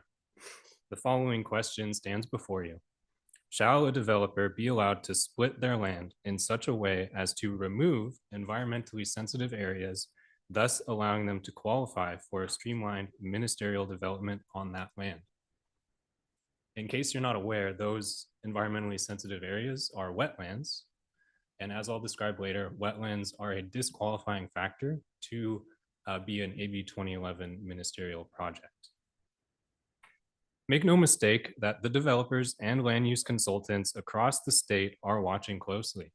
Should you vote in favor of this parcel map, more dubious parcel maps and AB 2011 applications will come. In this situation, Affirmed Housing seeks the approval of a parcel map which will remove wetlands from their site so that they may later qualify for AB 2011. They claim the parcel map is not required in order to qualify for AB 2011, and that this parcel map would not avoid any otherwise required environmental review. This was noted in their response to my appeal. Bianca mentioned it's in your Legistar right now. They also claim that my appeal has no basis and seeks to misuse the parcel map approval process while also attempting to modify the AB 2011 approval process. And lastly, in an effort to intimidate, they claim that it would be a violation of AB 2011 to overturn this parcel map, and that since this map is associated with an AB 2011 project, it would be exempt from CEQA no matter the circumstance. Their recent letter to the board fails to provide evidence supporting these claims and is simply an attempt to deceive the county. The applicant falsely claims that the parcel map is not required to qualify for AB 2011 and would not avoid any otherwise required environmental review. The majority of this argument relies on a misinterpretation of California Government Code 65913.4, which outlines requirements for AB 2011 projects. Their claim is that the site is not wetlands and is thus in accordance with AB 2011 requirements, even though their site is partially wetlands. No evidence is provided by the applicant to support their interpretation of the law. An examination of AB 2011 application forms across the state reveals that the applicant's interpretation is too narrow. The city and county of San Francisco's AB 2011 application form reads, "Is the development site a property that contains wetlands?" Not is wetlands, contains wetlands, as this parcel does today. I also have the city of Hayward, similar language, San Diego, similar language, city of Wildomar, city of Agora Hills, and city of Oakland. There are more out there, but I don't want to go through all of them. And another issue is that this is so new that a lot of places don't have AB 2011 applications. This is one of those places. We don't have one.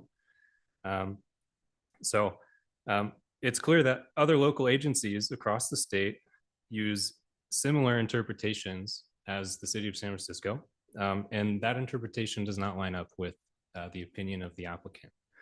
And in fact, no interpretations of this law exist that support the applicant's claim.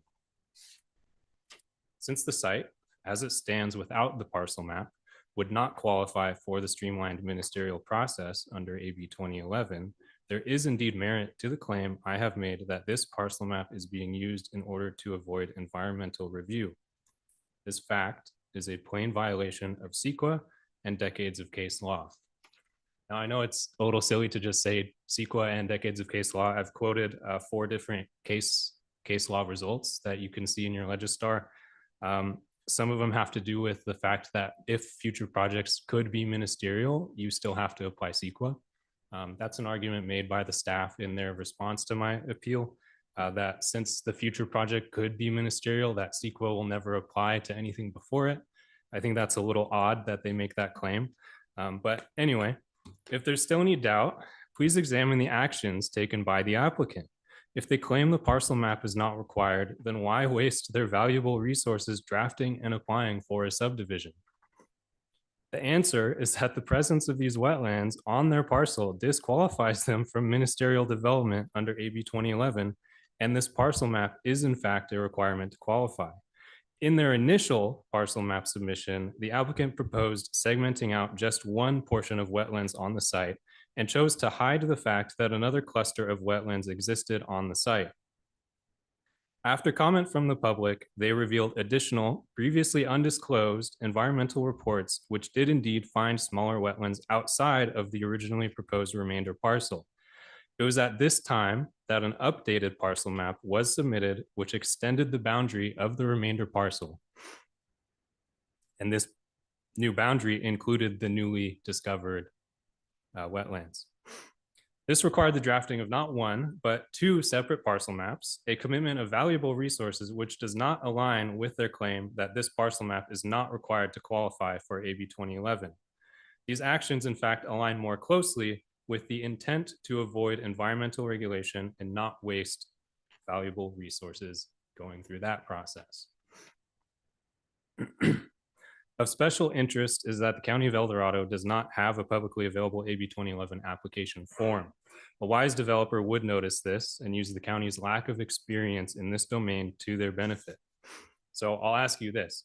Given the San Francisco AB 2011 application form, which clearly states if a site contains wetlands, it does not qualify, would they apply in that county for a project like this? No, they would find a site that didn't have wetlands and they'd build it there, which is fine.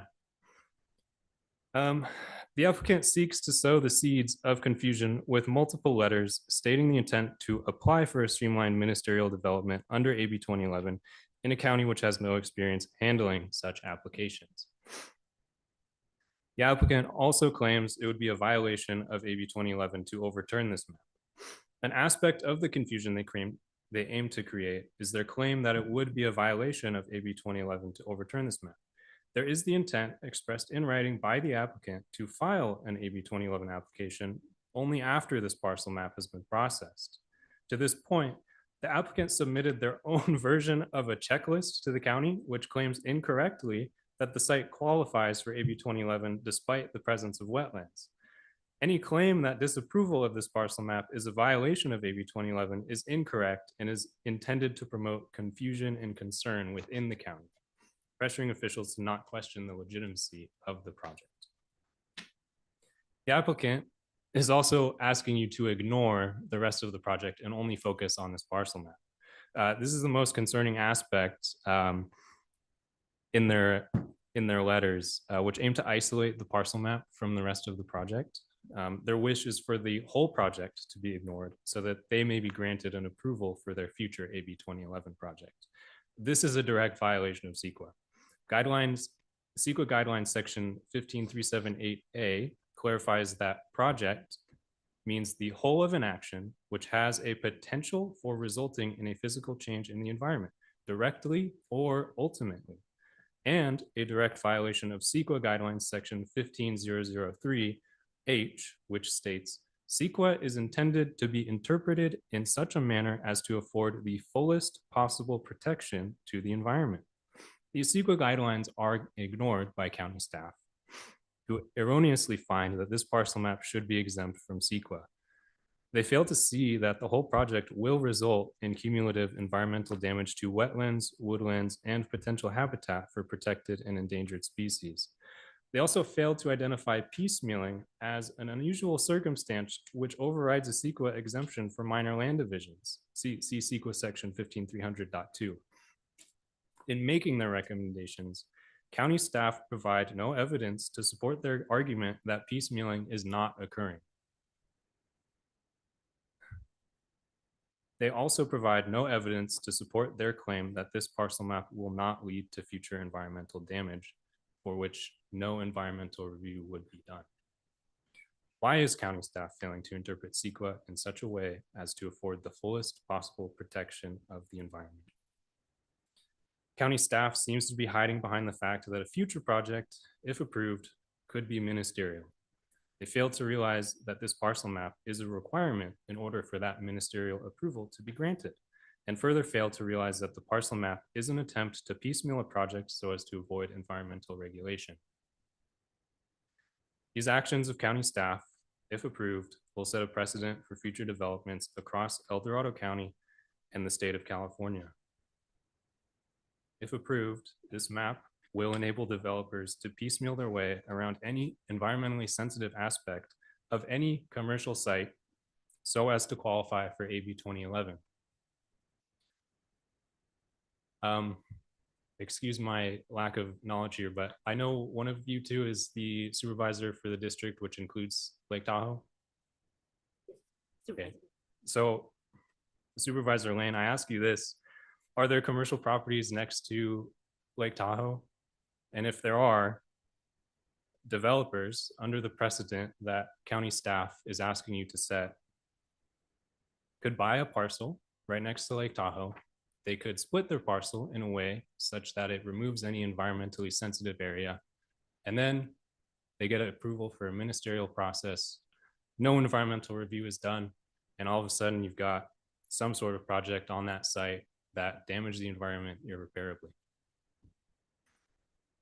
I'm asking you today to deny the parcel map on the grounds that its sole purpose is to enable the avoidance of environmental regulation for the applicant's intended future project.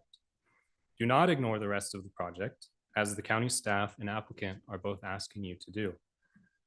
Do not set this dangerous precedent. That's about all I have. If you guys have any questions for me, feel free to ask. I still got a couple minutes. I can answer whatever you want to hear. We're just presenting right now, so thank you so much. We appreciate you Okay, stating your appeal. sure. Can I give you a couple documents? You can give them to our clerk, and then she can distribute them to us. Okay, Absolutely. I have a couple copies of my speech. I also have full copies of the AB 2011 application forms I mentioned. There's 2 of each, but you can pass them Just around. give them to Miss Dawson, and we can pass them up here. Okay. Thank you so much. Appreciate it. Okay.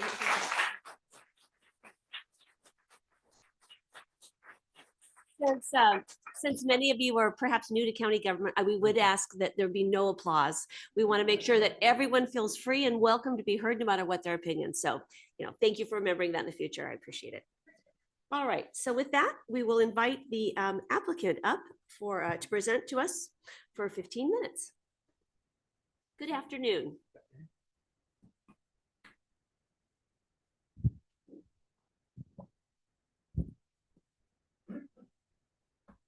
Good afternoon, Chair Thomas, members of the board. My name is Jose Lujano. I am a project manager for the applicant Affirmed Housing Group. With me today on the line are Tim Moran from Irvine and Associates, as well as our counsel, Elizabeth Camacho from Loeb and Loeb. Thank you for the opportunity to address you today. I just want to offer a few points to introduce Affirmed Housing, as well as to respectfully respond to the appellant. Affirmed Housing is committed to thorough community engagement and is always happy to dialogue with community residents and stakeholders. Since our founding, we have focused on delivering sustainable communities that quickly become a fabric of every community we've ever built in. And today we're proud to have over 6,000 units of 100% affordable housing serving over 15,000 individuals in 70 communities across the state. Our approach is always to meet the community where they are and engage all stakeholders in meaningful dialogue. While our experience in developing 100% affordable housing runs the gamut from high density apartments in downtown settings to development at scale with lower density neighborhoods. In some, no 2 communities that we develop are the same. I'm sensitive to the neighborhood's pleas that transparency should be paramount when it comes to development and that they have a right to be a part of this process. I wholeheartedly agree. However, the issue before the board today is a very limited issue that does not include any development proposal. Therefore, it is our belief that this is not the proper forum for a detailed discussion of potential development. There's only one issue before the board today, and that is the parcel map, which consists solely of the establishment of a new legal boundary, creating a smaller parcel A and a remainder parcel. No development is proposed or currently authorized by the map itself, and no development project is before the board on this appeal. Affirmed Housing supports the staff recommendation and respectfully requests that the board deny the appeal. We have outlined the multiple reasons why this appeal should be denied in the letter submitted by Affirmed's legal counsel, Loeb and Loeb, dated September 18, 2024, and I'll briefly review those reasons here. The matter before the board is neither complicated nor precedential. A parcel map is a straightforward entitlement that simply modifies legal lot lines, creating a smaller parcel A and the remainder parcel.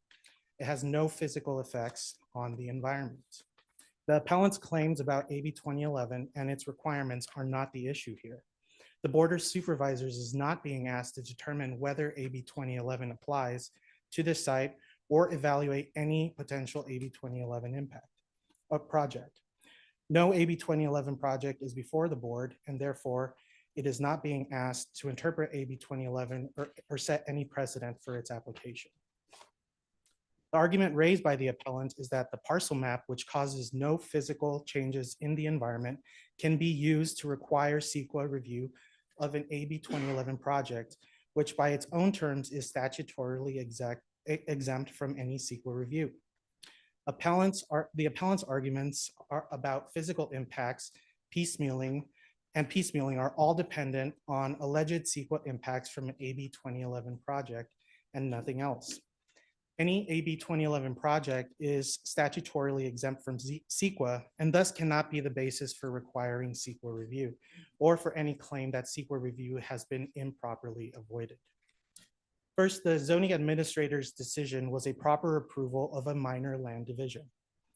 The zoning administrator properly determined that the parcel map is consistent with the applicable requirements for a tentative parcel map as described in the staff report.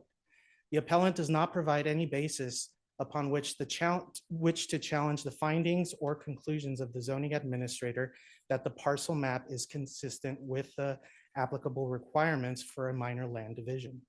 The zoning administrator also properly found that its approval of the parcel map was categorically exempt from CEQA. The parcel map approval falls squarely within the Class 15, quote, minor land division section categorical exemption under CEQA guidelines section 15315. The appellant has not provided any evidence or arguments to establish an exception that would preclude the use of the Class 15 category exemption in the parcel map. In short, the appeal really does not challenge the approval of a minor land division, which is all that is proposed by this parcel map. Rather, the appeal challenges a potential AB 2011 project, arguing that the parcel map must be used as a mechanism to require a full CEQA review of an AB 2011 project. This argument is incorrect. Second, there is no basis to require CEQA review of an AB 2011 project as part of the parcel map. Again, the appellant's entire appeal relies upon its argument that CEQA review of the parcel map was insufficient because it failed to include analysis of the potential impacts of a future development on parcel A pursuant to AB 2011. AB 2011 is a state law that provides for a CEQA-exempt ministerial approval process for certain multifamily housing developments on commercially zoned property. However, there is no basis upon which to require CEQA analysis of any AB 2011 development project as part of the parcel map. To do so would undermine and violate the provisions of AB 2011 itself. There are at least three separate independent reasons why the appellant's attempt to use the parcel map to require CEQA review of an AB 2011 project is without merit. First, the parcel map is not required in order to qualify for an AB 2011 project on the property. Second, to the extent that any subdivision were to be required or included as part of an AB 2011 project, that subdivision would be exempt from CEQA pursuant to the express provisions of AB 2011 itself. Third, because AB 2011 projects are exempted from CEQA, there is no piecemealing or segmentation by approving a parcel map without analyzing an AB 2011 project. To the contrary, using a parcel map to require CEQA review of an AB 2011 project would violate AB 2011, and it would potentially violate AB 2011. Third, the project would not conflict with county code. The appellant is also incorrect that the parcel map would result in environmental damage that would violate county code section 120.44.030.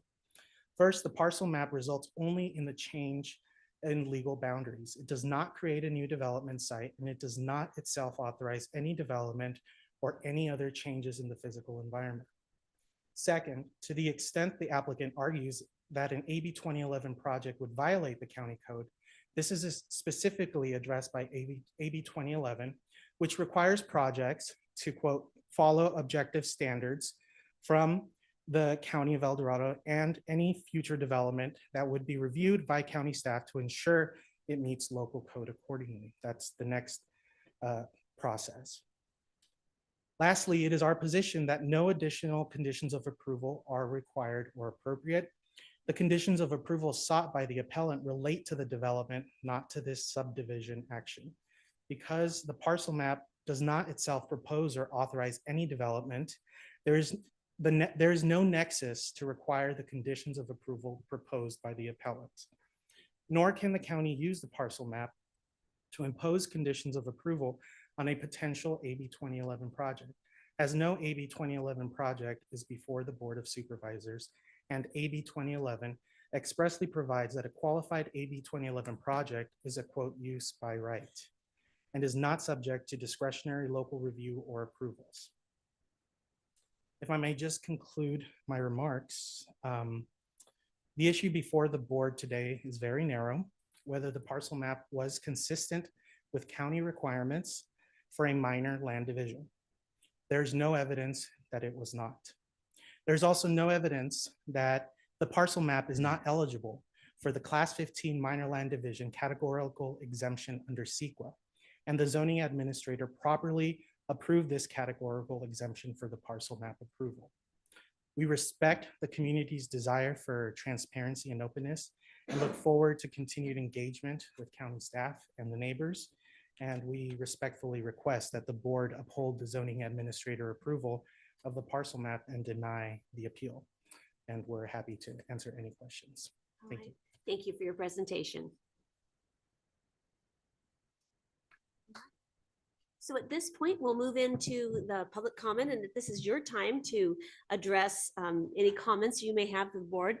We ask that you, if a lot of you wish to speak, line up in the aisleway, and every speaker will have 3 minutes. And we do adhere very strictly to the 3-minute limit, so everyone can have a chance to be heard. So Kim, go ahead and open up public comments on this.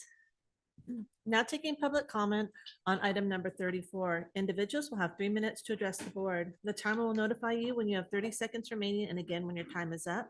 Public comment will be taken first from those participating in the boardroom and then those participating through Zoom.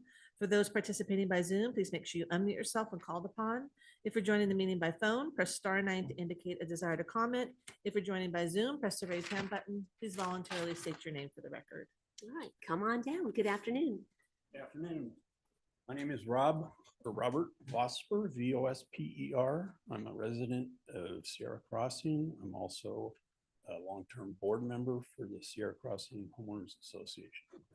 And I'm currently the vice president. Congratulations. Don't bet on it. What I want to do is present to you a document. I have copies for later, but this is grounds to grant an appeal filed by Wesley Tonks and apply the CEQA standards. Today, it appears the current appeal before the Board of Supervisors hinges on the issue as to whether or not CEQA actually applies to this proceeding. The applicant has attempted to avoid conforming to CEQA standards, and the last-minute zoning administrator hearing modified the size of the remainder parcel, despite the fact that they were in possession of factual information contained in the reports they provided to planning staff by Volmar Consulting and Lucas Associates. They still asserted in their initial application dated March 8th, 2024, that there were no wetlands. They checked the box no instead of yes. When they checked it box no on page 4 of 8 of the actual Housing Crisis Act of 2019, which is an SB 330 application to the county for this project.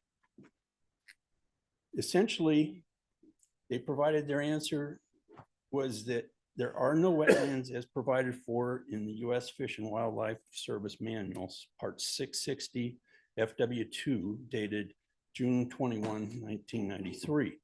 The cover letter to this application, signed by Rob Wilkins, states that the SB 330 application supersedes a prior SB 330 application filed on July 28th.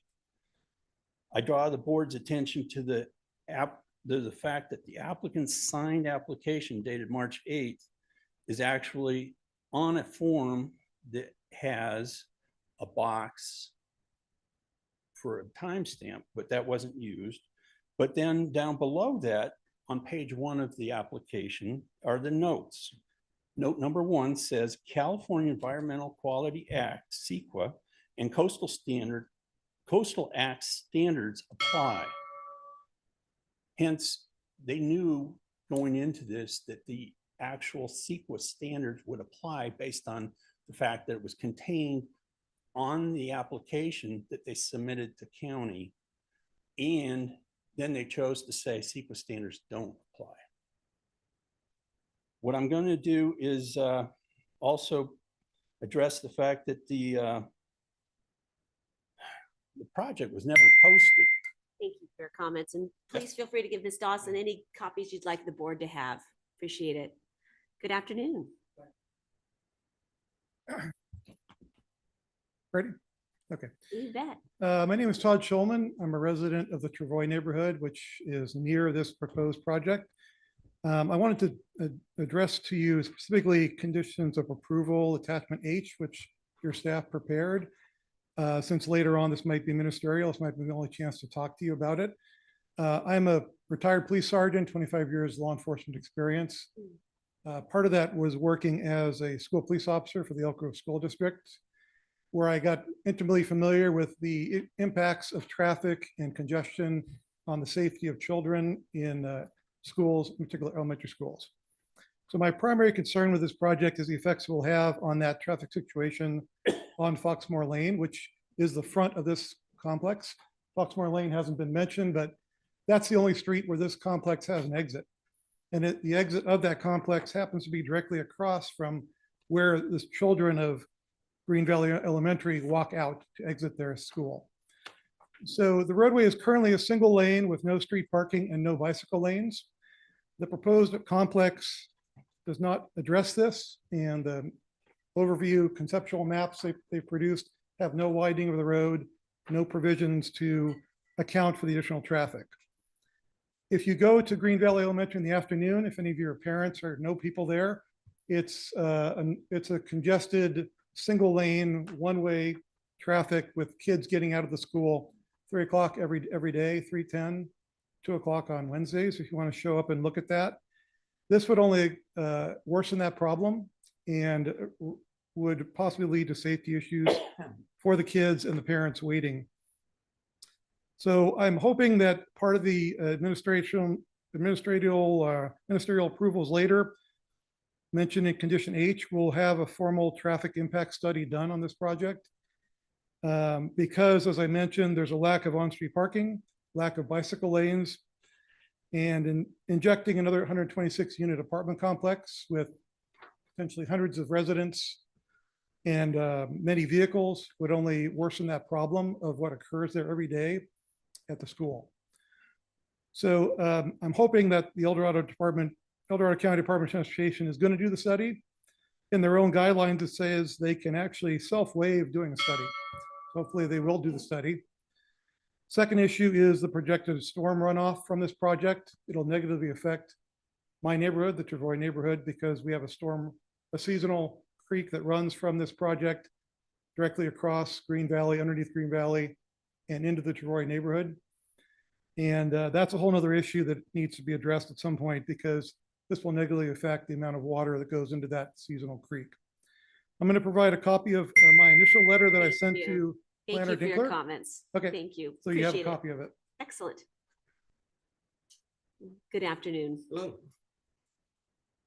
My name is Ken Elmer. I'm a resident of Sierra Crossing and I'm on the board of this HOA. The board is opposed to this development and my role here today is to provide evidence of that opposition. There are many reasons we oppose the development, but today we would like to keep the decision on hand. We would like to keep to the decision on hand to request the Board of Supervisors disapproval of tentative parcel map P24-0009. Affirmed Housing Group is attempting this piecemeal development to circumvent normal environmental review. Their words on the last hearing provide the clearest evidence of their intent when they said, and we quote, "The purpose of this parcel map is to separate out any sensitive habitat," end of quote. There is substantial case law providing adequate grounds for the Board of Supervisors to rely upon for reversing decision of the zone administrator to accommodate this piecemealing. The environmental review is so necessary. I believe it could lead to saving children's lives. In the morning and the afternoon, when children are going to and from Green Valley Elementary School, cars park on both sides of Foxmore for about 2 blocks in our neighborhood. Cars can just squeeze by each other. The road is so narrow. And even though we drive slow during these times, kids and parents present dangers almost every day. You can't see little children behind big cars. So all it takes is one forgetful moment for a horrible tragedy to occur. The current plan for this development has the entrance to the apartments located immediately across from Foxmore from the school and will thus obviously magnify this current high-risk area. There is another environmental risk not discussed. There is only one other green belt area in the area other than this one affirmed housing group intends to nuke. And that is a green belt between Greenbelt Elementary School and our neighborhood. We and about 10 other homes surrounding us back up to that green belt is about 20 to 50 yards wide and about 200 yards long. The school district has been generally responsive when we had asked them to weed abate, but there has usually been about every 5 years or so. We've been there 8 years and it's happened twice. Today, already the weeds and bushes in that area are 3 to 8 feet high. Fires typically result from human error. Unfortunately, not that many kids tend to know about this area. However, there are a couple of high natural rock structures there. And during good weather, you'll see several kids on the rocks around sunset. We have had no fires so far, but there is plenty of evidence of their parties. You add these apartments to this area and the number of kids roaming that one remaining green belt should grow exponentially, and with that, the risk of fires. This is between our homes and the back of the school. So I would expect fire containment in this hidden area would be difficult with no known fire hydrant within 200 yards. So for the environmental risk we've discussed, our homes, our schools, and our children's lives, will you please vote no against this? Well done. Thank you for your comments. Good afternoon. Hi, good afternoon. My name is May Schulman, and I live in Woodley Summit, which is off of Bass Lake Road. I'd like to take this opportunity to oppose the current process for the Bass Lake Apartments development not because I am anti-development or because I am anti-affordable housing. I think that oversimplification doesn't do anybody justice. However, I do oppose this development because I believe that all construction projects should be required to follow environmental regulations as set forth in CEQA and beyond. This project in its current state will not be required to follow environmental protections, and I do not support its efforts to parcel its way around environmentally sensitive areas in order to bypass the law. Given that this site harbors wetlands, an especially critical ecosystem, I feel that it is very important for this project to be subject to the full extent of CEQA and all proper environmental regulations. I would hope that the board prioritizes developing our community in sustainable ways that support the valid need for housing without compromising the very land on which we and future residents choose to live. It is for these reasons that I oppose the Bass Lake Apartments. Please consider voting no to the parcel appeal, or voting yes for the appeal, sorry. Thank you. Thank you for your comments. Good afternoon. Good afternoon. My name is Alex Gowdy. I'm a real estate agent in El Dorado County. And I have something that I'd like to say. In El Dorado County, there are numerous low income and high density residential apartment complexes throughout the county. And in Cameron Park, right along Cimarron Road, there's a really high dense amount of apartments right there. Throughout El Dorado Hills, Camino, Pollock Pine, South Lake Tahoe, that same density doesn't exist. So I understand Cameron Park and Rescue, they're different, but as you all know, they're combined. They're right next to each other. And this is in Rescue, but it affects Cameron Park, Rescue equally. I'm here to express concern regarding the recent approval of the tentative map P240009. The decision has sparked significant alarm, not only within me, but among members of Bass Lake Opposition Alliance and the surrounding community, and we strongly urge the Board of Supervisors to reconsider the appeal or the approval. The map exemplifies piecemeal development, a strategy that fragments projects to evade comprehensive environmental reviews. I urge the board to overturn this decision and reject the parcel map due to its environmental and public safety risks, as well as its misalignment with the county's general plan. The developer's intent to circumvent the environmental regulations under SEQA is clear. The parcel split appears to be a maneuver to facilitate future development under SB 330 and AB 2011, allowing construction to proceed without the necessary environmental assessment. Such actions pose serious threat to local wetlands and habitats for many species, including foxes, deer, bird of prey, which will be endangered by any future construction. By approving this map, the county is allowing the developer to sidestep critical protections that ensure the environment is safeguarded, particularly when sensitive habitats like wetlands are involved. Moreover, there are significant public safety concerns. I know a few of you recently visited the parcel, and Green Valley Elementary School and the nearby communities will face significant increase in traffic without adequate mitigation measures. Absence of required traffic studies for future development under SB 330 and AB 2011 amplifies the risks for school children, parents, and staff. Finally, approving this map would contradict the intent of El Dorado County General Plan. The area is currently designated for commercial use aimed at meeting the needs of a growing residential population. Permitting high-density housing in this location would eliminate crucial commercial space while intensifying demand for such services. The inconsistency would undermine the county-long development goals and place unnecessary strain on local resources. Thank you for your time. Thank you for your comments. Good afternoon. My name is Kaylee Tully, and I'm a qualified stormwater pollution prevention plan developer and a certified professional in erosion and sediment control, and I'm a resident of Rescue. The site undoubtedly holds potential for development. However, I stand before you today to raise critical concerns that must be addressed at this step before moving forward. First, let's address the wetlands. The developer's proposed parceling of wetlands raises significant concerns for me. The delineation was not conducted by a qualified biologist. I checked the wetland scientist database, and Gabe Sayron, the biologist on the reports, was not listed anywhere. A creek bed on site was also stuffed illegally with brush and isn't even acknowledged in the plans. They intend to build over it as of the last plans that I saw. This is unacceptable. We must demand a formal delineation by a certified expert to ensure the protection of our valuable wetlands. Second, traffic safety is a major concern for me as a hopefully future mom in the future. I live right across the street. The developers plan to funnel traffic from 126 units onto roads that weren't designed for that. Such volume right next to the elementary school will exacerbate the traffic conditions. It'll at least double the traffic volume. Have you driven by the site? Many of you have.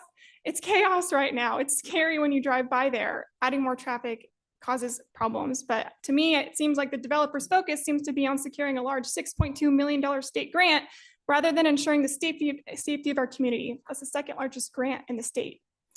Third, the scale of this project is alarming. This is one of the developer's largest projects in the state, in a small community like Rescue.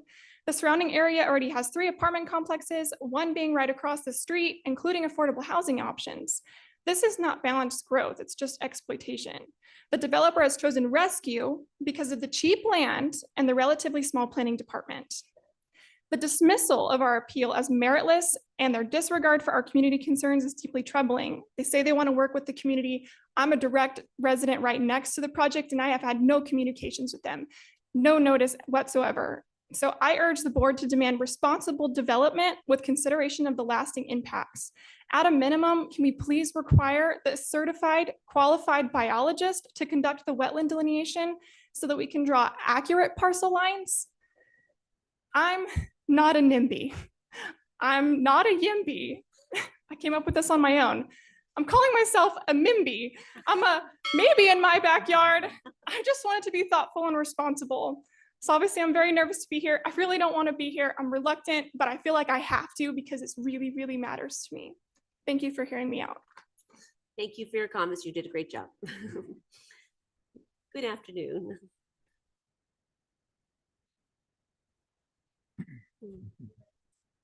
Okay. Good afternoon. Hi, good afternoon, everyone. Out of respect for the appellants, we're appearing at the end here because we're speaking here in favor of the staff's report. My name is Frank Porter. I'm a 40-plus year resident of El Dorado County, and in my retirement, I've been working as a volunteer with Housing El Dorado and a broad coalition of El Dorado County nonprofit organizations, including the Foothills Interfaith Coalition the El Dorado Community Foundation, along with local elected and appointed officials and other organizations to deal with and come up with solutions for the critical need for affordable housing in our county. And I urge you again to deny this appeal and to allow the much needed Bass Lake Family Apartment Project planning to move forward. Again, I think some have commented how the planning is going to move forward and there's other opportunities for public input along the way. As a county, we're dealing with the fact that at the past 20 years, despite policy commitments and public pronouncements to build more workforce housing, honestly, we've woefully failed. As this chart illustrates, and the information illustrates from the first 2 years of our 21-29 housing element, and I've studied the housing elements for 20 years, and they've not been productive in terms of really generating affordable housing. And unfortunately, the first 2 years of our newest housing element, we've made exactly zero progress towards building any low or very low income housing. There were 0 building permits issued compared with housing permits for upper income housing. This is a troubling slow start to the work that needs to get done. As we have for the past 20 years, we're good at building above moderate housing while failing at creating affordable housing. I urge the Board of Supervisors to fulfill the policy commitments that you've approved in the 21-29 housing element and steadfastly deliver and support affordable workforce housing. And I do so on behalf of the people that aren't here, for the local retail service employees, the local school district teachers, the classified staff, the community service district workers, county agency employees, and preschool teachers and staff who struggle to find affordable housing in our county, who in many cases commute from outside of the county because they can't find housing here. For the young adults and families in our county who are struggling to find affordable rental housing or trying to figure out how to purchase their first home, for the seniors who are being priced out of the rental housing and mobile homes and urgently need affordable housing, I urge you to turn down this appeal. If we are going to call ourselves a family-friendly county, then El Dorado County needs to actively support and encourage the construction of affordable housing for families and individuals who live, work, and attend school here. And we're not doing that now, and not on the scale we need to. So again, I urge you to turn down this appeal. Thank you for your comments. Good afternoon. Good afternoon, Chair Thomas and supervisors. My name is Kevin McCarty, resident of Somerset, former candidate for supervisor in District 2. The signature issue of my campaign was our crisis in housing affordability and the impact on our remaining open spaces from the few residential development projects moving forward in our county. I'm speaking today to oppose the appeal under consideration related to the parcel map P240009. First, I'd like to point out that while this item on the surface is a largely academic issue of a parcel split, and the applicant has effectively articulated the merit of the zoning administrator action, I'd like to just call attention to the broader housing crisis and that it is a visceral human issue with profound social consequences for our residents. New families are lucky to find any place to live in this county, and those who do are often forced to spend half their net income on shelter when utilities are added to the cost of rent. This compresses discretionary spending by our citizens, and Walmart typically earns the remaining dollars at the expense of local small businesses. Young men are stuck living with their parents as the potential to create a family of their own slips away with each passing year. Anecdotally, I only started seriously dating the woman who is now my wife once I was able to pay for my own apartment many years ago. In the absence of affordable housing options when I was in my 20s, I may not have had the blessing of fathering my 2 daughters today. Second, while we are obligated under the California State Regional Housing Needs Allocation, RHNA, it is important to recognize that this stems from the fact that housing is an essential element of human civilization. Along with physical safety, the effective planning of residential development is the most basic need and expectation from a local government. I sincerely wish that our RHNA quota for affordable housing was an irrelevant detail, an absurdly conservative target which we had already exceeded by multiples due to our strategic and insightful government planning apparatus. Unfortunately, the opposite is the case, and we have made little to no progress toward fulfilling our housing obligation under RHNA, which, as noted, is primarily for the benefit of our people, not the California state government. Which leads to my third and final point, the technical merit of the appeal. AB 2011 exists not just to spite local authority, but to fulfill an overriding public need, as noted. Ministerial review and exemption from CEQA are the primary tools by which this goal is achieved. It is remarkable that even Governor Newsom and our state legislators know that CEQA is fatally flawed and too often serves more as a cudgel to impede development than a mechanism to protect environmental resources. We must give the benefit of the doubt to the appellant, but I reserve a healthy skepticism that the primary motivation for this appeal is genuine concern for procedural practices under CEQA or the habitat of yellow-legged frogs.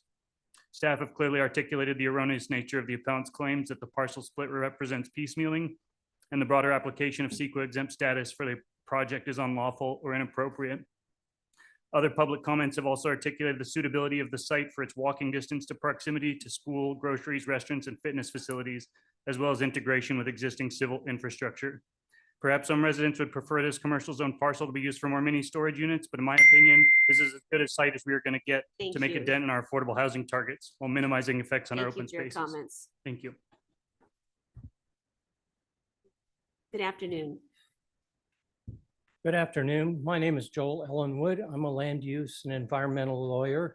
For the past 9 years, I've been in county council offices in Humboldt County and San Benito County. I currently serve as the associate counsel for the County Councils Association of California, but I'm appearing here today personally. I live on Cameron Park Lake, about a mile from the site. This afternoon at dismissal time, I drove by the property in Green Valley School and noted that traffic was lined up, as in every elementary school at dismissal time, on both sides of the road, with parents waiting for their children to be dismissed. That's occurs basically at every elementary school that I'm aware of. I picked up my grandsons from North Davis Elementary School yesterday and experienced the same traffic congestion, however temporary. I note that the matter before you is a parcel map, a minor subdivision, which creates an undevelopable, approximately 1/3 of an acre parcel that contains the delineated wetlands, separating it from a potential future project that is not currently before you. That parcel map is entitled to an exemption under CEQA, as the staff has outlined for you. And there are no overriding considerations that would make that exemption not appropriate. So I here speaking in support of Housing El Dorado to the need for development for affordable housing. What does low-income housing mean in the context? I've prepared a chart that was attached to Mr. Porter's page. If you turn that over, that is the chart of what is the median income in El Dorado County, and the range of incomes involved for an affordable housing project for a family of 4 is between $58,950 and $94,300. If you look at household size, that would include new teachers at Green Valley Elementary School based on the salary schedule for Rescue Union. The same would apply to Buckeye Union School District.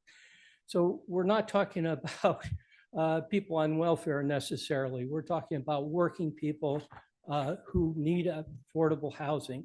Rental housing, market rate rental housing is gone through the roof. There are no 3-bedroom family apartments. So thank you for your comments. Good afternoon. Hello. Susan Staddy, Rescue resident. So in the beginning, staff confirmed, which thank you, that the parcel is a commercial professional office CPO zoning. CPO is to transition into less intensity between higher intensity uses, not to create higher intensity apartments between single family homes and the school.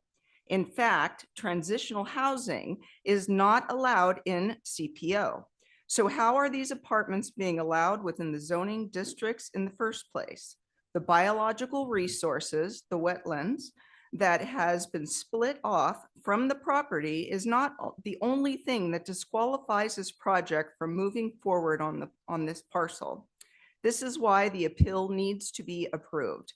And this project, if the developer wants to move forward, has to go through the correct county processes, starting with zoning and land use change being processed through the Planning Commission without using SB 330.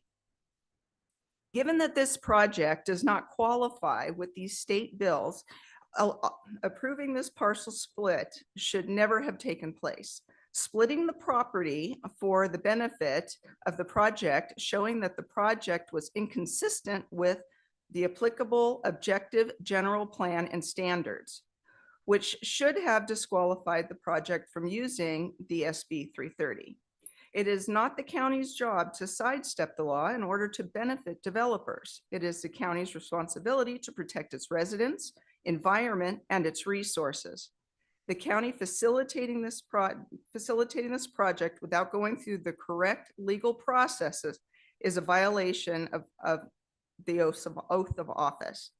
The Board of Supervisors must get a handle on this. This project violates and is inconsistent with the California Environmental Quality Act, the El Dorado County General Plan and Zoning Ordinance. This project also does not comply with applicable objective general plan and standards. In effect, at this time of the application, thus disqualifies the use of SB 330. You must accept this appeal and don't deny allowing these apartments to be built on the property. Thank you for your comments. Good afternoon. Good, thank you. You can give that to Ms. Dawson, our clerk, and she can pass them out to the board. This is the application for the AB 211 project and the SB 330 project that Affirmed Housing is going to be implementing if this lot split was to go through. So I want to make sure that everyone of you guys had a copy of that. And then also in there is a printout of the apartments that are allocated throughout El Dorado County. That's from your own El Dorado County housing webpage that shows all the apartment buildings that are available in El Dorado County. And it shows that Cameron Park Rescue, where we live, pretty much has the most out of the entire county. So that being the main reason. And just because I was handing that stuff out, am I allowed to get any time back or? No. Okay, well, it is what it is. First off, I want to thank you guys for having me come out and thank everybody else for coming out. I know it's super difficult. Can I get a raise of hand You for could everybody? please address the board, please. Can I get a raise of hand of everybody that's opposed to this project? Okay, it says pretty telling. So I know you guys have heard a lot of things and a lot of it doesn't have any bearing on the lot zone splitting. I understand that. I've heard a lot of emotional responses from people and it is a very emotional situation. But when we get down to it, we're discussing the zoning and that's really the narrow aspect of it. This zoning is being done 100% in advance of this project. That's the only reason to do it. I'm not sure if they made a mistake or this is the worst magic trick I've ever seen, but basically they just pulled back the curtain, let you see what's behind it, and then they're doing the trick in front of you. So you're supposed to ignore that whole application as if that's not going to happen. And, oh, it's just a land split. If the land split was so minuscule and it didn't matter, then they wouldn't be doing it in the first place. There's a lot of complaints about the affordable housing. No one's in opposition to affordable housing. Everybody knows that we need it. We just want it done responsibly. I don't think that's an evil ask and nobody else does either. We just want to make sure that it's done consistent with El Dorado County guidelines. And we want to make sure that all the rules and evaluation processes are being done. The SB 211 or the AB 211 and SB 330 seek to remove any authority that the county has really to make any decisions on what gets built in the county under these laws. As far as I know, it's a violation of our due process under the 14th and 5th Amendment because we're stripped of due process. We don't have any ability to fight it. The county doesn't have the ability to fight it once it starts. So the off ramp for this, here's your ace in the hole. You've got this zoning thing in front of you where they're piecemealing and you clearly can tell that everybody here doesn't want it. Nobody wants this in their area. You can approve this appeal, go back to zero. You're not asking them to do anything other than start from scratch, reapply the correct way and do this the way that everybody wants you to do it. And then it's no harm, no foul. You're not under any obligation to the state. The state can't come after you for voting in favor of this appeal. And this will be the last time that the county really can use its full authority to make any decision on this project. If you approve this map or you don't approve this appeal, they're just going to move forward with this application and then you'll have no teeth. Thank you for your comments. Please, please no applause. Thank you. Good afternoon. I apologize for being in shorts. I wasn't planning on You look speaking. just fine. I'm Tom Hogue from Sierra Crossing. listening to what I've heard today, I'm going to get back to the partial map. Put everything aside. I'm going to propose, first of all, I want you to approve the appeal. But if you don't want to do that, I want to give you another option.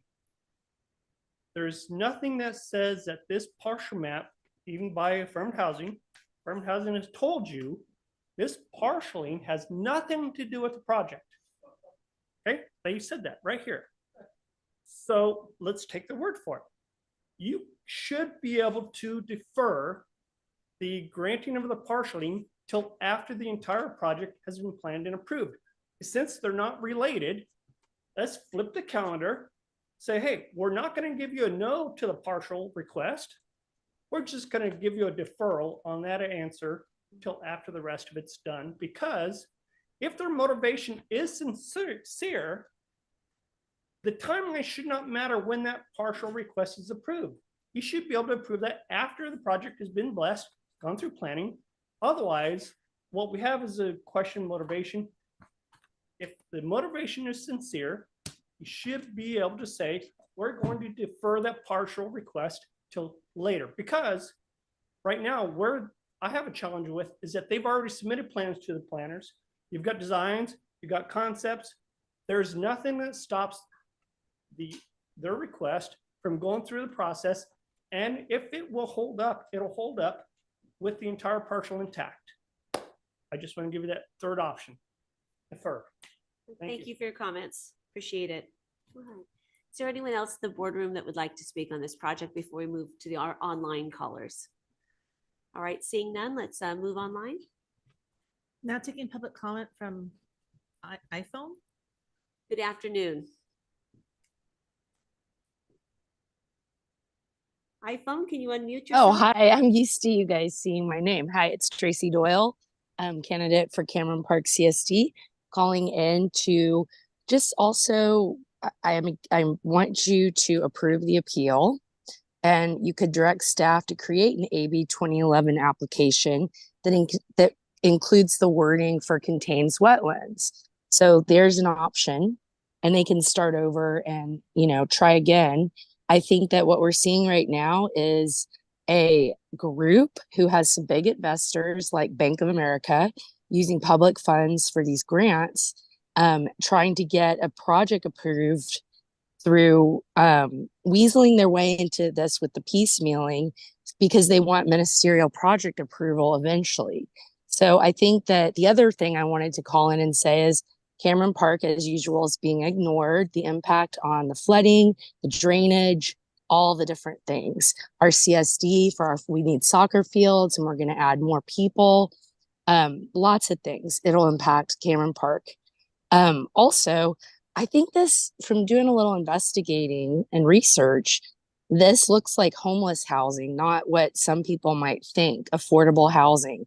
It kind of seems to me like homeless housing or, developer created housing projects, for a lack of a better description. So also I'm just wondering what the tribal consultation is in this application, and also wondering what density bonuses are that I've seen in a couple of different applications recently. So there's my solution, is to approve the appeal, direct staff to create a new application. Don't give away your power, and do what's best from a legal perspective, because I think you can see from the room that people aren't going to just roll over and allow this situation to occur. Thank you, guys. Thank you for your comments. Now taking public comment from Robin Twilley. Good afternoon.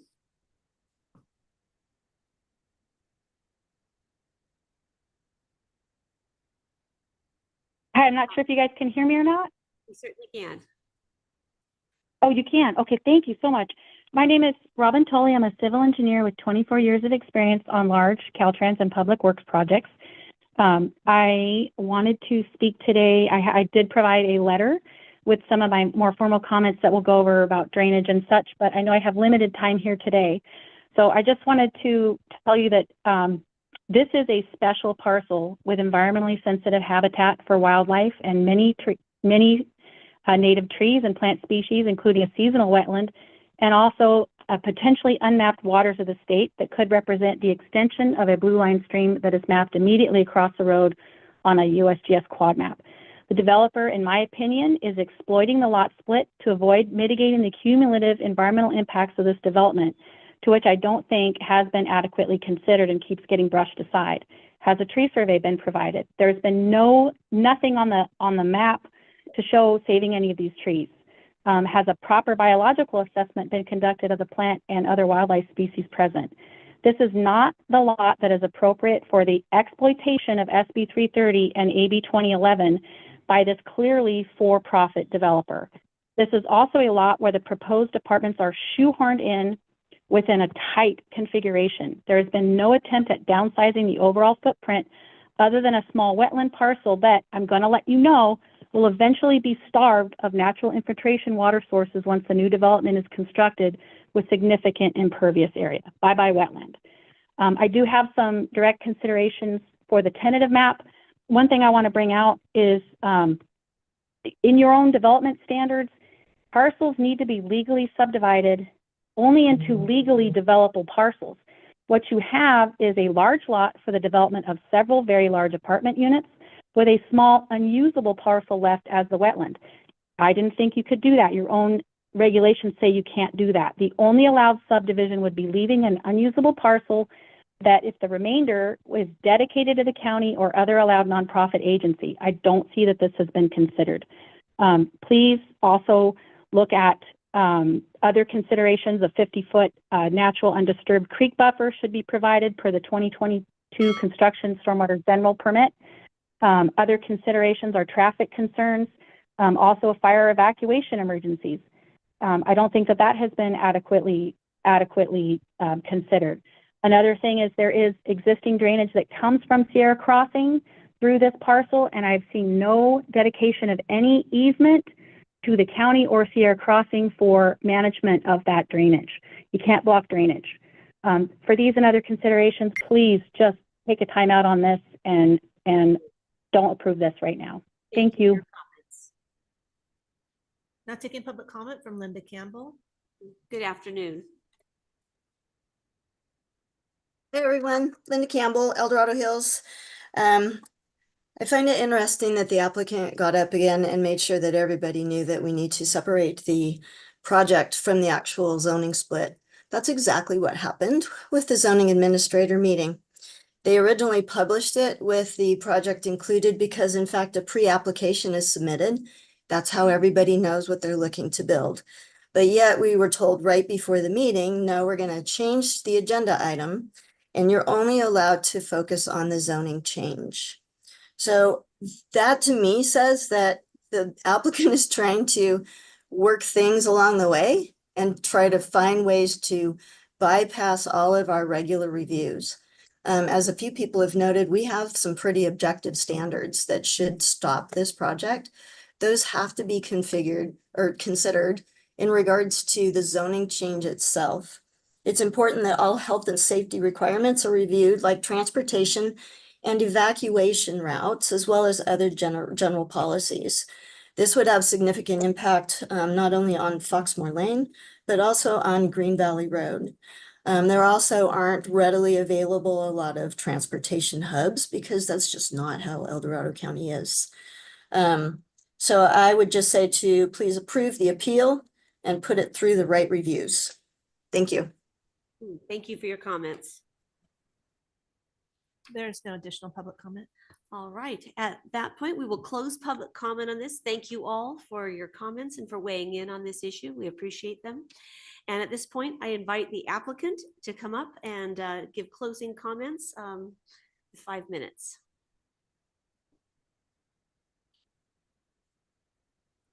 Welcome back. Thank you very much. I don't have any prepared closing remarks other than to just invite the community, the neighborhood to stay engaged in this process regardless of the outcome. We're here today after long discussion over many months with county staff and other stakeholders regarding the feasibility of anything that could be built here. We are here today at the just following El Dorado County's current processes. As we have stated, AB 2011 is a rather new law that a lot of different jurisdictions are learning to work through. And we as a developer are also learning about this law and want to do things the right way with in partnership really with El Dorado County. We're new to this community, but first and foremost is making sure that we're listening to the neighborhood. And so I invite them to stay engaged, because as we have maintained, there is no basis to have discussion regarding any specific project here, because that's not before you today. We're happy to answer all questions as it relates to how we address new development opportunities, and even the extent to which we've gone out to the community at this stage. I've listened to the neighborhood, and there's lots of comments and questions mostly, and so I'm eager to answer those questions as soon as we're able to have that conversation regarding a potential project. That is not the discussion today, but that is actually, as a project manager, it's my favorite part of the development process, is engaging with neighborhoods, figuring out what it is that neighborhoods want and how I can be contributing to providing that for a new community. But as I maintain, today, at the guidance of El Dorado County staff, speaking with council, making sure we're following all of El Dorado County's current guidance as it relates to these types of developments. There's still another step, and I invite the community to be a part of that, and I'm here to answer any questions. Thank you very much. Thank you for your comments. All right, at this point, I'll invite the applicant up, the appellant up for final comments.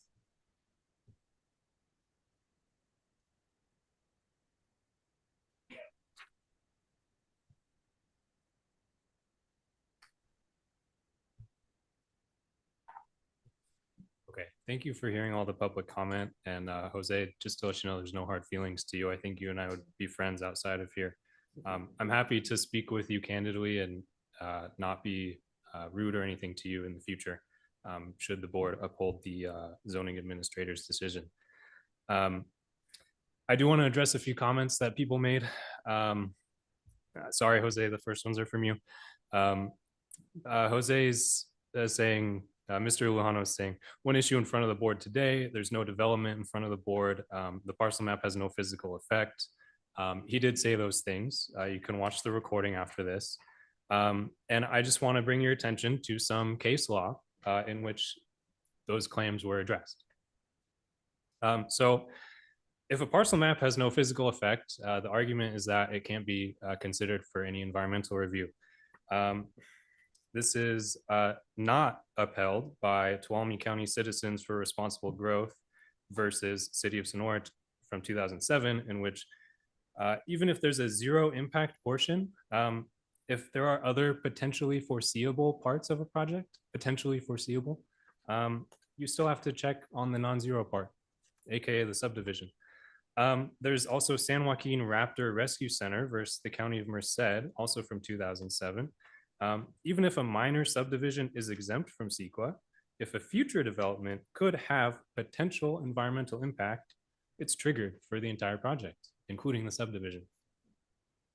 And then addressing the part, I think some people mention it about how a future project could be ministerial and therefore everything's exempt. I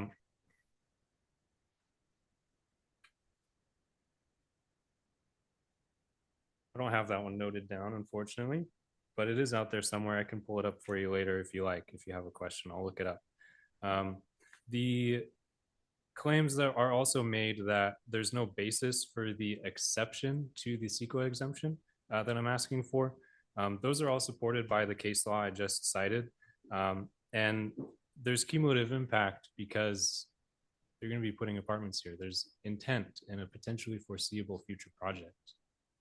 There's also unusual circumstance called piecemealing. Those two things, you know, if you find that either of those two things exist per CEQA section 15300.2, you override the CEQA exemption. There's also more claims that the parcel map is not required for a future ministerial project to be approved.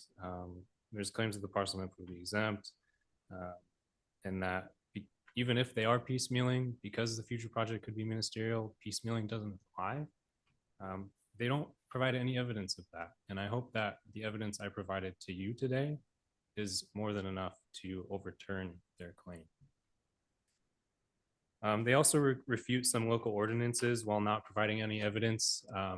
They're doing this by asking you to only consider the parcel map when in fact there is a reasonably foreseeable future project in the pre-application that one of the community members gave to you. You can look at the site plans, you can see the apartments they're proposing to build, and sure, it'll change going forward if you uphold this, but there is a reasonably foreseeable future project.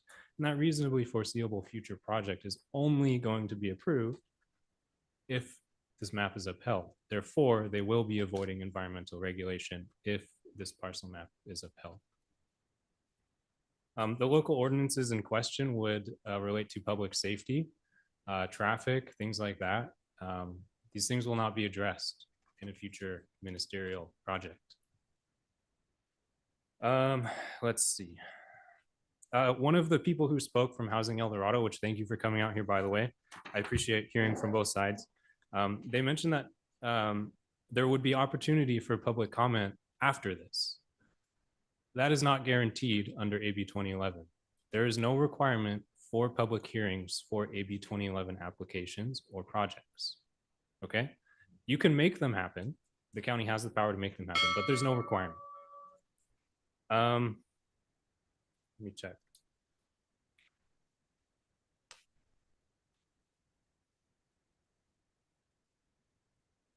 That's about all I have. I think you guys have what you need to make a decision. I'm happy to answer any questions. Thank you for your time. And for what it's worth, I do think it'd be worth it to propose finding a different parcel that does qualify for AB 2011 without piecemealing and putting it there.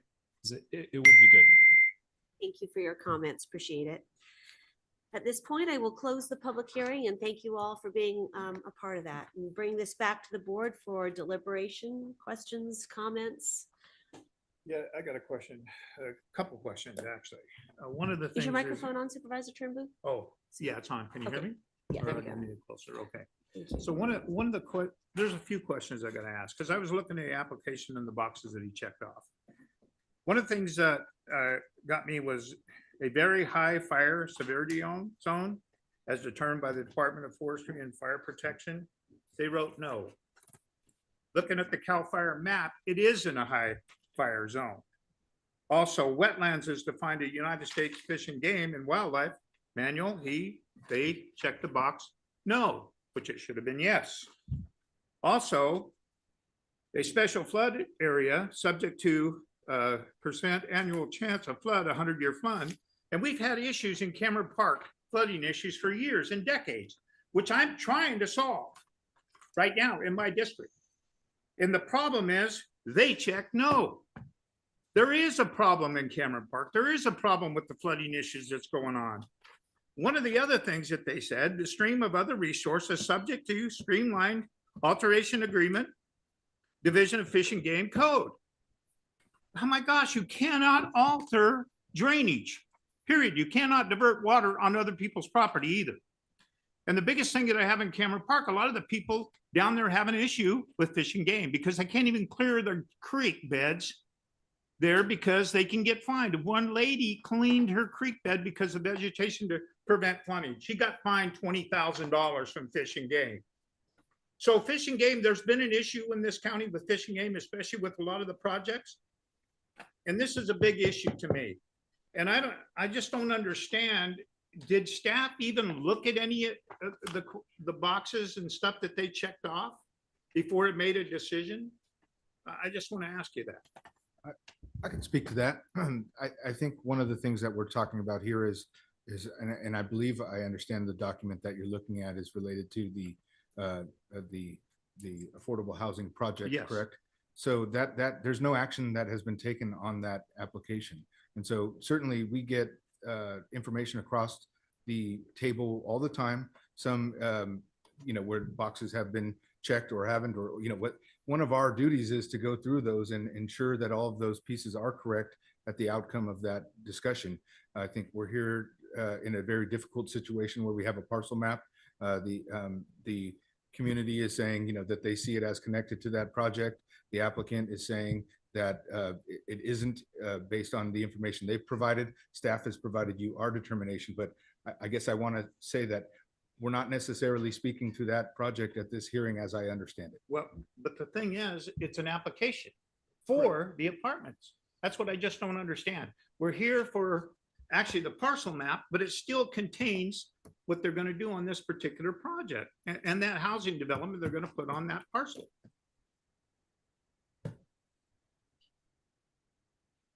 That's all. Okay, all right. Yeah, that's all I got to say. Okay, Supervisor Parlin. Wow, there's a lot here. And first I want to say that I'm not against affordable housing because we get blasted for taking a position on things, and it's unfortunate. I've said it many times here on the dais. Totally support affordable housing, but the location is critical. We have said that I don't know how many times. And I will say that many of us are kind of sick and tired of the state of California imposing legislation on us to take away our local control. Kind of had it. And this is one of those. So I also am of the mind that, and I really like what you said, Kelly, maybe MIMBY, maybe if it's really thoughtful. And I think that's the heartache, that I've been having with a lot of the projects that have been coming in lately is El Dorado County residents, the existing and future, we deserve good things and good projects that make sense. And that's why I've been fighting so hard for design standards. Our residents deserve good things. So I have a lot of concerns about the project. I know we're here just talking about a parcel map. What really got me though was when the applicant said, and I tried to put it in quotes and write fast, so I might have misquoted you, but something about the parcel map's not needed to qualify for AB 2011. So then why are we doing this? It doesn't make any sense to me that you're asking for something to parcel off a wetlands. And I know that we do that in projects. We do projects. We do whole projects though, typically, where there might be a remainder parcel, but it's analyzed as part of a whole project and we have the remainder in this project. And that's what is just really, I feel like it's this chicken and the egg thing with this particular situation, and it's not sitting well at all. So I'm gonna ask county counsel, and I'm sure he's expecting this question, I think. The whole thing about legal parcels, right? Is making a parcel split without any intentions of making that a usable parcel. Is that normal? Do we normally do that? Does our code speak to that? What big picture of all of this? This just seems odd. I think that's correct. It is odd. That's not to say it's disallowed, but we don't typically see a parcel map with the sole purpose of creating one developable parcel and one remainder parcel. But we also don't believe that it's prohibited by the Subdivision Map Act. Okay. So my concern is that this could be precedent setting, another precedent setting thing we're doing today. Lots of that today. It's been a big day. So I'm very concerned about this issue, and I have a bad feeling, honestly, that no matter what we do today, it's going to be challenged. Is that probably a likely outcome, do you think? Or, given everything that's going on in the conversations? I'm not very good at handicapping odds like that, but I will say that, this does present a fairly novel issue that is kind of at the intersection of some of our CEQA jurisprudence with some of the new state affordable housing legislation. Right. So it is difficult to kind of predict what the outcomes might be when we're kind of tip of the spear here on these legal issues. Okay. I think that's all I got for, and if we could, is AB 2011, it got renewed, right? We're stuck with it for several more years. Is that correct? Do you guys know? I think I originally it was going to expire, but I think it got renewed. But if it got renewed, could we please get an application so that we have an application like the other jurisdictions, please? Understood. Yeah. Okay. Supervisor Lane. So I just want to understand a couple nuances. Are you comfortable with answering very specific questions targeted to AB 2011 or SB 330? Do you understand the legislation? Staff has done our best to understand the legislation, and we will do our best to answer any Okay, questions you that you can have. you can probably answer my questions. I don't think that they're particularly heavy duty, but did AB 2011 contemplate the subdivision of a parcel map in order to make a project eligible?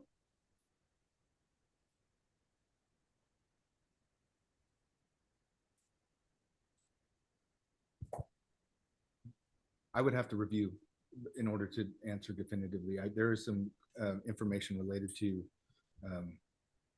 there's a lot of information within AB 2011, but I can't speak to necessarily how it envisioned it working, but it does speak to ministerial parcel map components. But, so I would have to probably do a little bit of review to answer very specifically, and maybe even speak with counsel on the intent of the policy. We're certainly, we rely on, doing our best, but also conferring with our legal counsel on how to interpret these. Legal counsel's He's behind right you. behind And you. I would ask that you speak more in the microphone, Rob. And I think before Jefferson gets up, because I think part of the issue that you always ask the most pointed and difficult questions, Supervisor Lane, because you're getting to kind of the heart of the issue here. And I think it was noted both but in the appellant's presentation as well as in the applicant's. And there is a bit of a dispute as to whether or not the project would qualify for AB 2011 with the wetlands on the parcel, so long as, in the applicant's view, so long as the site is designed in such a way that it avoids the wetlands, or must it be carved out? And that's kind of I was hoping Jefferson may be able to address, because I think that that's been the subject of some discussions with staff and perhaps even with HCD. So Supervisor Lane, perhaps I'll start with your question. There's the CEQA exemption that staff has put forward.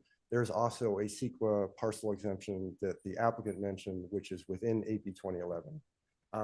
Staff did not find that exemption applicable here. That's why the other exemption is being put forward. And to be frank, staff is in agreement in the language on AB 11 applies to the entire parcel. I think that's the reason we're here. I think the reason you might, I think, not to put words in the applicant's mouth, but I think they're keeping all their options open should there be a challenge. I think they would want to take the position that the parcel map is not required at all, and then all these other issues as well. But staff has taken the position that we follow the HCD guidelines, which, not to mix these all together, but basically all these streamlined projects use all the prerequisites of SB 35, and then newer things like 2011 just go back to that same set of standards. And when that talks about wetlands, the HCD guidelines say that they should not be on the entire parcel. The applicant is taking the position that it's the site, and the site does not include the entire parcel. That hasn't been the staff position. Yeah, that's the confusing part that I'm trying to sort out. So the appellant asked who represented the Tahoe area. And as you know, our land use up in Tahoe is very different. So again, I'm trying to understand, simply because a parcel has sensitive land as part of it, doesn't in Tahoe mean it's not developable, but it might affect how much it's developable. So I'm wondering, I don't even know if that's a word, it's hard to say. It is developable. now. Yeah. I'm wondering though, this is 6.5% of this parcel has been identified as wetland. The information that the appellant, thank you for bringing that forward, showing the various checklists that other counties have done. It's just a checklist. Answering yes, what does that mean to SB or AB 2011? If you answer yes to the simple question of, does it involve wetlands, whether it's a portion of the parcel or the whole parcel, how does that, is that affected by 2011? Does that automatically make you ineligible, or is there a second layer of, if it's, I noticed that there's percentages on some of the checklists, it says 75%. If 75% is not wetlands, does that change anything? I mean, the question of, does it involve wetlands? What does that answer affect? I think the staff position has been, we follow the HCD guidelines and we look at the entire parcel, not percentages. Although that's specific to wetlands, SB 35 and those prerequisite lists have a whole host of criteria you look at. Some of them may be parcel specific, some might be site specific, but at least as far as wetlands, the county staff position is that you look at the entire parcel. And the entire parcel is not wetlands. You would, if there's wetlands on the parcel, you do not meet the prerequisites for streamlining. I would just add that, those checklists are intended to, provide information related to AB 2011, but also that, they rely on objective design standards, which we had quite a bit of conversation about recently. And so to look at every one and know whether they have objective standards that support certain questions on their checklist, we haven't done that research or analysis. And then my final question at this point, and I'm anxious to hear from my other colleagues, but that is, the subdivision doesn't change the parcel number. It's still the same parcel number, correct? Subdividing the parcel doesn't create two parcel numbers, right? It's just still the one parcel number. Generally, a Excuse me, no parcel comments from the split, audience, please. generally a parcel split does create a separate APN. Assessor's parcel number. Yeah, So yeah, So yeah. I knew what you generally, meant when by you do that. a parcel split, it does create a, and there can be, even some parcels have multiple APNs, depending on if a tax, zone splits their parcel or what have you. Administrative parcel numbers, they're called. But yeah, generally, when you're creating a new parcel, it does. And I would speak to, one of the other pieces that kind of came up is about developability. And, as I'm looking at this project and other projects that we look at, there are many subdivisions that we bring in front of your board or the planning commission or the zoning administrator, or parcel maps that include landscaping lots, or include even in the neighboring residential at the south end of Unit 1, there is drainage lots that are undevelopable and are used to convey water. And so, it's not uncommon that you would have an undevelopable sort of a lot, but in this instance, it isn't the norm that we would be creating this remainder. But the subdivision ordinance does allow for the creation of remainder parcels. And so, as staff has presented to you, within the confines of the rules that we believe we have in front of us and the regulations that the state has provided us, we've done our best to navigate this process and bring it in front of the zoning administrator, and then with the appeal in front of your board today. Thank you for that. Yes, and I was I misread the staff report. So I had it in my head that for some reason you weren't changing the parcel number, but it doesn't even say that. So that's just my confusion. I'm glad I clarified that. So thank you. Thank you. Just to clarify what you just said though, Rob, I want to understand it better. You said that we often create remainder parcels, drainage, landscaping, whatever, but we create that as part of a full project, right? We don't go and parcel out the drainage first and then work on a project and then, or landscape, it's part of a project together. The whole thing's considered together, correct? For many of those projects, yes, it's part of the entirety of like a subdivision, but I was just using the example of, lots are used in a lot of different ways. Yeah, okay. Supervisor Heidel. So I just need some help in understanding planning's process when you receive an application, because my experience with CEQA, you do initial study, people respond, you do a verification, no, that's not the right category, and here's why. But that really just starts a discussion relative to project approval. When you have a ministerial project, it's a little bit different in what you can do related to CEQA. But when you received this application, how did you respond to it? Or did they basically say, we're not going to proceed with it? And so you haven't responded? And this is the project, not obviously the parcel I'm referring to. Where are you? What is your normal process in responding when you receive an application of that type? So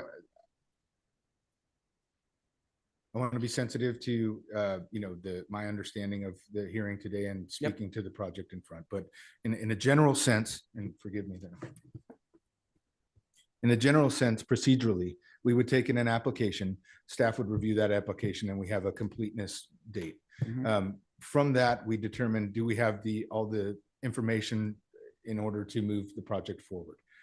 At that time, generally based on that information, you are making a CEQA determination. That determination isn't always an initial study. Okay. One of the determinations can be it's CEQA exempt. Yep. One of the determinations could be it needs an initial study and you could end up in a negative declaration or a mitigated negative declaration. One of the other alternatives would be it could be an EIR that could or could not include an initial study. It's not required. So when you're talking about how you get from sort of the initial application submittal, it's based on the materials provided. We look at the information that we have in front of us for that particular application, and then we see related based on our understanding of course, CEQA and the project, we make a determination on CEQA. In this instance, due to its location within a census urbanized area, which is an important consideration for AB 2011 and all of these streamlining provisions, and we talked about that, you have to be within that. There's some qualifying steps to even get to those pieces. But, in order to utilize the CEQA exemption that was provided by staff, you have to be within an urbanized area. It's a minor land division. It's surrounded by development. In this instance, that for the parcel map, it meets that criteria as far as staff was concerned. So let me be a little bit more specific. When you receive an application and it says no wetlands, and yet you check and there is wetlands there, how do you respond to the applicant with knowing that the way they submitted their application has errors in it? Yeah, generally we would provide, during either communications with the applicant or a technical advisory committee meeting, or, we would say, hey, this information has been provided to us. We see otherwise, and you would have that discussion and you would ask for additional information as necessary to get to, where you're processing the project in a way where you believe you're bringing forward the information to the decision makers. So there's checks and balances. You just don't accept what they submitted carte blanche. This is the way we're going to process it, because there could be challenges. As you might be aware, we have a lot of projects that stay in incomplete status, right, while we try to work on studies that are required, information that staff is asking for, so that we have a lot of that. We can really only base our request on checklists that are provided and per CEQA. So those are the two opportunities to ask for additional information. The original is what's outlined on our checklist, and we've acknowledged that we don't have an AB 2011 checklist. We do have a parcel map checklist. And so the materials that are required for the parcel map checklist, those have to be, provided to staff in order to move forward. And that's that deemed complete situation. The other piece, and it's kind of a disclaimer, but it says, as you move through the process, you can't ask for anything more than what's on those checklists unless it's related to sort of CEQA determination or analysis. That's Okay. the other avenue. So my second question is for county council, and the question that's been raised is piecemeal development or segmentation. And I heard the comment, we think it's consistent with, I believe, the Subdivision Map Act, but what really constitutes piecemealing when you get to that level? It seems to me like it's somewhat subjective, at least the way I read it. So can you give me any clarification of what's on the side of piecemealing and what isn't, where it applies here? I don't know if I'm prepared to provide you examples. I can say I think that the appellant did a very fine job in describing some of the restrictions that come into play when you're dealing with a CEQA and project that has multiple entitlements at issue.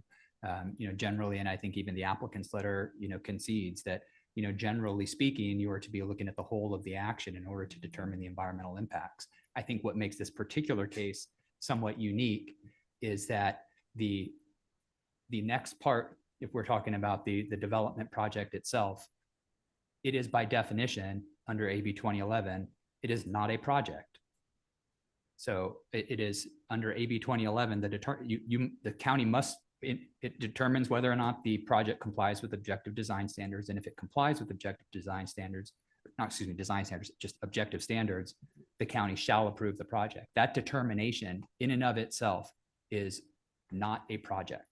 So that's, I think, one of the key distinguishing factors here is that second thing is not a project. And just for frame of reference, under CEQA, a project is an activity which may cause either a direct physical change in the environment or reasonably foreseeable indirect physical change in the environment. So AB 2011 is saying that that next portion of this project is not that. It is not a project. And I think that's what makes this so unique, unfortunately. So you can't piecemeal something that isn't a project. Jeez. Is that what I heard you say? Yeah. That is essentially what the applicant has expressed in their letter. But it's not a project yet. We keep being told we're just looking at a map, not a project. I mean, I we're think not he's even. saying it's never a project under AB 2011. Yeah, but if we're just looking Well, at the map that's in front of us, then see what I'm saying? The circular logic is really Understood. mind-numbing. And that's where as Rob was indicating, the map in and of itself is subject to an independent CEQA exemption for minor land divisions. Do you have anything else? No, this Mr. is very Heidel? nuanced. All right, it is very nuanced. It Okay. totally is. I apologize, I did not catch your last name, Jose, but I do have a direct question for you, if you will indulge me. What was your last name? Yes, Jose Lujano. Lujano? Yes, Lujano. Mr. Lujano. You've heard the conversation today, and I think just gonna ask you very, very directly, why are you seeking this parcel split? Yeah, we don't want to put any words in county staff's mouth, but in meeting with them, this was the preferred pathway forward. Excuse me, no comments from the audience, please. Yeah, Thank you. so like I said, this is the county's first AB 2011 project. It's also our first AB 2011 project. I also just want to note, we do have our counsel on the line who could answer some of these questions if you're so My interested. only question is, why are you seeking this parcel split? Yeah, so it really is at the direction of the county staff so that we could follow, it is really their interpretation that we need to do this step first. We do not believe that is necessary as part of AB 2011, but we're more than happy to work under whichever process county staff deems adequate to get there. But This is not the county's project, no. right, but we need your approval in order to move this forward. That's the position that staff has taken because there exists this condition on the site, right, where there's a small section that contains wetlands, whereas the rest of it does not. Staff has asked us to go through this parcel map process first. AB 2011 is clear. A project is not eligible if it is a site that contains wetlands. And again, I know this is some of the confusion, but how can I speak on a project if what's before the county today is just the parcel map? But I'm happy to go into that That's fine. nuance. That's fine. how we You've see it. answered it. You've answered it. Thank you Yeah. very much. You let me sit down. Thank you very much. Yeah. Okay. So here's where I am. I'm coming to a conclusion that I didn't expect to have. As I was hearing both sides with both the applicant and the appellant, I understood that the question before us was just a parcel map. And that the future development of this site was not on the table before us. And I take processes very, very seriously. We can never conflate other issues in what's before us. And I wrote down as as this process was unfolding, that the appeal at the point, midway through this process, seemed to be based on an assumption of a development in the future, and whether that assumption was correct or not was not for us to decide. And then that was before I realized that we had a pre-application in, and that made a huge difference. Because to me, I find it disingenuous that to say, and I do quote the applicant, that there's no basis to have a discussion on a project, which is not before us today, and yet there's a pre-application process in, when you would not be able to have this project under a streamlined process if you didn't remove this wetland. And so I just find it disingenuous to do a parcel split first and then say we can't consider any other development when we have a pre-application process in front of us. Yeah. Exactly. So that's where I am landing, and it's very, very rare that I seek to overturn staff's recommendation, and yet this is not our project. I understand our staff is under also very prescribed processes and findings that they need to do. But I find it disingenuous from the applicant that it's before us today. So what is the will of the board on this? Any other discussion? Well, I just want to say thank you for articulating it so Yes. well, because that was what was in my brain. What came out was not as articulate as Yeah, what you I know. said. So thank you for that. I totally agree with you. So was that a motion? Did you make Got a a motion? motion? Or do you want more? Well, we can have a first there any and a other second further- and then discussion. Let's see. Said I was Well, not. I'll just comment too that, the state of California has tried to make affordable housing more streamlined, therefore an incentive to developers to create the kind of housing that we know we need. And I know that in the Tahoe Basin, we have incentives for affordable housing because we don't get those applications. Similar to what the data is that was presented to us earlier, that El Dorado County, is not doing anything really in the low income and housing arena. We do have mandates from the state of California that says we're supposed to build so much, and we're not getting there. And so making a process that the state of California has come up with to try to exempt these types of developments from CEQA is also a way of keeping them more affordable. The elimination of wetlands by SB 2011 is, well, those are their rules. Right. And I think that trying to put, a square peg into a round hole is problematic. And it's almost like when we talk about cell towers, they say you can't think about the health effects on anybody. You go, how can I not? This is similar. This is allowable under normal circumstances, but because we know that its end goal is to manipulate a different system and it's not that I think CEQA is great. We do CEQA up in Tahoe all the time. It's super expensive and it's always debatable. The outcome is always debatable. So, I don't have a problem with the trying to eliminate the CEQA part, but I just don't think we went about it the correct way by trying to carve out this one little piece so that you can be eligible for the state funding. I don't know. I'm so for affordable housing. I went and saw the site. I know a lot of you don't think that it is a good site anyway, but I think it is amazing. It's near shopping, it's near schools, it's on main roads, and it's surrounded by residential. But gosh, if you're not supposed to build affordable housing on any parcel that has wetlands, why you would buy that one and then try to go about it this way? I'm struggling like you are to be able to be okay with that. Needs to be an honest process. Yeah. Can I ask the applicant one question? Sure. Kind of as a follow-up for clarity. I think you said whether you get this parcel split or not, you're going to proceed with submitting an AB 2011 project. Is that correct or incorrect? I heard that I just too. kind of want to understand what's ahead of us here. So, kind of looking forward, if the appeal is granted, what is your next step and how does that interact with planning and where are we going from here? I haven't had an opportunity to think that in depth about what exactly happens next. I know that there are, it could go many different ways. We could come back to staff and, try to go through the process that, is fairly across the board, zoning, et cetera.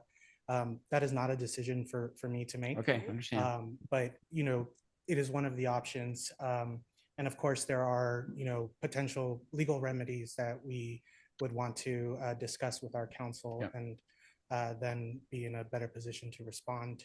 But yeah, that is to be. Okay, so it's indeterminate at this point. All right. Thank you. Thank you. Yep. All right. So based on the discussion, I move to approve the appeal submitted by Wesley Tonks, PA 24001, and overturn the approval of P 240009, Affirmed Housing Group, with direction to staff to return the findings of denial based on the Board of Supervisors' direction. I'll second.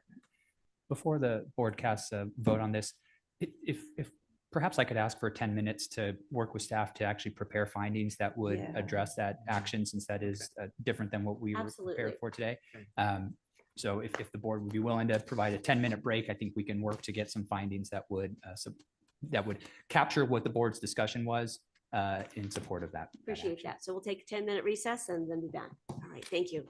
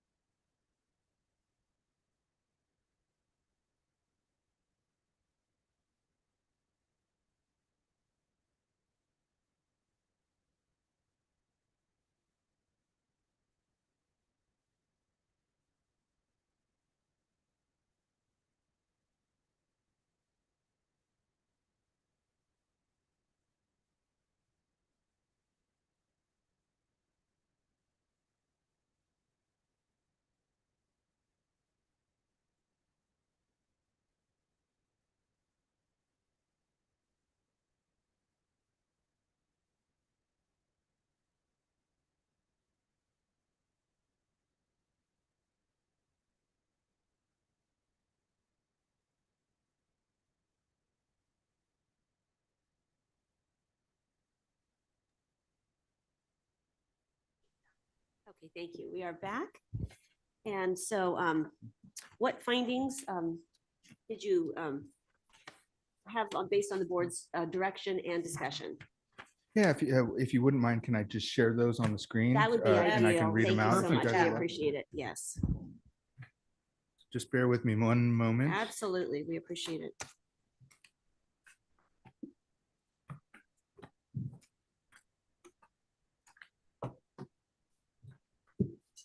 Okay, so what I'm sharing with you here is and I'll scroll up to the top. You did that quickly. Maybe. My goodness. If it lets me. Okay, so this is a resolution setting forth a decision of the board upholding the appeal and denying the project, just so we're clear on that. And the findings that staff has put together for your consideration are the full 4 bullet points here.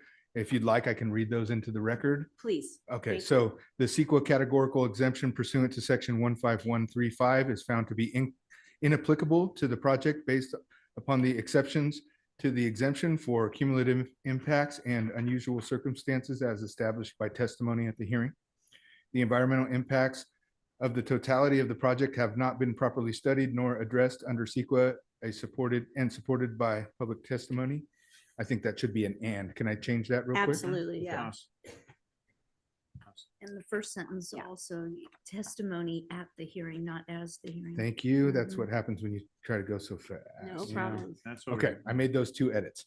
So the third bullet being approval of the parcel map would conflict with El Dorado County Code Section 120.44.030C based on evidence in the record related to the appropriateness of the remainder parcel, and accordingly, the parcel map is disapproved. Public testimony was also received demonstrating inconsistency with 120.44.030 A and B, which are generally related to consistency with the general plan. And then the 4th bullet, approval of the parcel map would be detrimental to the public health, safety, and welfare or injurious to the neighborhood based on evidence in the record before the board. All right. I amend my motion to include the findings that are before us today. Okay, I'll second. Any further discussion? All those in favor say aye. Aye. Aye. Motion carries unanimously. So thank you all. It was a interesting discussion.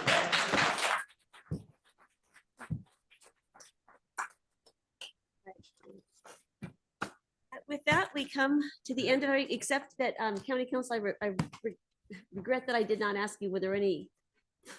Sorry, we've been at this since 8:30 this morning, so I apologize. Report outs from closed session. Thank you, Madam Chair. There were no actions to report out of closed session. All right, so great. So with that, it is 5:39 and we are adjourned. Good night, El Dorado County.